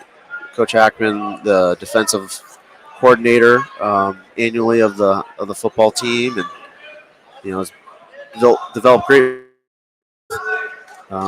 wrestlers and great relationships with the football players, vice versa, both sports complementing themselves. These kids become, just well-rounded athletes and have fun. And I think a difference is, looks like he's got a butcher. Nice butcher. Really well done there. He's a lot of power, real tight. Forest Lake's really fighting hard here, though. And remember, if you were in the cast earlier, what do we call this? A cast? A stream? What are we doing? Live stream, yeah. Sounds like fishing, whatever. We're casting, we're streaming. This Forest Lake heavyweight propelled his team to victory with a pin against their previous opponent, rival St. Francis. So yeah, he's got some clutch genes. Yeah, this kid has stepped up big tonight already once, and now Waconia is not having it, though.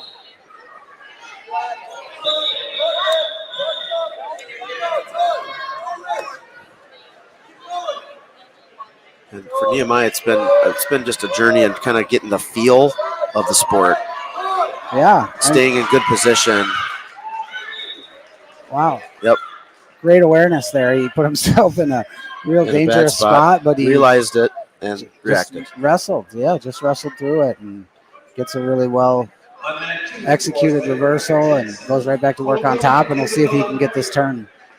Last year at this time, he would get into the most trouble on top because kids would either wing down on a half Nelson. He just couldn't quite understand the pressure. Well, he was lurking false cradle there, so we built the arsenal here. The coaching staff done wonders with this young man. I like his energy.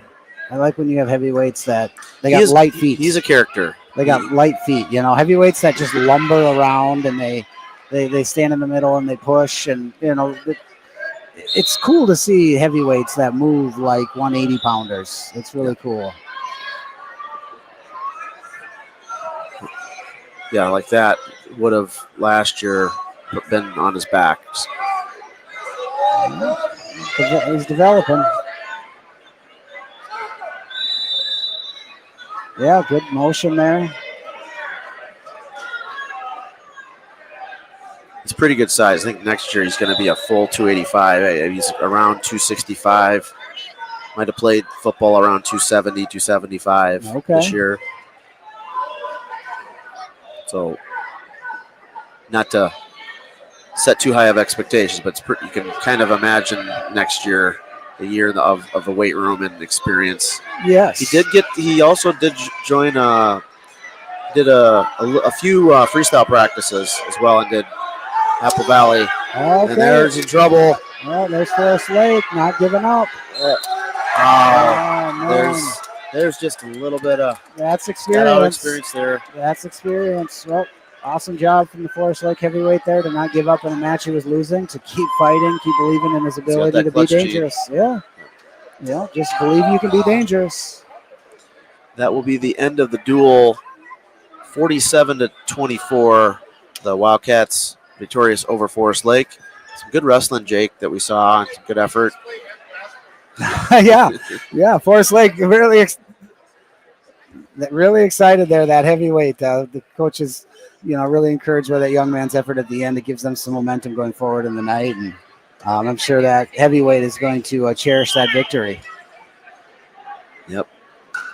So we will be getting ready for the St. Francis Waconia duel coming up next. Feel free to get a quick bite to eat. Family, friends, and fans. We'll be right back. Waconia Wrestling Club, I would like to welcome you to Radio Shaver Takedown Cancer Night, featuring teams from Waconia, Orono, St. Francis, and Forest Lake. Thank you to all the wrestlers and fans who have traveled to join us tonight. In wrestling, a takedown is a move that takes your opponent from a position of power to a position of weakness and vulnerability, in the hope to put it into submission and defeat. We hope that the funds raised tonight will do just that, by helping to take cancer down to those audience. The mission of the Randy Shaver Cancer Research and Community Fund is to support the cancer community in Minnesota by funding research, prevention, treatment, and other programs relating to the needs of the cancer community. Grants given by the Randy Shaver Cancer Fund are spent on technology and tools that enhance early detection of cancer, promising new programs that promote research that will help prevent cancer relapses, projects to demonstrate research in the area of cancer, and programs that enhance the lives of Minnesota's cancer community by providing aid and assistance. Proceeds from tonight's 50-50 raffle, along with donations collected, will go towards Take Down Cancer.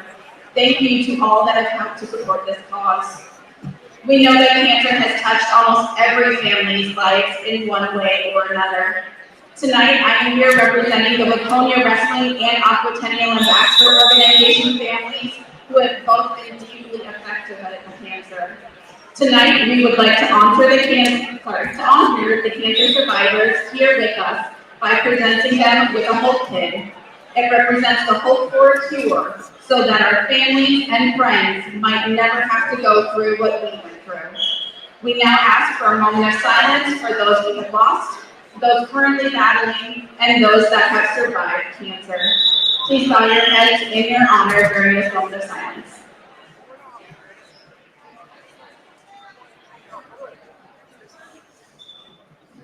Again, thank you for your support as you enjoy tonight's matches. We'll get this all finished up, and we're going to draw that 50-50 raffle drawing winner. We do have $550 to give up tonight.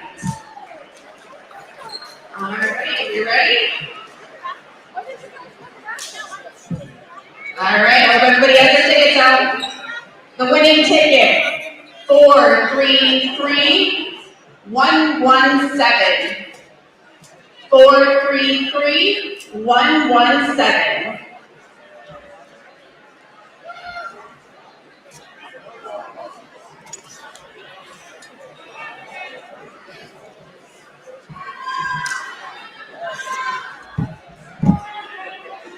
Oh, we got a winner over there. All right, thank you everybody for your donations.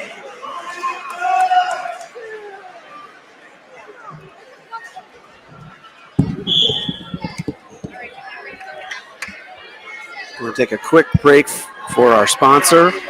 I'll be right back. Hey, this is Mike Hall with the Hancock Group coming at you, and I got to say, I'm super excited to be part of the Waconia community.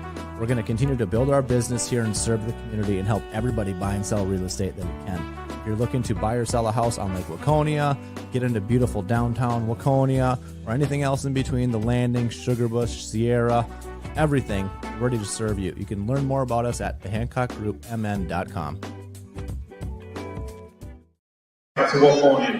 We'll give a shout out, thank you to Mike and Anne Marie Hall of the Hancock real estate team. Check them out. All their information is in the ticker and in the description of each of tonight's live streams on YouTube. So feel free to go check them out. Many thanks to Mike and Anne Marie Hall and the Hancock real estate team. Thank you. So Waconia and St. Francis coming up to be our last duel of the night. Wildcats 2-0 tonight so far. Victories over Orono and Forest Lake. And this will be the final duel of our tonight's quad. We still have some matches on the other mats. Feel free if you're tuning in late. We have this has primarily been the varsity live stream. We've had a couple of girls matches prior to each varsity duel. Right now we have girls on the mat 2, Forest Lake and Waconia. And we have JV happening on mat 3 live stream on the channel. For the coin flip, any minute now. All right. Sorry, I had to step away for a second. No. And the ADD kicks in, and it's like squirrel. I had to go say hi to people. And I had to call the wife and make sure I don't get in trouble for staying out past curfew. Like I said, I don't get out past 6:30 very often, Jeff. So I'm not way past my normal curfew. You're allowed to stay up late tonight. Well, barely. I gotta bring home ice cream. There you go. So if you're gonna stay out, okay. So we got one of your longtime rivals growing up, St. Francis, the Saints. Yeah, they back in my day. Good tradition. They were their longtime coach Swarsky, who was a Gopher alum way back then, but he coached the program when I was growing up. And St. Francis kids, man, they were always really technical. Always wrestled really hard. So it'll be fun to see what they bring tonight. I haven't been up in the Great North to watch Section 7 AAA very much over the years, so it's been really fun for me to watch Forest Lake wrestle and now get to see St. Francis.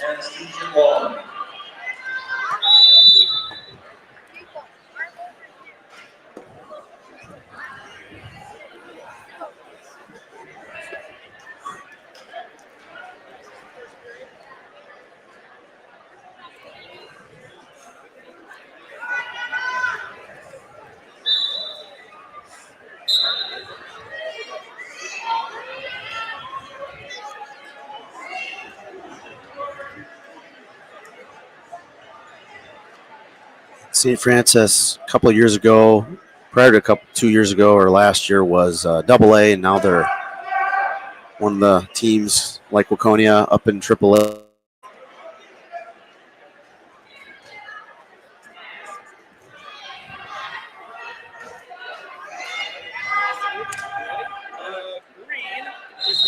Green has an odd.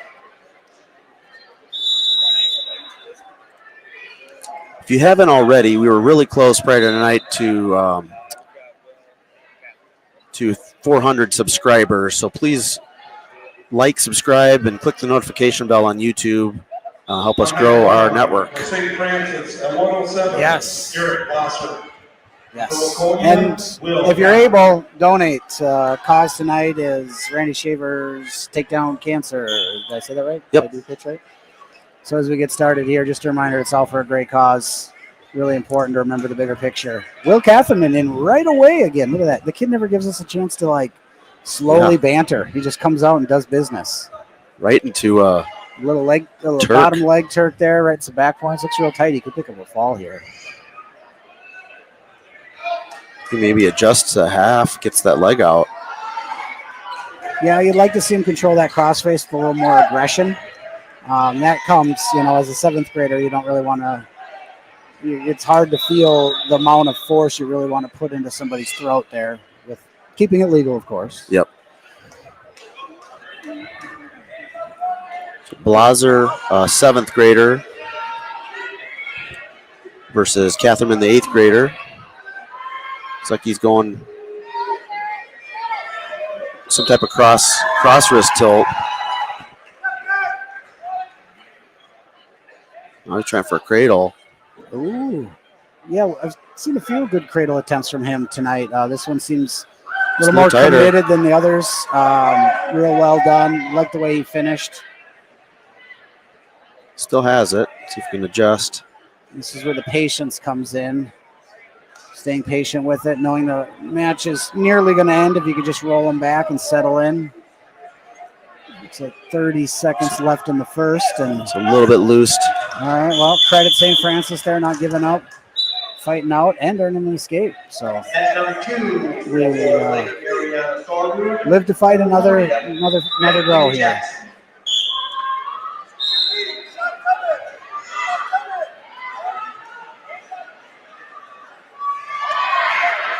All right, good leg attempt, fake and a snap there. And that's one thing another Turk. Really like to see there from Will is, he faked a leg attack, he snapped. He didn't move his feet extremely well, and St. Francis, credit to them, dropped in on a leg. However, Will didn't panic, he didn't pause, he just went right into basic defense and responded appropriately and gets himself a little takedown there to end the first period. So seeing a lot of offensive flurries when Will's been on the mat. It's good stuff. And we racked up a score of 13-1 so far. So it's getting close to that decision time. We've talked about it a little bit. When you're building a lead, and especially by today's rules, tech falls come quick if you're dominating a match, and so you got to make up your mind. Do you want a tech fall or do you want a pin? And either is acceptable in most scenarios. Just go get it. Kind of folded that cradle again, but good hand fight there on bottom from Blazer.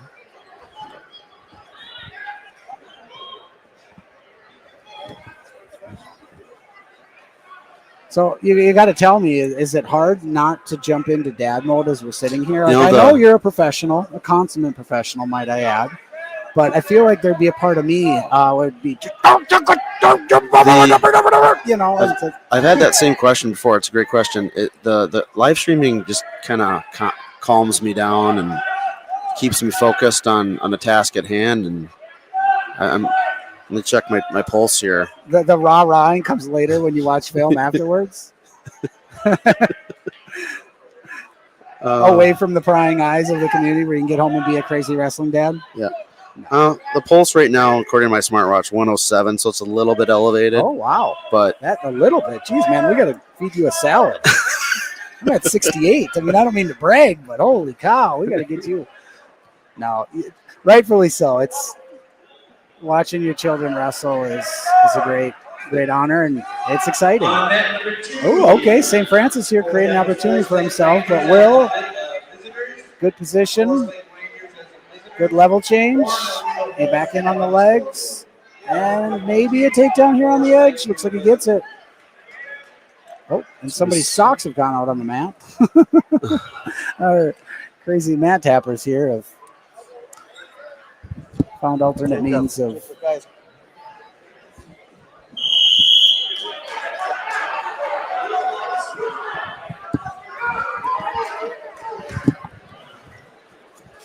Guys,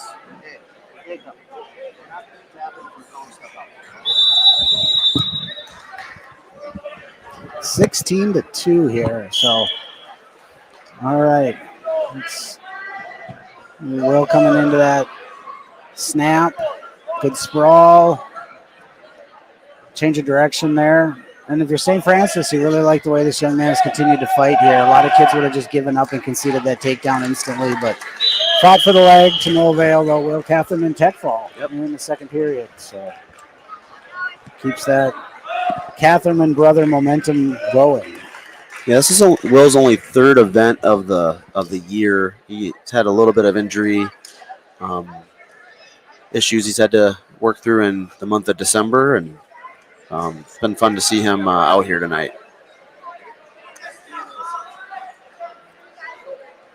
All right, Mr. Olson is up next. And if you're with us through the night, first off, thank you very much for humoring us and staying through the long haul. And second of all, you remember Mr. Olson earlier had himself a football score kind of a wrestling match going into big double digits on both sides, but exciting to watch nonetheless. So we'll see how he approaches this match.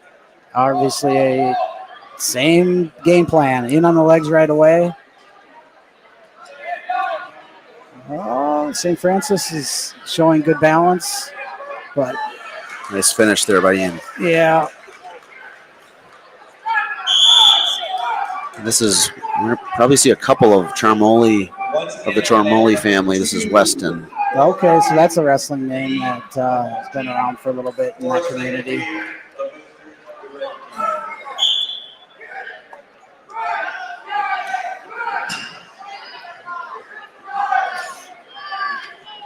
Weston is an 8th grader, so there's some youth here in these early weights.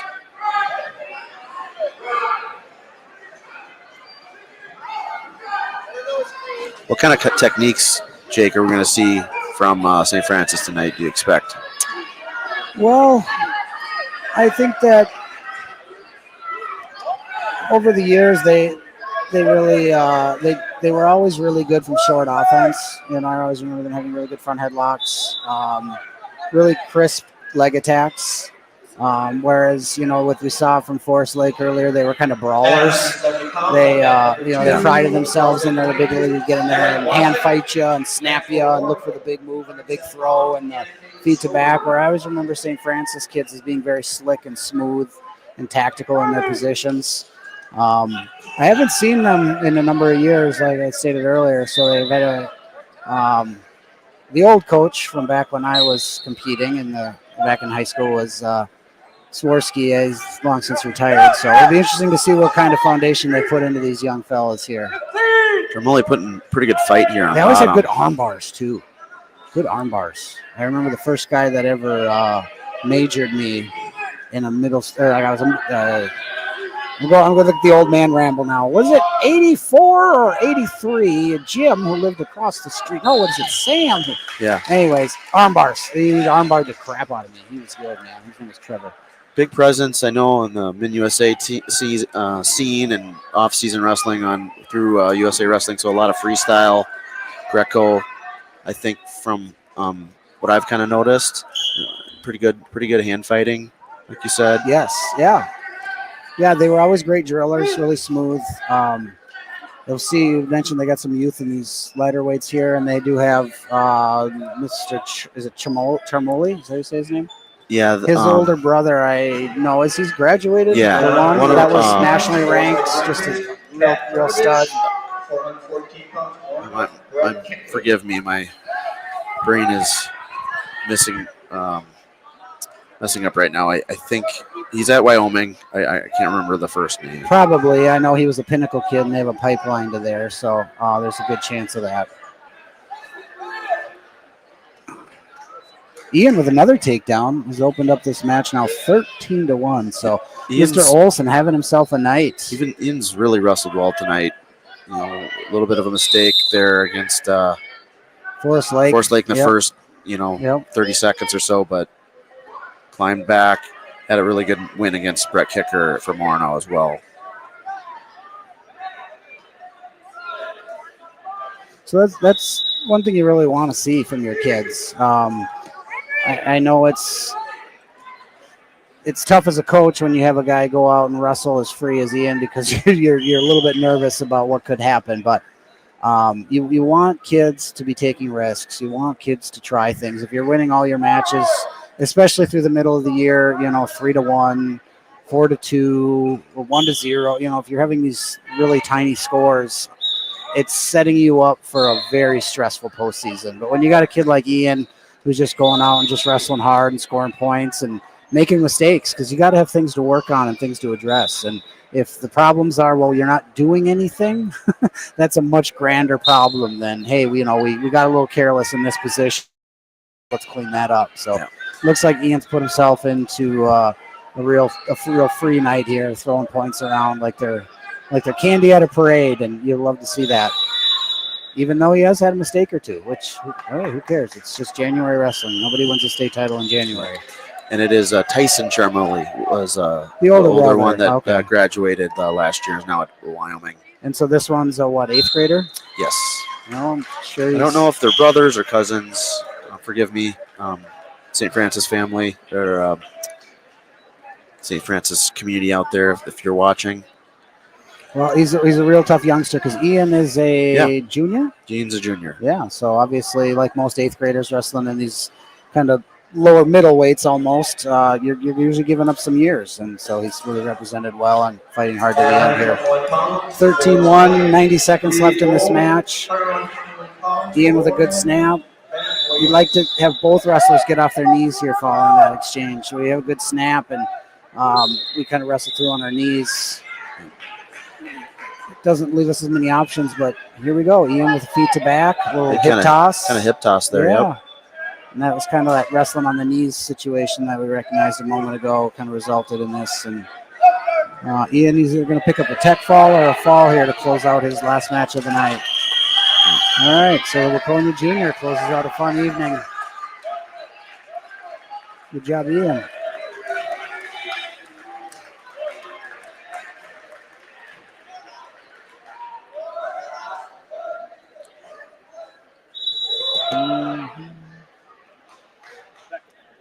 All right. Well, it looks like it's Mr. Beckett back again for his 3rd match on the night. And, if you're still with us, Ames, is it Ames, Iowa? I know you corrected me earlier, but to me, there's only real 2 towns in Iowa, and one of them we don't speak of. Woodward Granger, I believe, is it? Again, in on that little single leg to that same side, but St. Francis here not conceding. Change off to a double. Really, really good double leg from Marsh there. Sorry, folks, I was watching the match and not controlling the camera. So Beckett here with a really fun exchange in the early goings of this match. We like to see these young kids wrestling free, man, not afraid to shoot, not afraid to take risks. So often these, 9th grade, 8th grade, even 10th graders, they get in the lineup and they're afraid to go out there and pull the trigger, as we say. And Beckett here has not at all been afraid to attack. So St. Francis with a leg attack there, kind of diving in from space, and a re-attack from Marsh. Good circling, good angles. Really nice counter of his own there. He'd like to get him his head up a little bit higher. St. Francis trying to kind of go for broke their cradle, and some fun scrambles here. Credit St. Francis. Okay. Marsh up and out there, not waiting. Yeah, what a fun first period. And Marsh not letting the opportunity waste. He gets in there, another takedown. And that little Matt Tapper faked me out. That's all right. He was looking at the wrong one. I'm probably a little more forgiving than you. That's all right, little guy.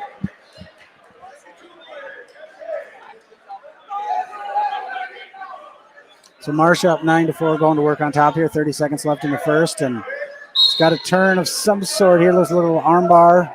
Gonna have to probably make an adjustment to pick up the fall. Nope, I was wrong. See, I throw in once in a while one to be wrong, so I don't seem like, I'm completely clairvoyant. That's all right. Well, really exciting match there. Credit to St. Francis youngster for throwing out some offensive points there too, but Marsh has had himself a night. Kind of a buzzsaw.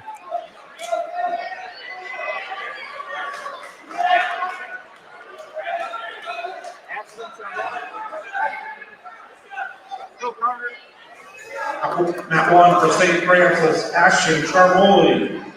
Waconia. Oh, okay. Well, we got another Charmoli against another Catherman here. So it's becoming a family affair at this duel meet.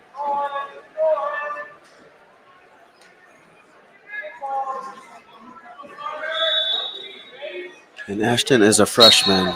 Okay, so Carter in on a little knee pull single there. Good defense here from Charmoli. They come up to their feet. Catherman reacts appropriately. Now it's going to be a matter of patience. Do you settle in and be heavy? Good. Discipline on both accounts. St. Francis to recover and work the position. And all right, so we got ourselves a match here. We had a good leg attack and a sneaky little counter, and we're off and running.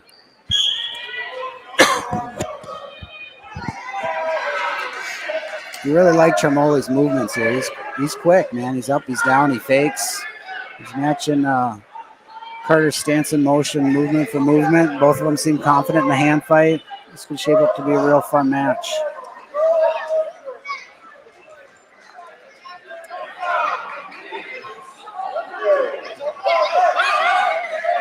It's a good fake by St. Francis and a front headlock.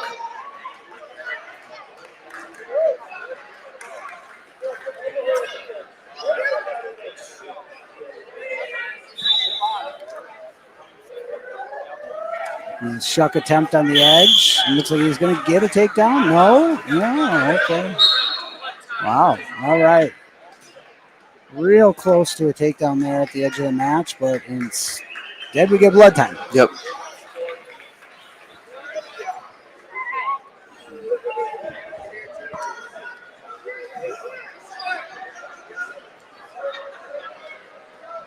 I'm pretty sure that I believe Charmoli might be. I think he's ranked. I'm going to double check here. I believe he's I'm not a big rankings guy, Jake. I don't know about you. But I think he's, I believe he is in there. I know the fans care about that stuff. And, sure. No, we want to know who we're looking at. I think he is 10th, if memory serves me. Ooh. Big throw over there on the junior varsity mat. Some excitement going on behind us.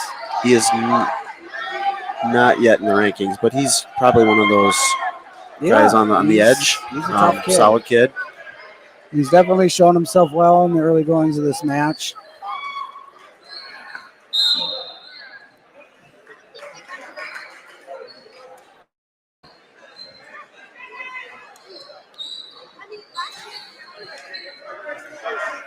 No doubt he's excited for this. A lot of times when you come into matches like this as a little bit of an underclassman against a senior who's ranked in the state, if you have the right mindset, it's fun. It's like I got no pressure on me. All I got to do is go out and wrestle as hard as I can, and if I fail, oh well. I'm not supposed to win. So This kid has really come out so far and throwing everything into this match. It's what you want. You want kids to show up and fight you hard. So it looks like a possible scramble here to finish out the period, but I think St. Francis might just hold on and not give up any points. I think if you're Catherine and you He's got control. kind of just doesn't he? wrestle. No, just kind of ignore the ref, ignore the score, and wrestle. That's opportunity there just to ignore the noise and just improve your position.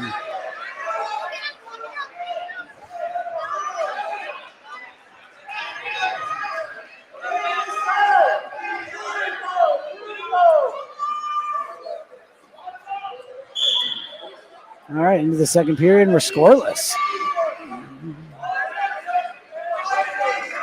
St. Francis strikes first, gets a point on the board.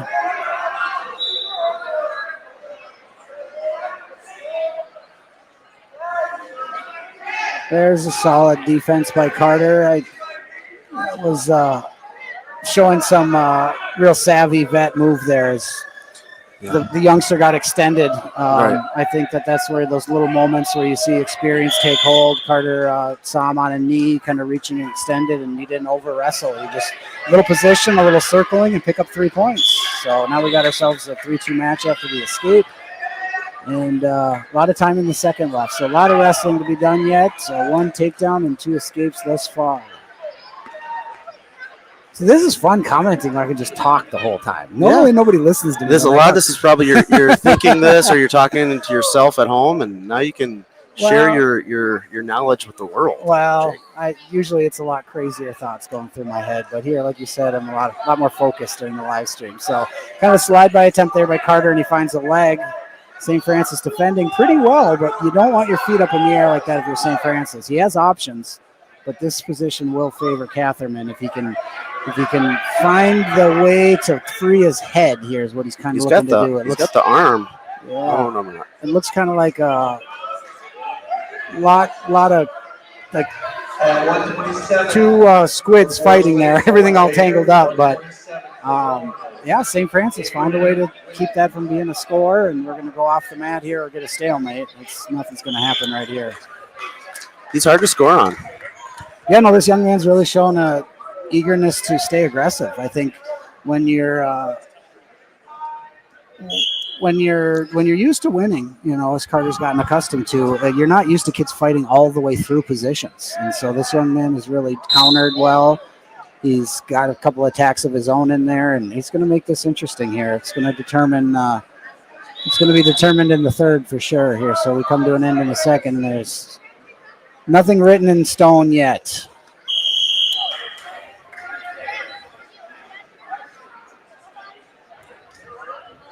All right, so Carter's choosing down with plans of getting a quick escape, which would build his lead to 4-2. St. Francis will see their tactics. Are they going to try to ride and score points, or are they going to just cut them loose here? Carter getting to his feet. Good technical wrestling. St. Francis just says, all right, fine, we'll live to fight neutral. All right, a lot of hard hand fighting. Really good snap there by Carter. You like that fake. Now follow through and keep being dangerous. You were dangerous once and twice, and sometimes it takes 3 or 4. All right. So we got 90 seconds or so in this match left, and these are the moments where you got to remember to wrestle the whole third period. Don't just wait until the end and try to make it a 1 takedown thing. Carter does just that, gets in on that single leg again. It's been tough finishing here, though. St. Francis is really giving him fits in this position, and so we'll see if he's able to elevate this leg like he did earlier and watch the roll through. Watch the roll through. Yep, because St. Francis has done a good job of that so far. Well, got himself a little extended there, and youngster stayed real patient in there defensively and was able to pick up a stalemate. So I think now what you want to see is the last minute of the match is, if you're a Waconia fan, you want to see a lot of snapping from Catherman. And if you're St. Francis, you want to find that one good opportunity to get in on a leg.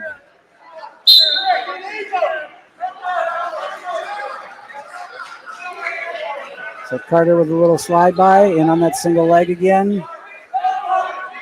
He's going to elevate. Looks like we got that similar scramble from earlier. See how they play this out. All right.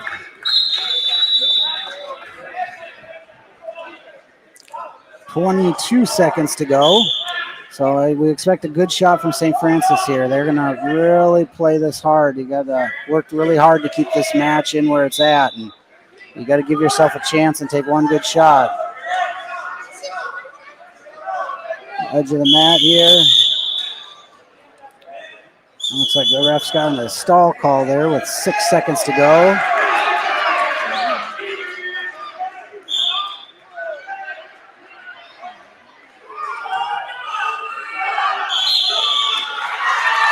Got 0.7 left. All right. And that's going to wrap it up, 4-2. So, really hard fought match. That was fun to watch. Both wrestlers showed us some exciting stuff there. I think if you were the favorite, you're going to look back on that one and find some things to work on. And I think if you were the underdog, you're going to be a little bit encouraged, but also realize you left something out there. So I think both those kids are kind of going to walk away from that one a little frustrated. Yeah, agreed. Yeah, I think they both had a little bit more in the tank, but the more experienced kid got the important points when they mattered. We got Sean Pearson and Alger here at 133. All right, real nice takedown there by St. Francis. Yeah, I remember back to their days, when St. Francis kids, they always did a great job of driving through things. If they get a hold of a leg, if they get you into a compromised position like this young man just did here, they're going to drive through and they're going to finish a double real hard. I'd imagine in that room, finishing a double leg really hard is never a wrong answer.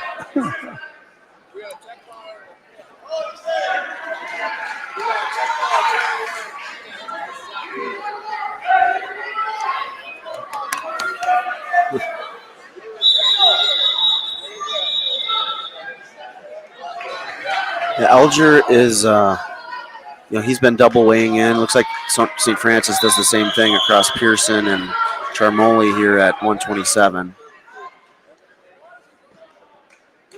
Pearson, sophomore.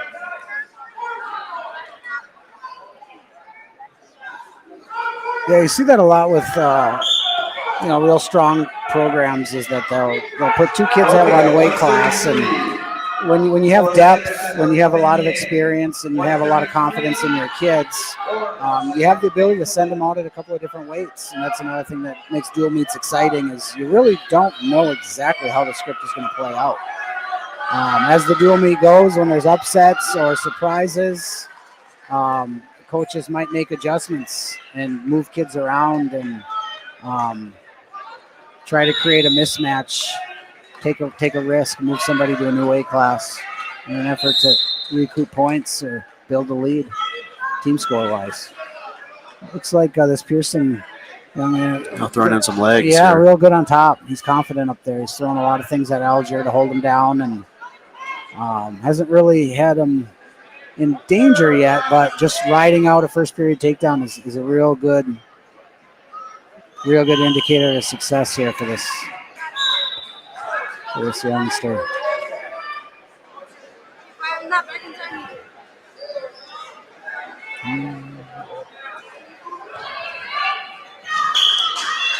So we're going into the second here, starting neutral. Oh, real nice little slide throw by. Great mat return. You love to see that. That's good technical wrestling there. Finish the takedown right. So, and now you're riding again. So this is, again, back to that thing where Joe's a tough kid and he's a competitor, but if you can hold somebody down until you, as long as your heart desires, this is where you win a wrestling match. You control the top game. But Alger, He gets one. yeah, See if he can he get didn't to his give up down offense there. here. Good bottom wrestling from Joe, showing that he's not just going to lay down on the bottom. 6-1. Pearson's in again. he's starting to build now. Now he's feeling a lot of confidence. A couple of takedowns, and now he just got a really good leg attack. Ooh. It's a good attack for Alger. You Yep. see him get into his offense here. Well, yeah, you like to see a kid not be scared by the fact that he's been taken down a few times. He's still going back to his best stuff. And he's got to find a way to get this double to work. And Pearson winning the hand fight is going to make that difficult. Yeah. Big hip toss off of that Yeah, underhook. well, there's, that's a great example of one being comfortable in the tie-up, and Joe really just kind of going in there and putting hands on him. Pearson takes advantage of that and really bust this match open now. Joe not going to quit, of course. He's going to wrestle him hard, but got himself quite a hole.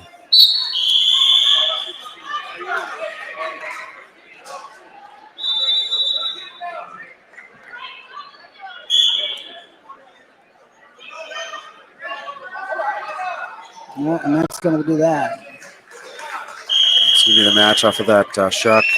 Yeah. Nice technique there by Pearson. Yeah, he's Good match for him. Complete wrestler there, that one. He's a tough kid. I'm sure a leader on that team, the way he goes out and goes about his business.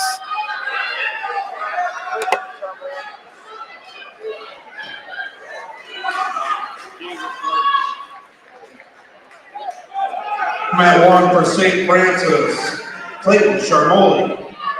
And for Waconia, Captain Cade with Short. Oh, another one, huh? Yep. Wow. Clayton, this is he's a junior.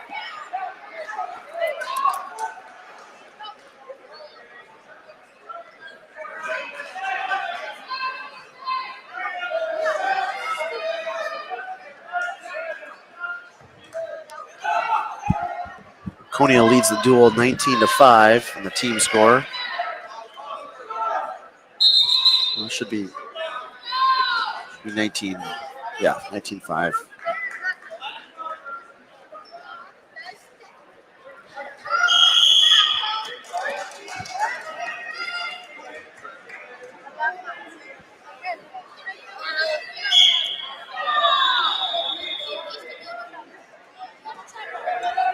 Nice snap down front headlock there by Gabe. He's going to secure this takedown here, and maybe even some turning options. Little head in the side cradle there, a little cruncher cradle. What do we call that one? What's the technical name? Do you got it? Oh, we lost. Near side cradle, right? And I lost my co-pilot.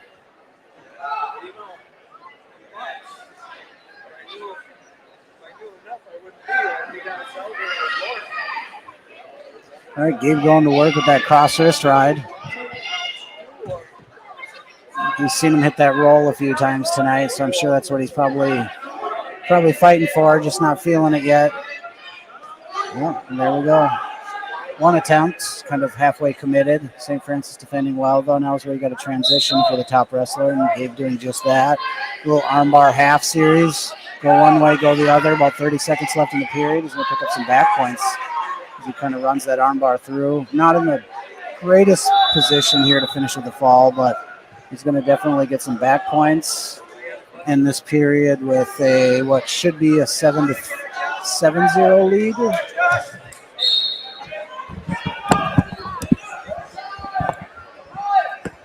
Oh man, you left me flying blind there for a minute. Sorry. Yeah, I had to go fix panicked. the camera on the. I panicked. I gave out my social security number. I was just rambling incoherently. I doubt that.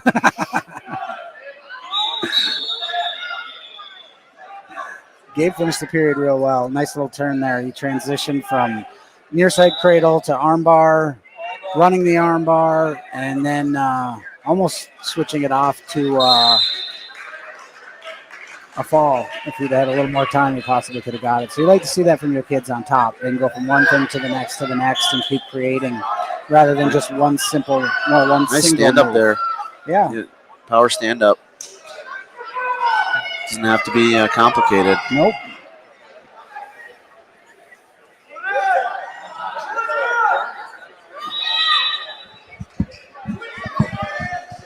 Really good snap. We're seeing We're seeing a lot of that in this duel. Obviously, in the Forest Lake duel, we saw a lot of snapping too, and it's something that yes, people have been teaching for a long time. But you're right there, a snap, go to behind takedown from Gabe. The wrestling now is kids are learning more and more techniques at a younger and younger age, and the kids that are more versatile with their snapping are generally better younger. So if you got young wrestlers out there, try to get them versed in snaps, different types of snaps from different tie-ups. We see a lot of kids at the club level who can really snap well from one tie-up, a bicep collar generally, and they can just snap everybody, but then when they get to be 12, 13, 14, they can't do it anymore. And so that's where you want them at a young age to learn a variety of snaps. And we're seeing that from some of our more advanced wrestlers tonight on all these teams. And that was what? Tech fall. Tech fall, wow. Okay, Gabe with pretty complete match there, 15-0, something like that. And so very workmanlike performance from your junior? Yep, no, he's senior. Senior. Wow. Remembering stuff is hard. Matt Wallen for St. Francis, Cade Morgan. And for Waconia, Lincoln Gamble. That makes our team score 24-5. St. Francis coming out fast here with a real aggressive leg attack and all over his Waconia opponent here. This is Borgen. Yeah. They have a pretty young but up-and-coming team is kind of my analysis Okay. of St. Francis so far.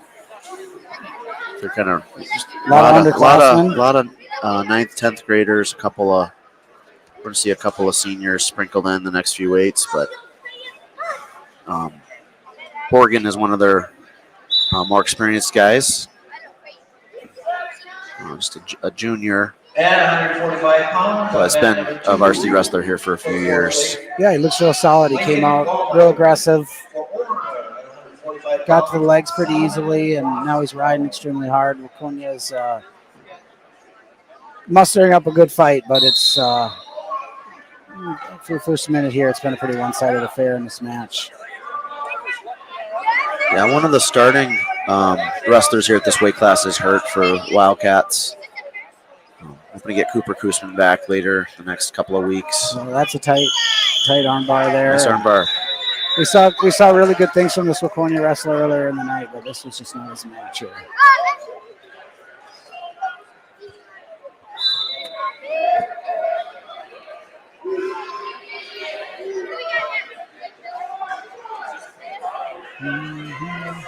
Moving up to 152.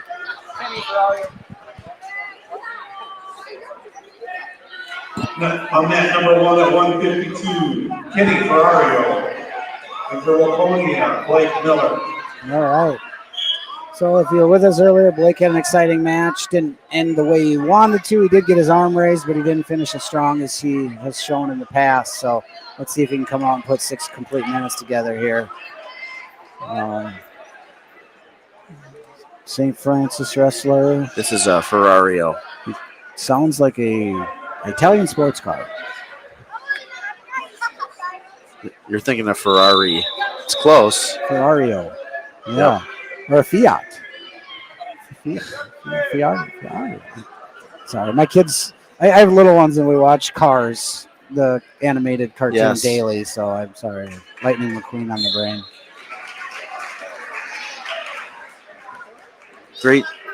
Great movie franchise. Oh, it's good stuff. Good stuff. Big Mater fan. You know, and it's funny because I don't really like Larry the Cable Guy. I'm not into his shtick. You know, it just doesn't make me laugh. But that character. But Mater, oh yeah, Mater gets me, man. I'm always asking my little one, "Let's you watch Cars? Do you want to watch Cars?" Miller with a double from the outside. Good finish. Drives through. That's going to be takedown 3, Waconia. Now he's got him flat. He's got tight waist. He's got the hips covered. Let's ride him now a little bit. If you're in the Waconia corner, you want to see Blake go to work on top.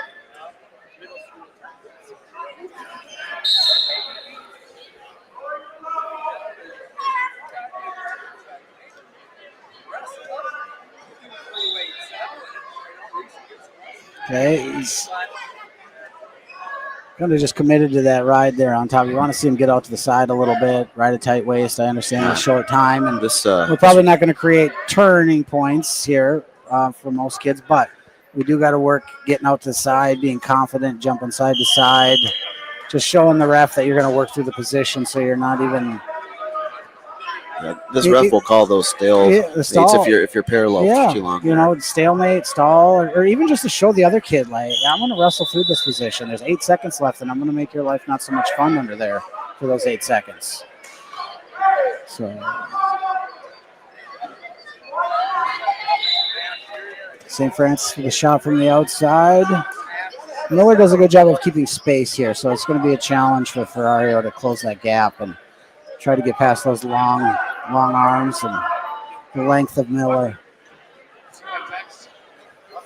Into the second period, about 90 seconds to go. You'd still like to see their feet, a little more footwork when you got 2 outside wrestlers who aren't really tie-up conscious.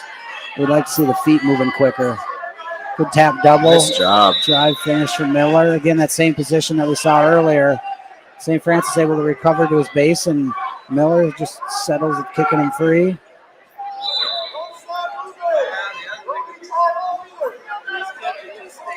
I liked on that double. He got on the hamstrings, just elevated. It's really hard to scramble or defend. Your legs are up in the air like that. Yeah, Miller's shown tonight that he does a good job of finishing his doubles when he's in. He drives through. He doesn't just settle for hanging onto a leg.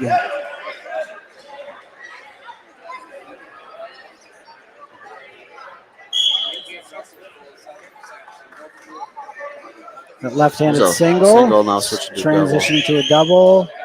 St. Francis, though, with a great defense. Yeah. Really good, keeping the scramble or creating the scramble, rolling him across his hips there. And now St. Francis isn't done fighting here. This is a real match here. 6-4, 30 seconds left in the period. Miller doesn't seem to have too much urgency on bottom, so this could create a real tight third period.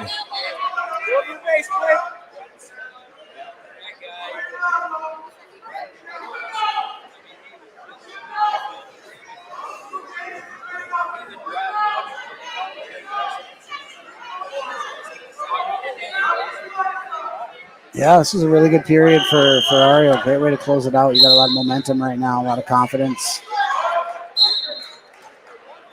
And I believe choice too, yes.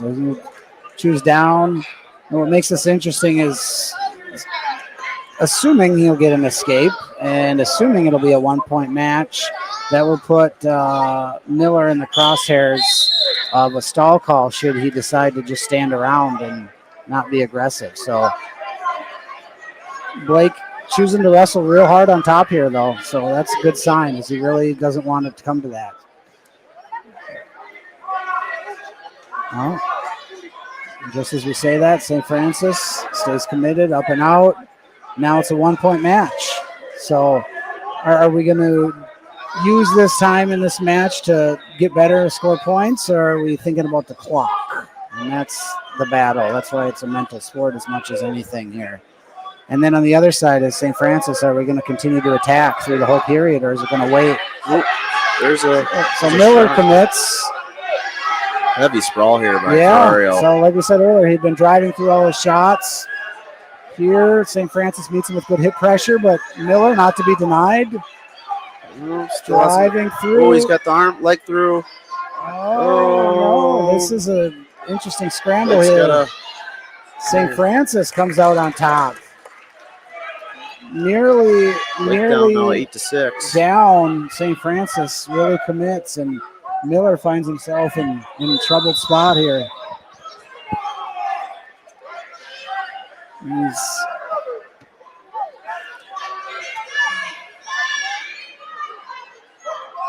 I would say Miller finishes that most of the time, but credit Ferrario. Yeah, he did a great job of staying calm and wrestling through the position. And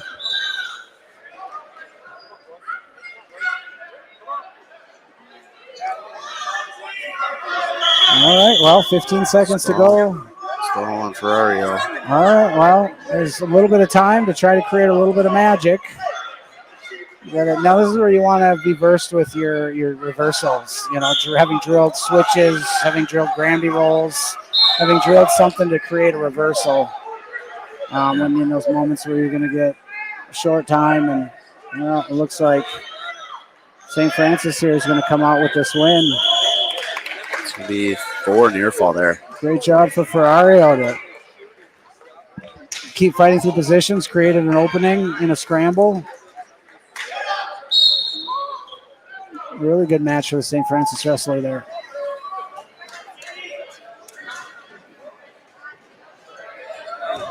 Tightens up the dual meet. 24-14 now is our score. So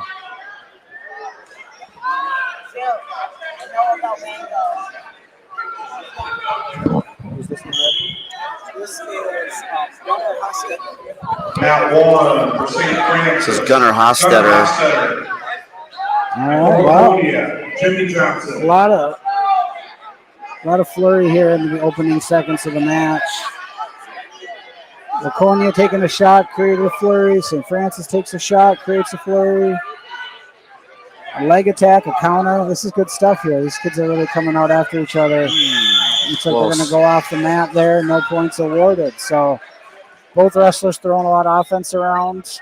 We got to have somebody do the same, but then finish. Got to finish your takedowns. Got to be in position to finish.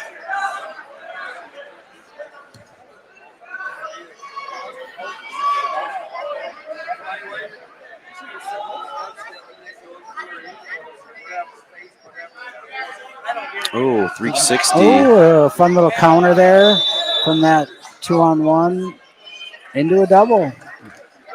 And right back to neutral. So we call that a hard cut there, where you kind of circle out front, hold their head down a little bit, remind them that you just took them down, and go right back to work in neutral. Oh, Waconia, Johnson looking to counter with his own cradle. That was a risky move, but bailed appropriately, and now he's in on a single leg. So a lot of flurry wrestling here between these two wrestlers to start this match. Only 3-1 score, but we've seen a variety of throwing the kitchen sink at them.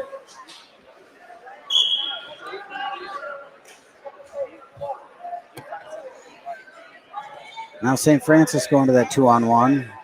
Oh, good takedown. Working the cross wrist now. Time winding down here in the first, and it looks like St. Francis is going to come away with a 6-1 lead.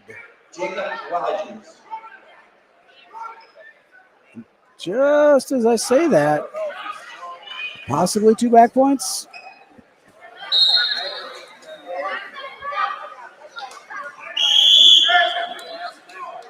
Nope, nothing. So credit to Hostetter. Yep.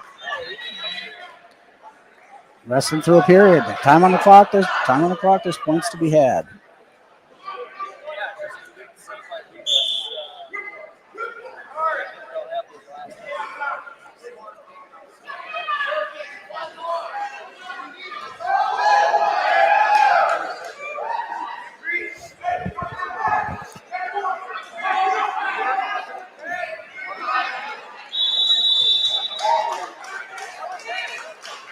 Looks like we're seeing the St. Francis kids tonight have a real willingness to tilt on top. Yep. They're really committed to those wrist rides and looking for points.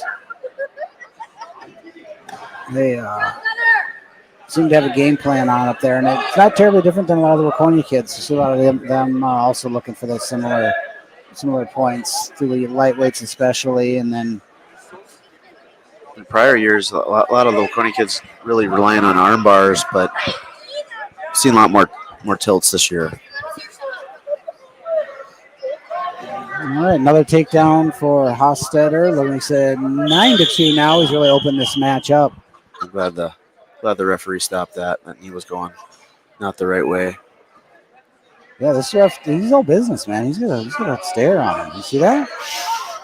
He's very stoic. There's no, some refs are kind of animated and they kind of, they make faces and they ooh in the moments. Not this guy. He's just All business. yeah. It's like John Wick with a whistle. Yeah, wow, Hostetler in on another nice shot. So I'd like to see Jimmy here start to fight back into this match and, you know, get some kind of a rhythm back. But looks like Hostetler's got more than he can handle here. 12-3 the score now is second period. Winding down into the final 30 seconds.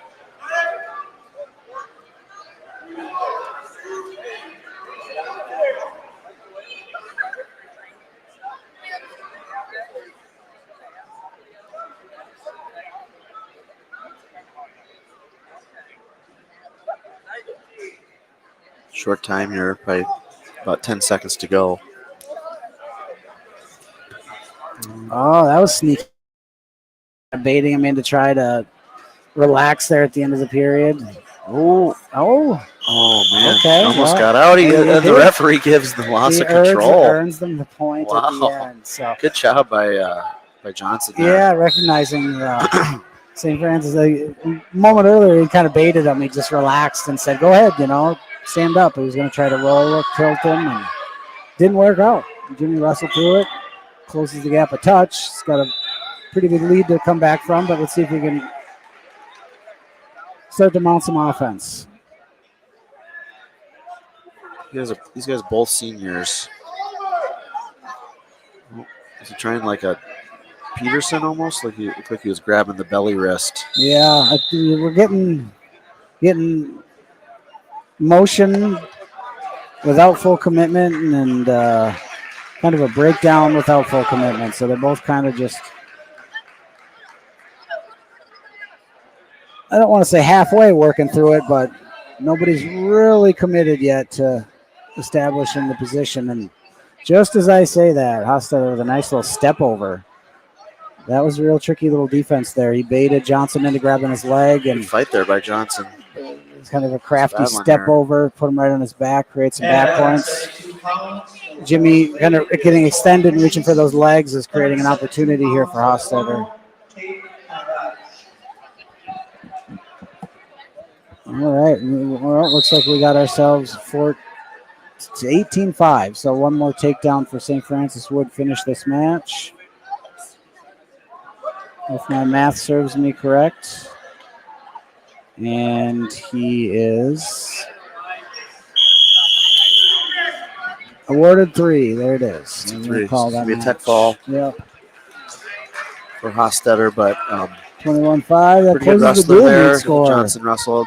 24-19. So St. Francis making this real interesting here. Waconia built a lead early on, but the middleweights have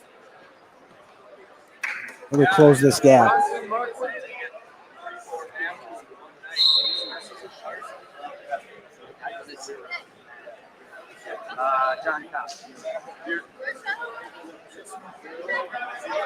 On mat 1 for St. Francis, Bronson Markwood, and for Waconia, Jock Cock.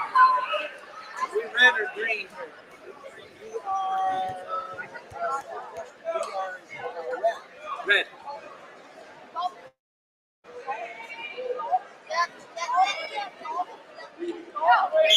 Markwood, a sophomore, here coming in, 10-4 on the season. You got a lot of motion, a lot of round and up and down and back and forth, and you got real quick feet. Yeah. Kind of a lunging double there. Ooh, that one was really well executed. Excellent knee pull single to cutback finish. I wouldn't advise the bouncing so much, but man, did he create a nice little shot out for that first lunging shot. Looks like he's been wrestling up at 189 most of the season. Coupled a nice little changeover on bottom. That was a good He's got technique. cross wrist tilt. But he left his handles in, and St. Francis is going to take advantage of that and get that cross wrist tilt that we've mentioned a few times tonight and get, Mr. John Wick says no points. He says none. You get no points. It's close. It was real close. At 189 pounds for Forrest. He's looking for it again. It's a little bit of a high risk position here. This could. So when a kid gets that extended there, it's sometimes results in reversal. But he's, Markwood. Markwood. Markwood. All right, he's a risk taker, man. He's really, really committed to that. And it nearly worked out for him once, and he nearly got reversaled the other time, and still going to work on top there. Yeah, Kopp doing a good job of, moving on bottom. He's not hanging out down there. He was in danger a little bit, but you know what? Sometimes that's okay. It's you got to learn to move. You got to learn to get away. It's the only way to get out is to learn to move. And Kopp doing a good job here of not quitting on bottom and just staying stagnant. So we still have ourselves a really close match. It's 3-0, 10 seconds left to go in this first period.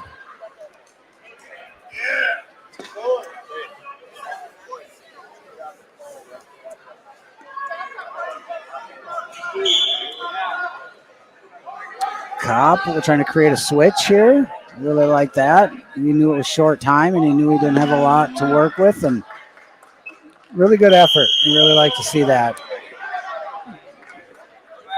It's something that shows really eager wrestler there is. Yeah, there's not a lot of time, and my percentages, the chances of me getting away here with this aren't extremely high, but I'm still going to put the effort in.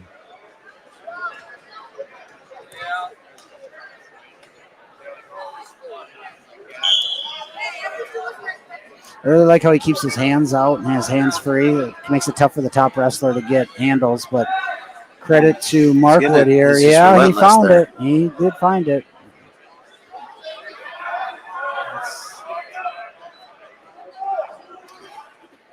He keeps just getting cross wrist relentless. The one side, right? Yeah, he's keeping the other hand free, but that one side, we keep giving that wrist up there. It's going to result in back points. So now it's starting to mount here, and you let him pull that wrist in again. There it goes.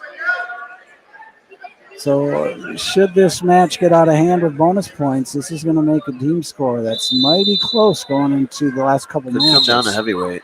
There's a good chance this dual meet has not been decided.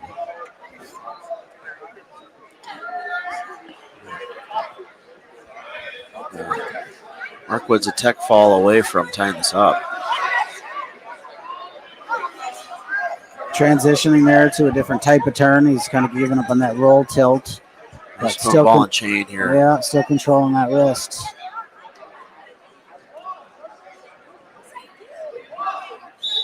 Definitely working for it, too. He's not content to just hang out and win. It's full effort here to get these points for his team.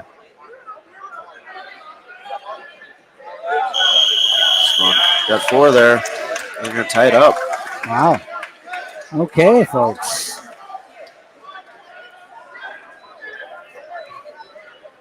Now we have ourselves, 3 matches to go. So it'll be fun to see which team brings more intensity here in these final 3 matches.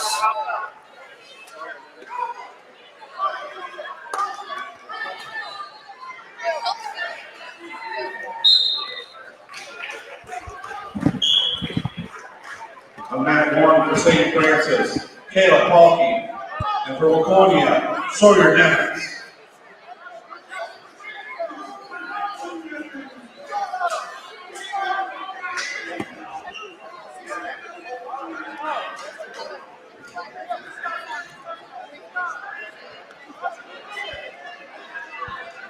All right, big man in on the leg. A nice little elbow off into a high C attempt, kind of a crackdown position.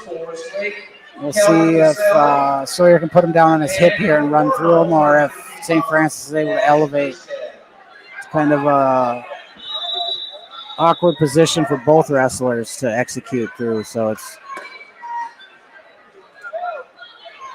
there are some techniques from here that we could look for, but at the end of the day, it's just a little bit of persistence that pays off.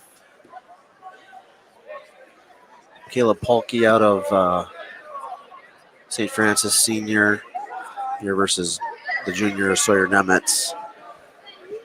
I think the Wildcats are hoping they should they're going to need some bonus points to close out this duel. Prevent it from going to heavyweight. St. Francis got themselves a closer. We will find out. All right, well, Mr. Nennet says it's going to be a non-issue because I'm going to go ahead and pick up a fall here. He powers 3.5. That was pretty decisive. There isn't a lot of time on the clock, but if I was betting, I think he'll pick this up. That looks pretty tight. Yep, there we go. John Wick agrees. That's Sawyer. Sawyer.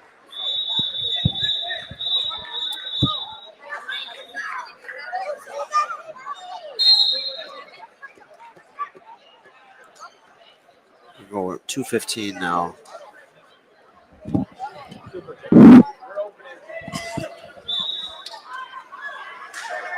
All right. Oh, picking up a forfeit. So that's going to be the Captain Cooper John. it's going to be the dual meet there. Pan of the bench as the team seals a dual meet team victory there with that forfeit. But obviously one match to go. We got ourselves a heavyweight.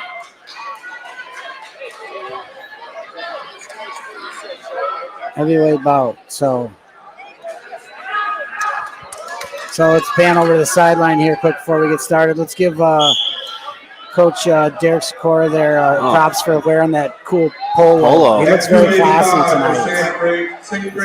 Oh, good thing we got back for that. Big lift here from Waconia. Looking to come out and wrestle hard after a disappointing last match. He was winning most of the match, wrestling really well, and ended up losing by fall there to a real tough Forest Lake wrestler. So he's coming out for this one, just looking to make a statement. He wants to avenge the last match. Yeah, and this is where we like to see the kids come out with some emotion. It's a long day, and there's been many matches, and it's kind of just people go into cruise control mode, but not this young man. He says, no, there's still minutes on the clock. We're still going to have some effort and some energy, and you need those guys on your team, not just from a dual meet perspective, but for the entirety of the season. It's fun to see. It's far too easy just to kind of lull to sleep in a long night of dual meets, and when it's not coming down to the line, and sometimes kids kind of fall asleep out there, and you don't want that. You want kids like this who are coming out and they lift somebody up, slam them down, drive their face into the mat a bit, remind people that this is it's a martial art, right? It's a grind, right? Embrace the challenge. Embrace the challenges, right? The challenge is to stay I think focused. I saw that on the sweatshirt somewhere. I saw it somewhere. Oh, he's going he's tightening up that crossface. Yes. He's gonna maybe roll it under with the butcher. Yeah, he's really committed to that position. Let's see now. Well, taking a quick peek at the clock, realizing there's short time, and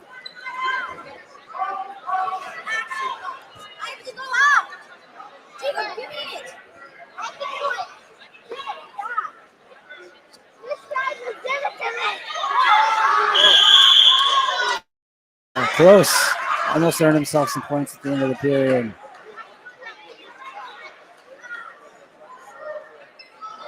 You see Coach Hack over there in the corner giving him some advice, still into the match. Excited for this. Glad it didn't come down to heavyweight. I would have had faith in Nehemiah, but you want those moments. Those are character builder moments. Now you're happy Sawyer went out and took care of his business if you're Waconia, and St. Francis needed a guy in the lineup there at 2:15, but you relish the moments where these kids get put into challenging positions. I think we could point to a handful of them from every program tonight, things we saw that, you have to kind of go back and maybe even just evaluate technically or even do a little bit of soul searching, and that's what January's for, is you got to figure out who you are and how do you respond to a tough match or a tough situation. Now Or, he's got this and this man, I'll tell you butcher what. bundled up. Yes. Nehemiah says, I had a tough match earlier and I'm going to let it affect me for about 20 minutes. He comes out. I like it. There is. Great job. Great job by Nehemiah. Puts a really fun exclamation point on the end of the night.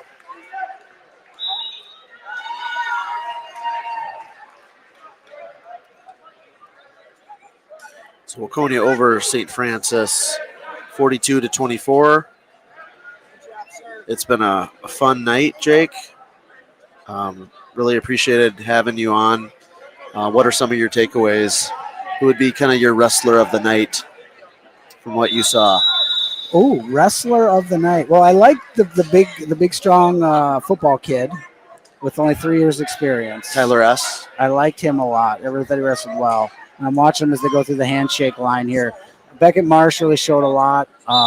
Wrestled through a lot of positions. I don't think he was truly tested, but he showed a lot in the areas where showed a lot of offense. I think Will Catherman looked really good. He has exciting stuff. We got to feed him a sandwich and get him to lift some weights.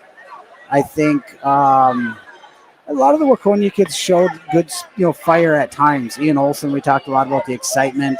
Carter had a lot of poise and, just kind of being a leader and doing what his job with lunch pail kind of wrestling. But I think all in all, what you got to do at this time of the year is you got to kind of take these moments and individually go back, look at where did I excel, where did I not excel, was my effort there, was my energy there, and kind of internally reflect a little bit and say what more can I bring to a random, was it Wednesday in January, Thursday? Yep, Thursday.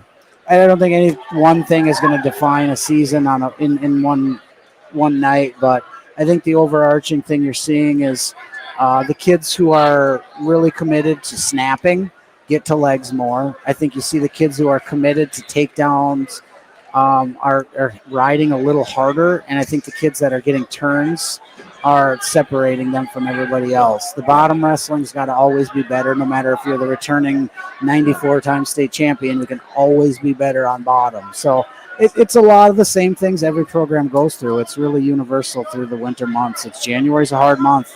We get into cruise control. We have a lazy period. We have a lazy scramble. We have a kind of a blah night. But then what you do is you go back and you self-reflect and you take those emotional leaders like the big man at heavyweight we were making an example of, and you go in the room and you have everybody feed off that. And you say, look at that. I mean, this kid could have came out, the dual meet was decided. He had already lost a tough match. He could have pouted, could have whined. He had the opposite response. He went out and he wrestled really freaking hard and just took a kid and just forced his will on him. And that's what this sport is about. So I think there's a lot of good takeaways. I think there's things to work on. I think it comes down to individual work and kids kind of just being accountable for handling their business emotionally as much as technically at this time of the year. Yeah. So I don't know. It's kind of a lot of rambling, but just thinking back, if I'm Waconia, that's kind of what I'm thinking. It's not a lot different for either St. Francis or Forest Lake. I think some of the, Orono's got a lot of youth on their team, so they want to keep, learning and getting experience and finding opportunities to wrestle. But I think what you want to do is you want your guys to realize this is an emotional sport. It's an emotional time. We need intensity. We need people who just get a little bit angry at times. And you got to have some tiger blood to get through January, to get through February, to get to March. And if you don't got the tiger blood in January, you can't manufacture it in March. Right. So it looks like I thought we were going to be cleaning up here, but it looks like we're putting together a few JV matches to close this thing out. Yeah, I'm going to say my goodbyes. I got to go get Dairy Queen for the missus. And no, we appreciate it. Yeah, get home and it's past my bedtime. Man, it's late. These wrestling people, they party late. So I'm more of a Culver's guy. So if you're not Dairy Queen, yeah, maybe give Culver's a look too. Yeah, what are they, custards or whatever they call it? The name kind of weirds me out. The custard. Like it sounds, because I cannot stand mustard. And they rhyme, of course. So, yeah, so the name just weirds me out, and I won't even give them a fair try. Just Blizzard sounds so much more appetizing. That is true. The branding is is maybe a little bit of an edge to Dairy Yes. Queen. So if you can get in touch with your Culver's people, tell them we got to rework our ice cream marketing campaign. Maybe there's a future in it for us. Speaking of marketing campaigns, pitch the merchandise again, right? Yeah. Well, let me do a little switcheroo here in our extra camera. Oh, look at that. Here we go. Here we go. Oh, where did it go? Here we go. Oh, there we So are. Am I on we got- this? Yes, we're on this. Where's my one So- camera right here? So here we go. There it is. oh, This way. Yeah, yeah, right that there. way. Embrace the challenge. Really, really comfy. It's got the fuzzies on the inside. Wrestling minded. Yes. Good for .com. workouts. It's good for lounging. If you're me, you probably do more of the latter than the former. More lounging than not lounging. Yeah, yes. So, No. all right. Thanks for having me tonight, Jeff. Yep. Appreciate All it. right, wrestling peeps. Thanks for sticking with us. Thank you.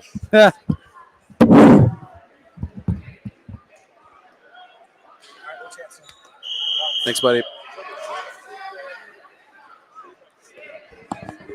So we are not quite sure how many more of the JV matches we will have. We'll keep those rolling here.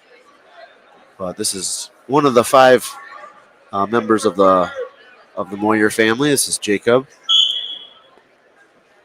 And we've got Parker Myers, 7th grader for St. Francis.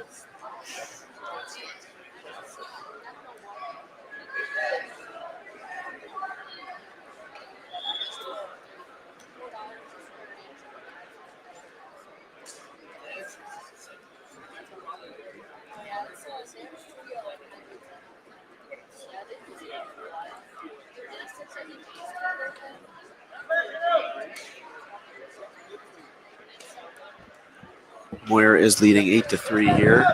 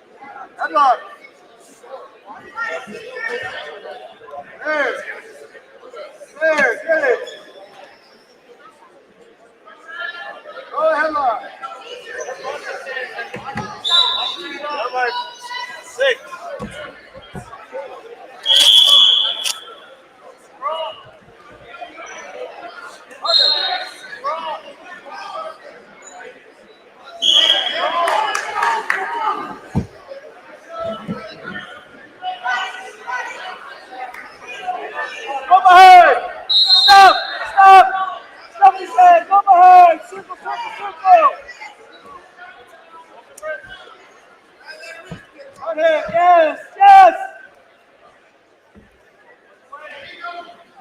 Emma. Switch back.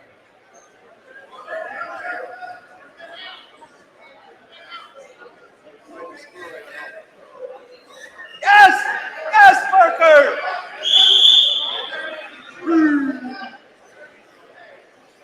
Way to be aggressive.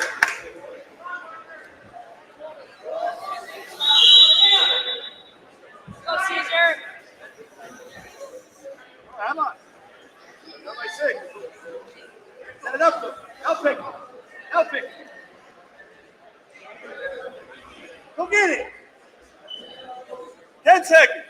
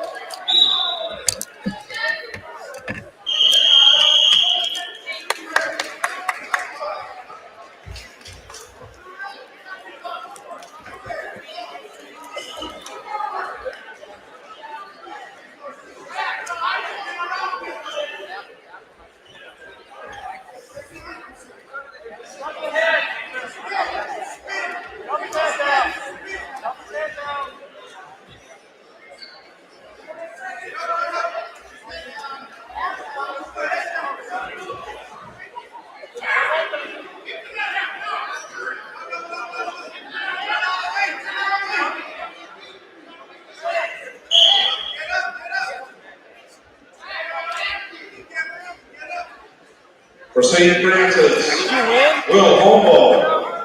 For Waconia, Michael Ryan.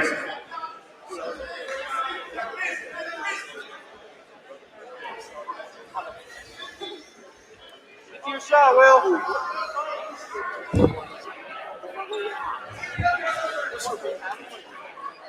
Again, over his eyes. I was like, I was going to take a shot.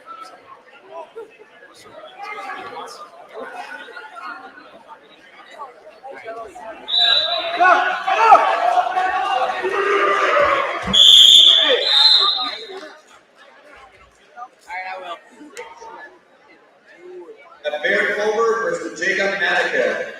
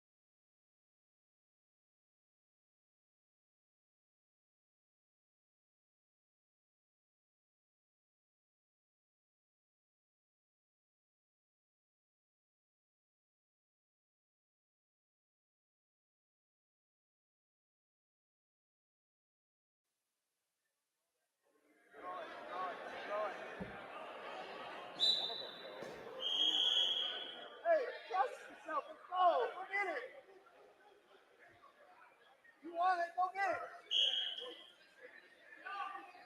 Run it back up. Run it back up. Bring it in.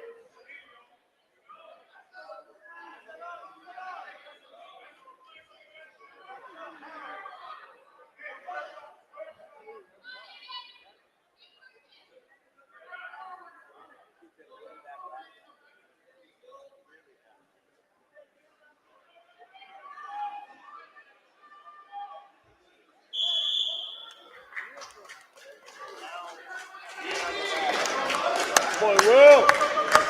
He is so hot.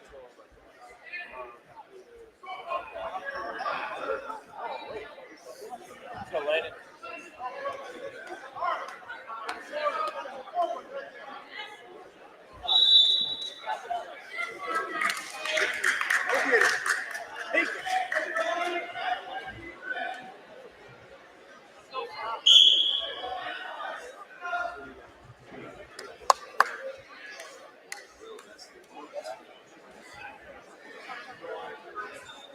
For St. Francis, Landon Morgan. For Waconia, Varsity. Oh.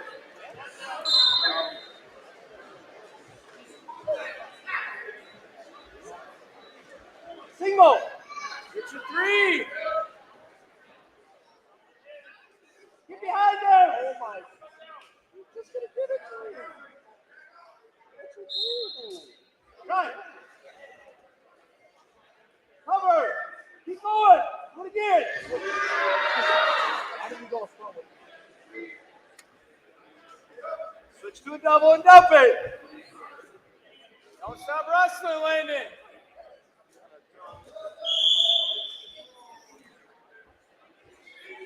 You gotta go behind. Score your point.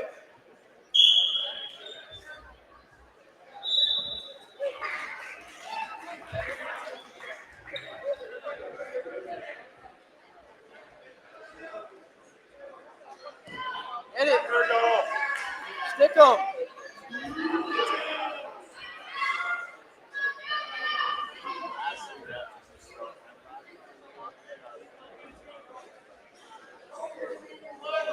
Smile and wave. Dip the chin.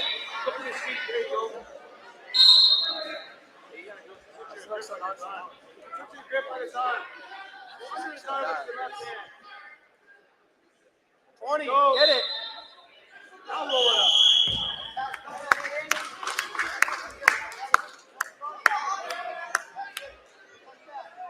Who's up? Who's up next? Taylor Tyson Lee. Tyson Lee. I believe.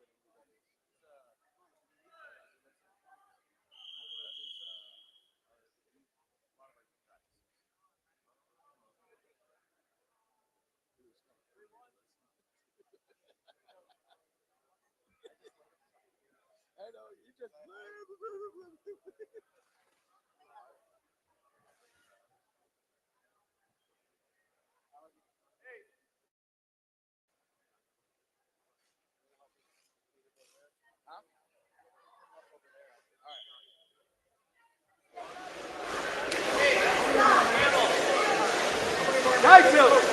Ball and chain, yes. Lift and step the leg even. Ball and chain, yes. Go get it. Get it at the wrist, though. You're at the elbow. Get it at the wrist. One cradle. No, break it flat again. You're too high. Break it flat. Lift. Hands out front, bro. Not on your knees.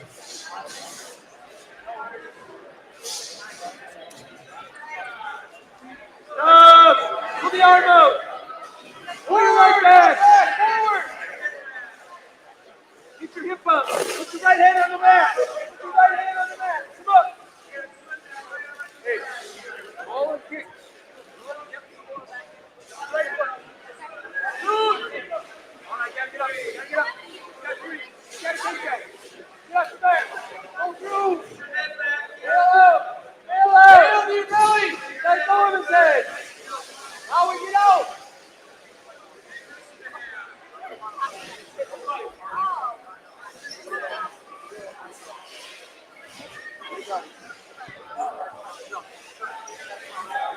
Got a score here. Got a score. 30 to score. Down by 2.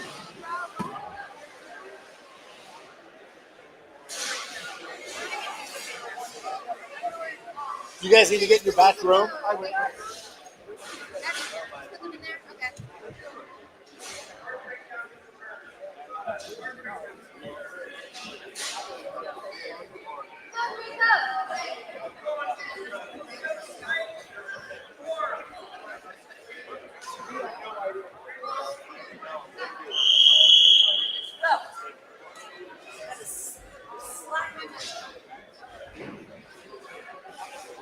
Hey, hands down.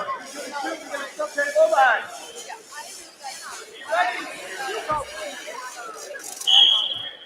Hands down.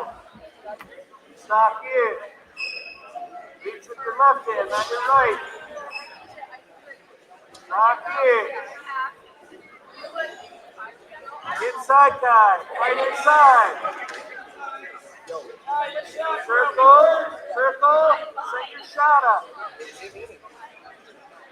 Pull that hand down. Good. Stop. Pull your arm out. Hold up. Oh.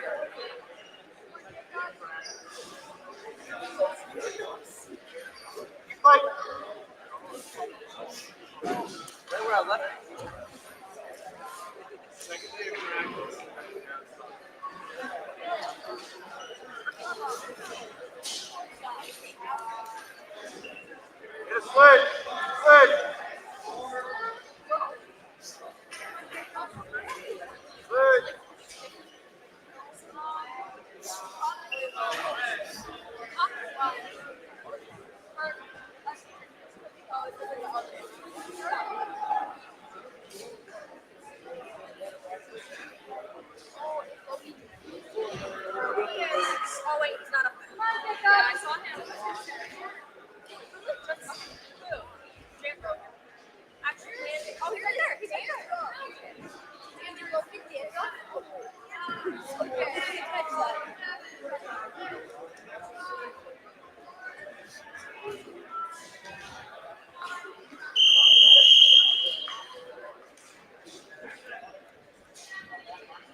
Check it.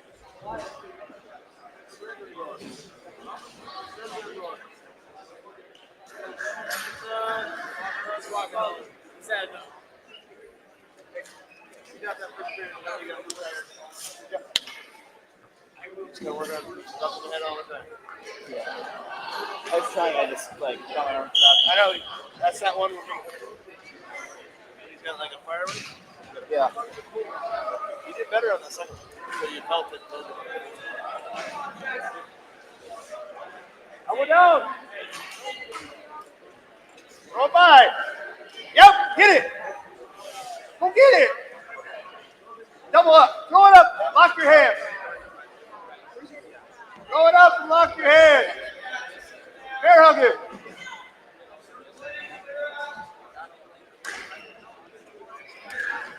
Step in front, Kilo. Step in front of him.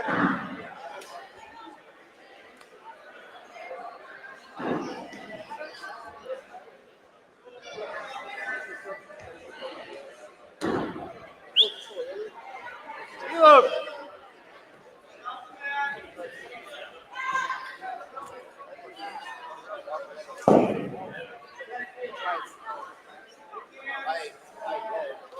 Get over to this side.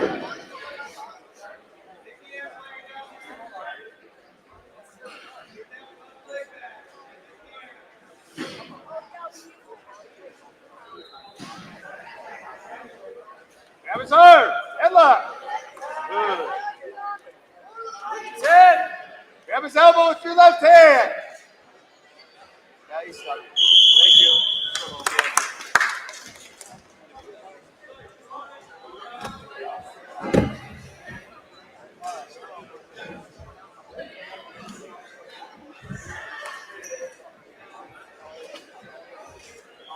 I'm done. Yeah, easy work.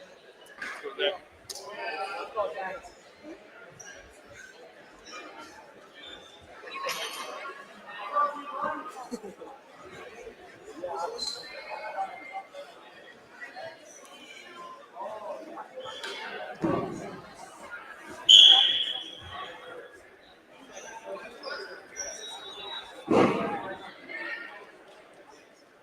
Pick it. Two in. Good job.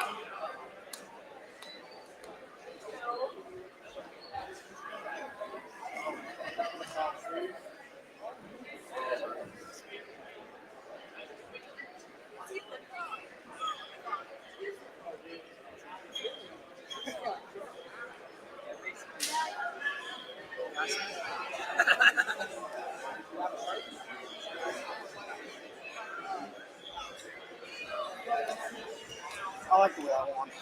Yeah.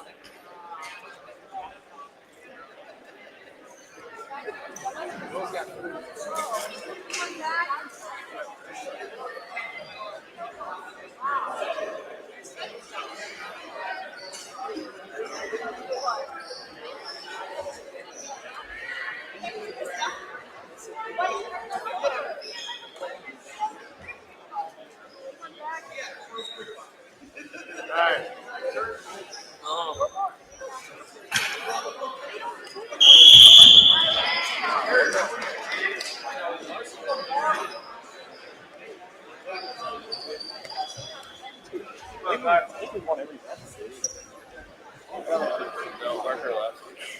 And nice.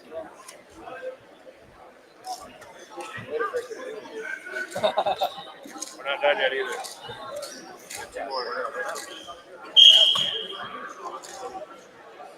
You know, Ryan.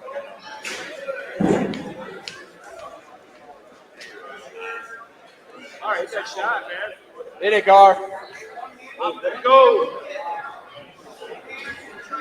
Double. Pull you right into that leg. Pin him and you can be done, Gar. You can go to bed.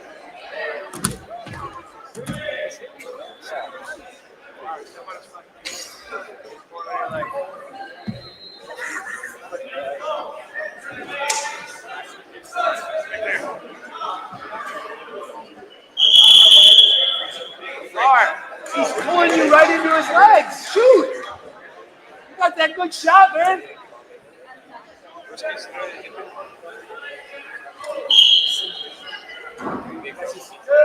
Right there. Yes! See? I told you!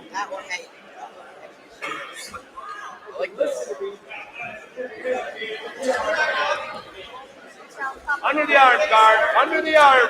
Guard. Under the arm. You want to let him go. Might be the only one. Told you, guard.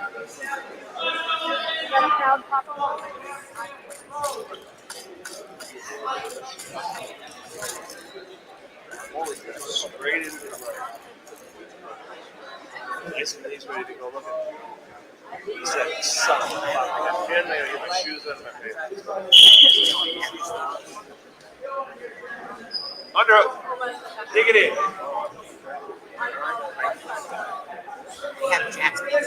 Don't get your head down. He wants to just snap you. Fight inside. Get back in up. Fight inside. Start. Bring your left hand inside. Yeah, there we go. Get your head. Dive it in there. Hand fight. No, not yet. Wait for it. Oh, pull it down. Yeah. Pull it down. Go ahead. Good job, guard. Go ahead.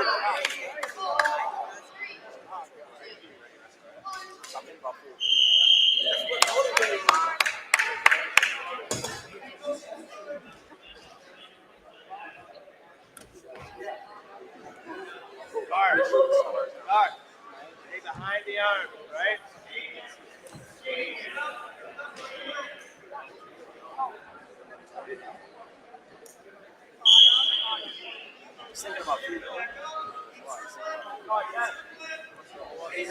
Off your knees.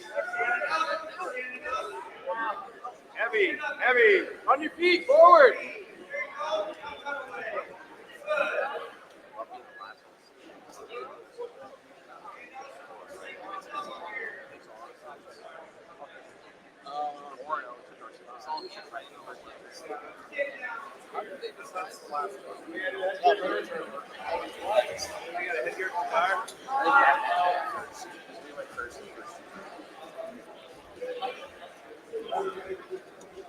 Ran out of space.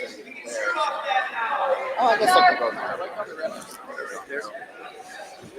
I can make it look up. 2 hands to the shot. Snatch that thing. Grab it. Hands down. Let him down. 2 hands right there. Oh, right there it is.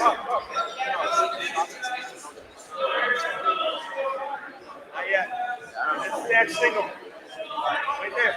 Here it comes. There it is. Get that leg right there. 2 hands on it. Push the elbow by. Grab it. Here it comes. Right there.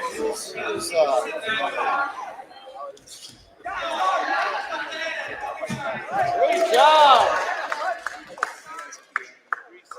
Push it forward. Push it forward with your 2 feet. Watch it happen. You're rolling. Come on, Carl. Step it. Step down, go behind.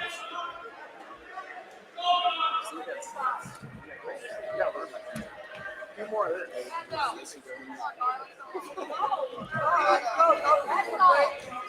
Stop, go ahead. Go behind. One little try pop down, right? Got it. So you this Take it down 3, 10. He's gotten away 3. What do you want to do? Go down, get pinned? I'd go up maybe. Try something different. No, he's gotten away 3 times. Oh, he's gotten away 3 times. Yeah, we got 3 takedowns. Then why would you they've put him gotten down away. again, right? No, we haven't been out. Oh, you haven't. Their guy got out 3 times. We got 3 takedowns. I think you better teach this kid how to put his headgear on or get him a new set.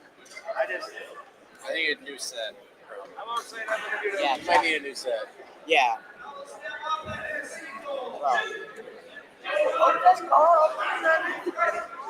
You got to beg for this one. Yeah, no, definitely. He has a set at home, but he likes that one better. But it's that one set, Velcro. Underhook. Underhook. Yeah, I'm I like this one.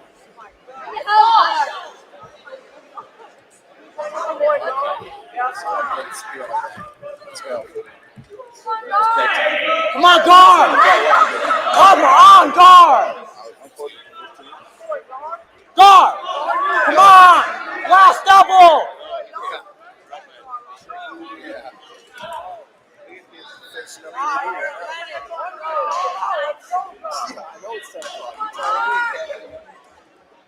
Oh, it was a quad. It started at Clock, like, when's this going to end? They're both like,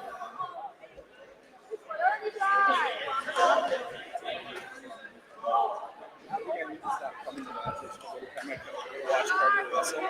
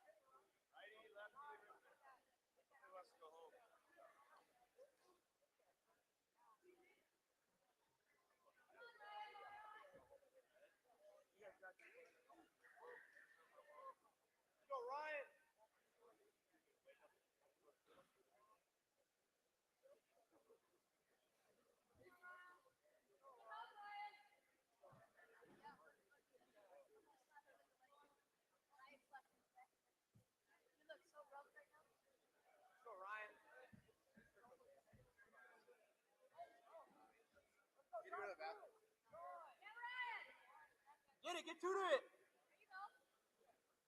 Stay square, square up, square up, square up. Hey, hand fight, nothing. Don't go down. Nothing. Don't go down, no. Oh, you went down.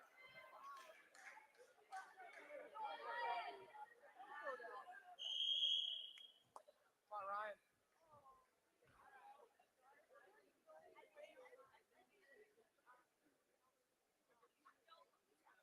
Ryan, hour and a half.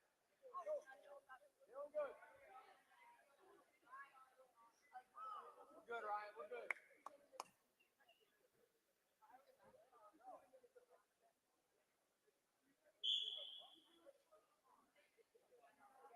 Drop it, drop it. Yes. Keep him flat. Get a wrist. Gotta get him flat, Ryan. Gotta get him flat.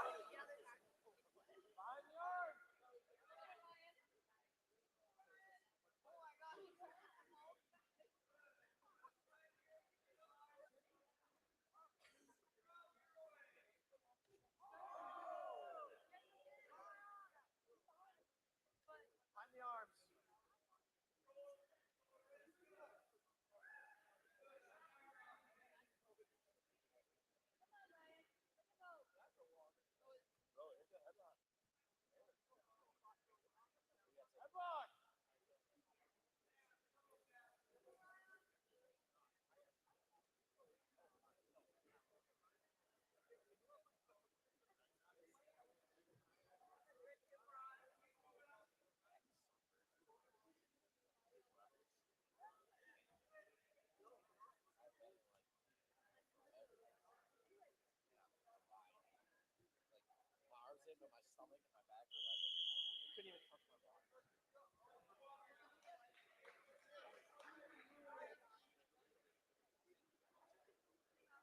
All right.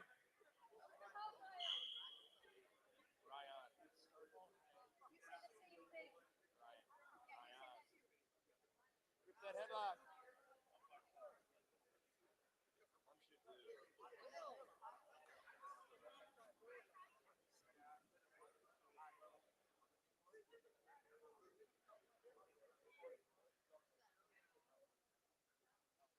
Yeah, go get it.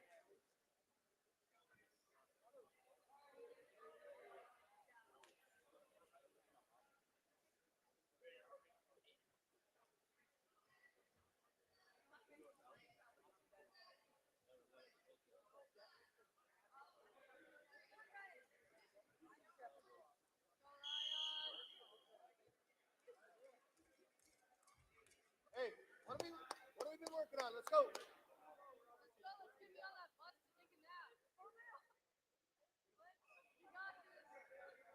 Up and out, Ryan.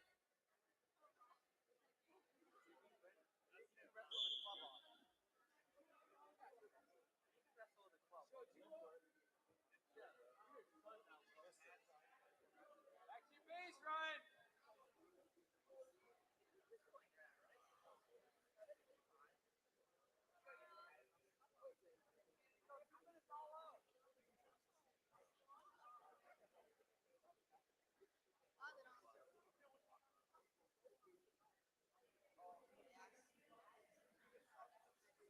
Yep, get it.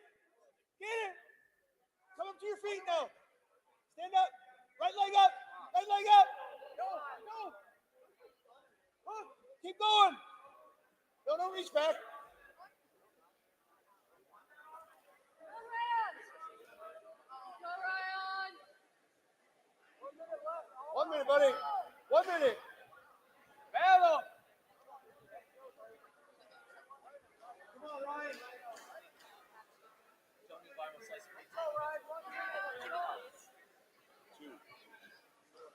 Oh, sorry, they're over. They're frozen.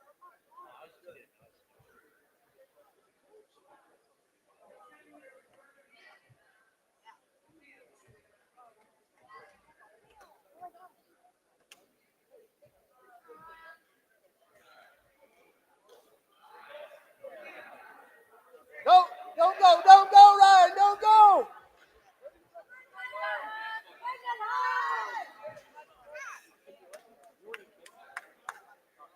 Come on, 20 seconds. Good job, Ryan.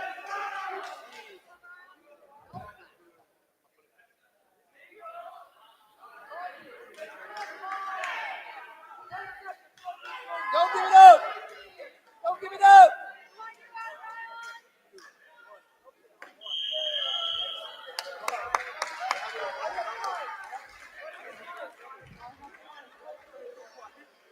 Best buddies now. You didn't pin me. I got my first win.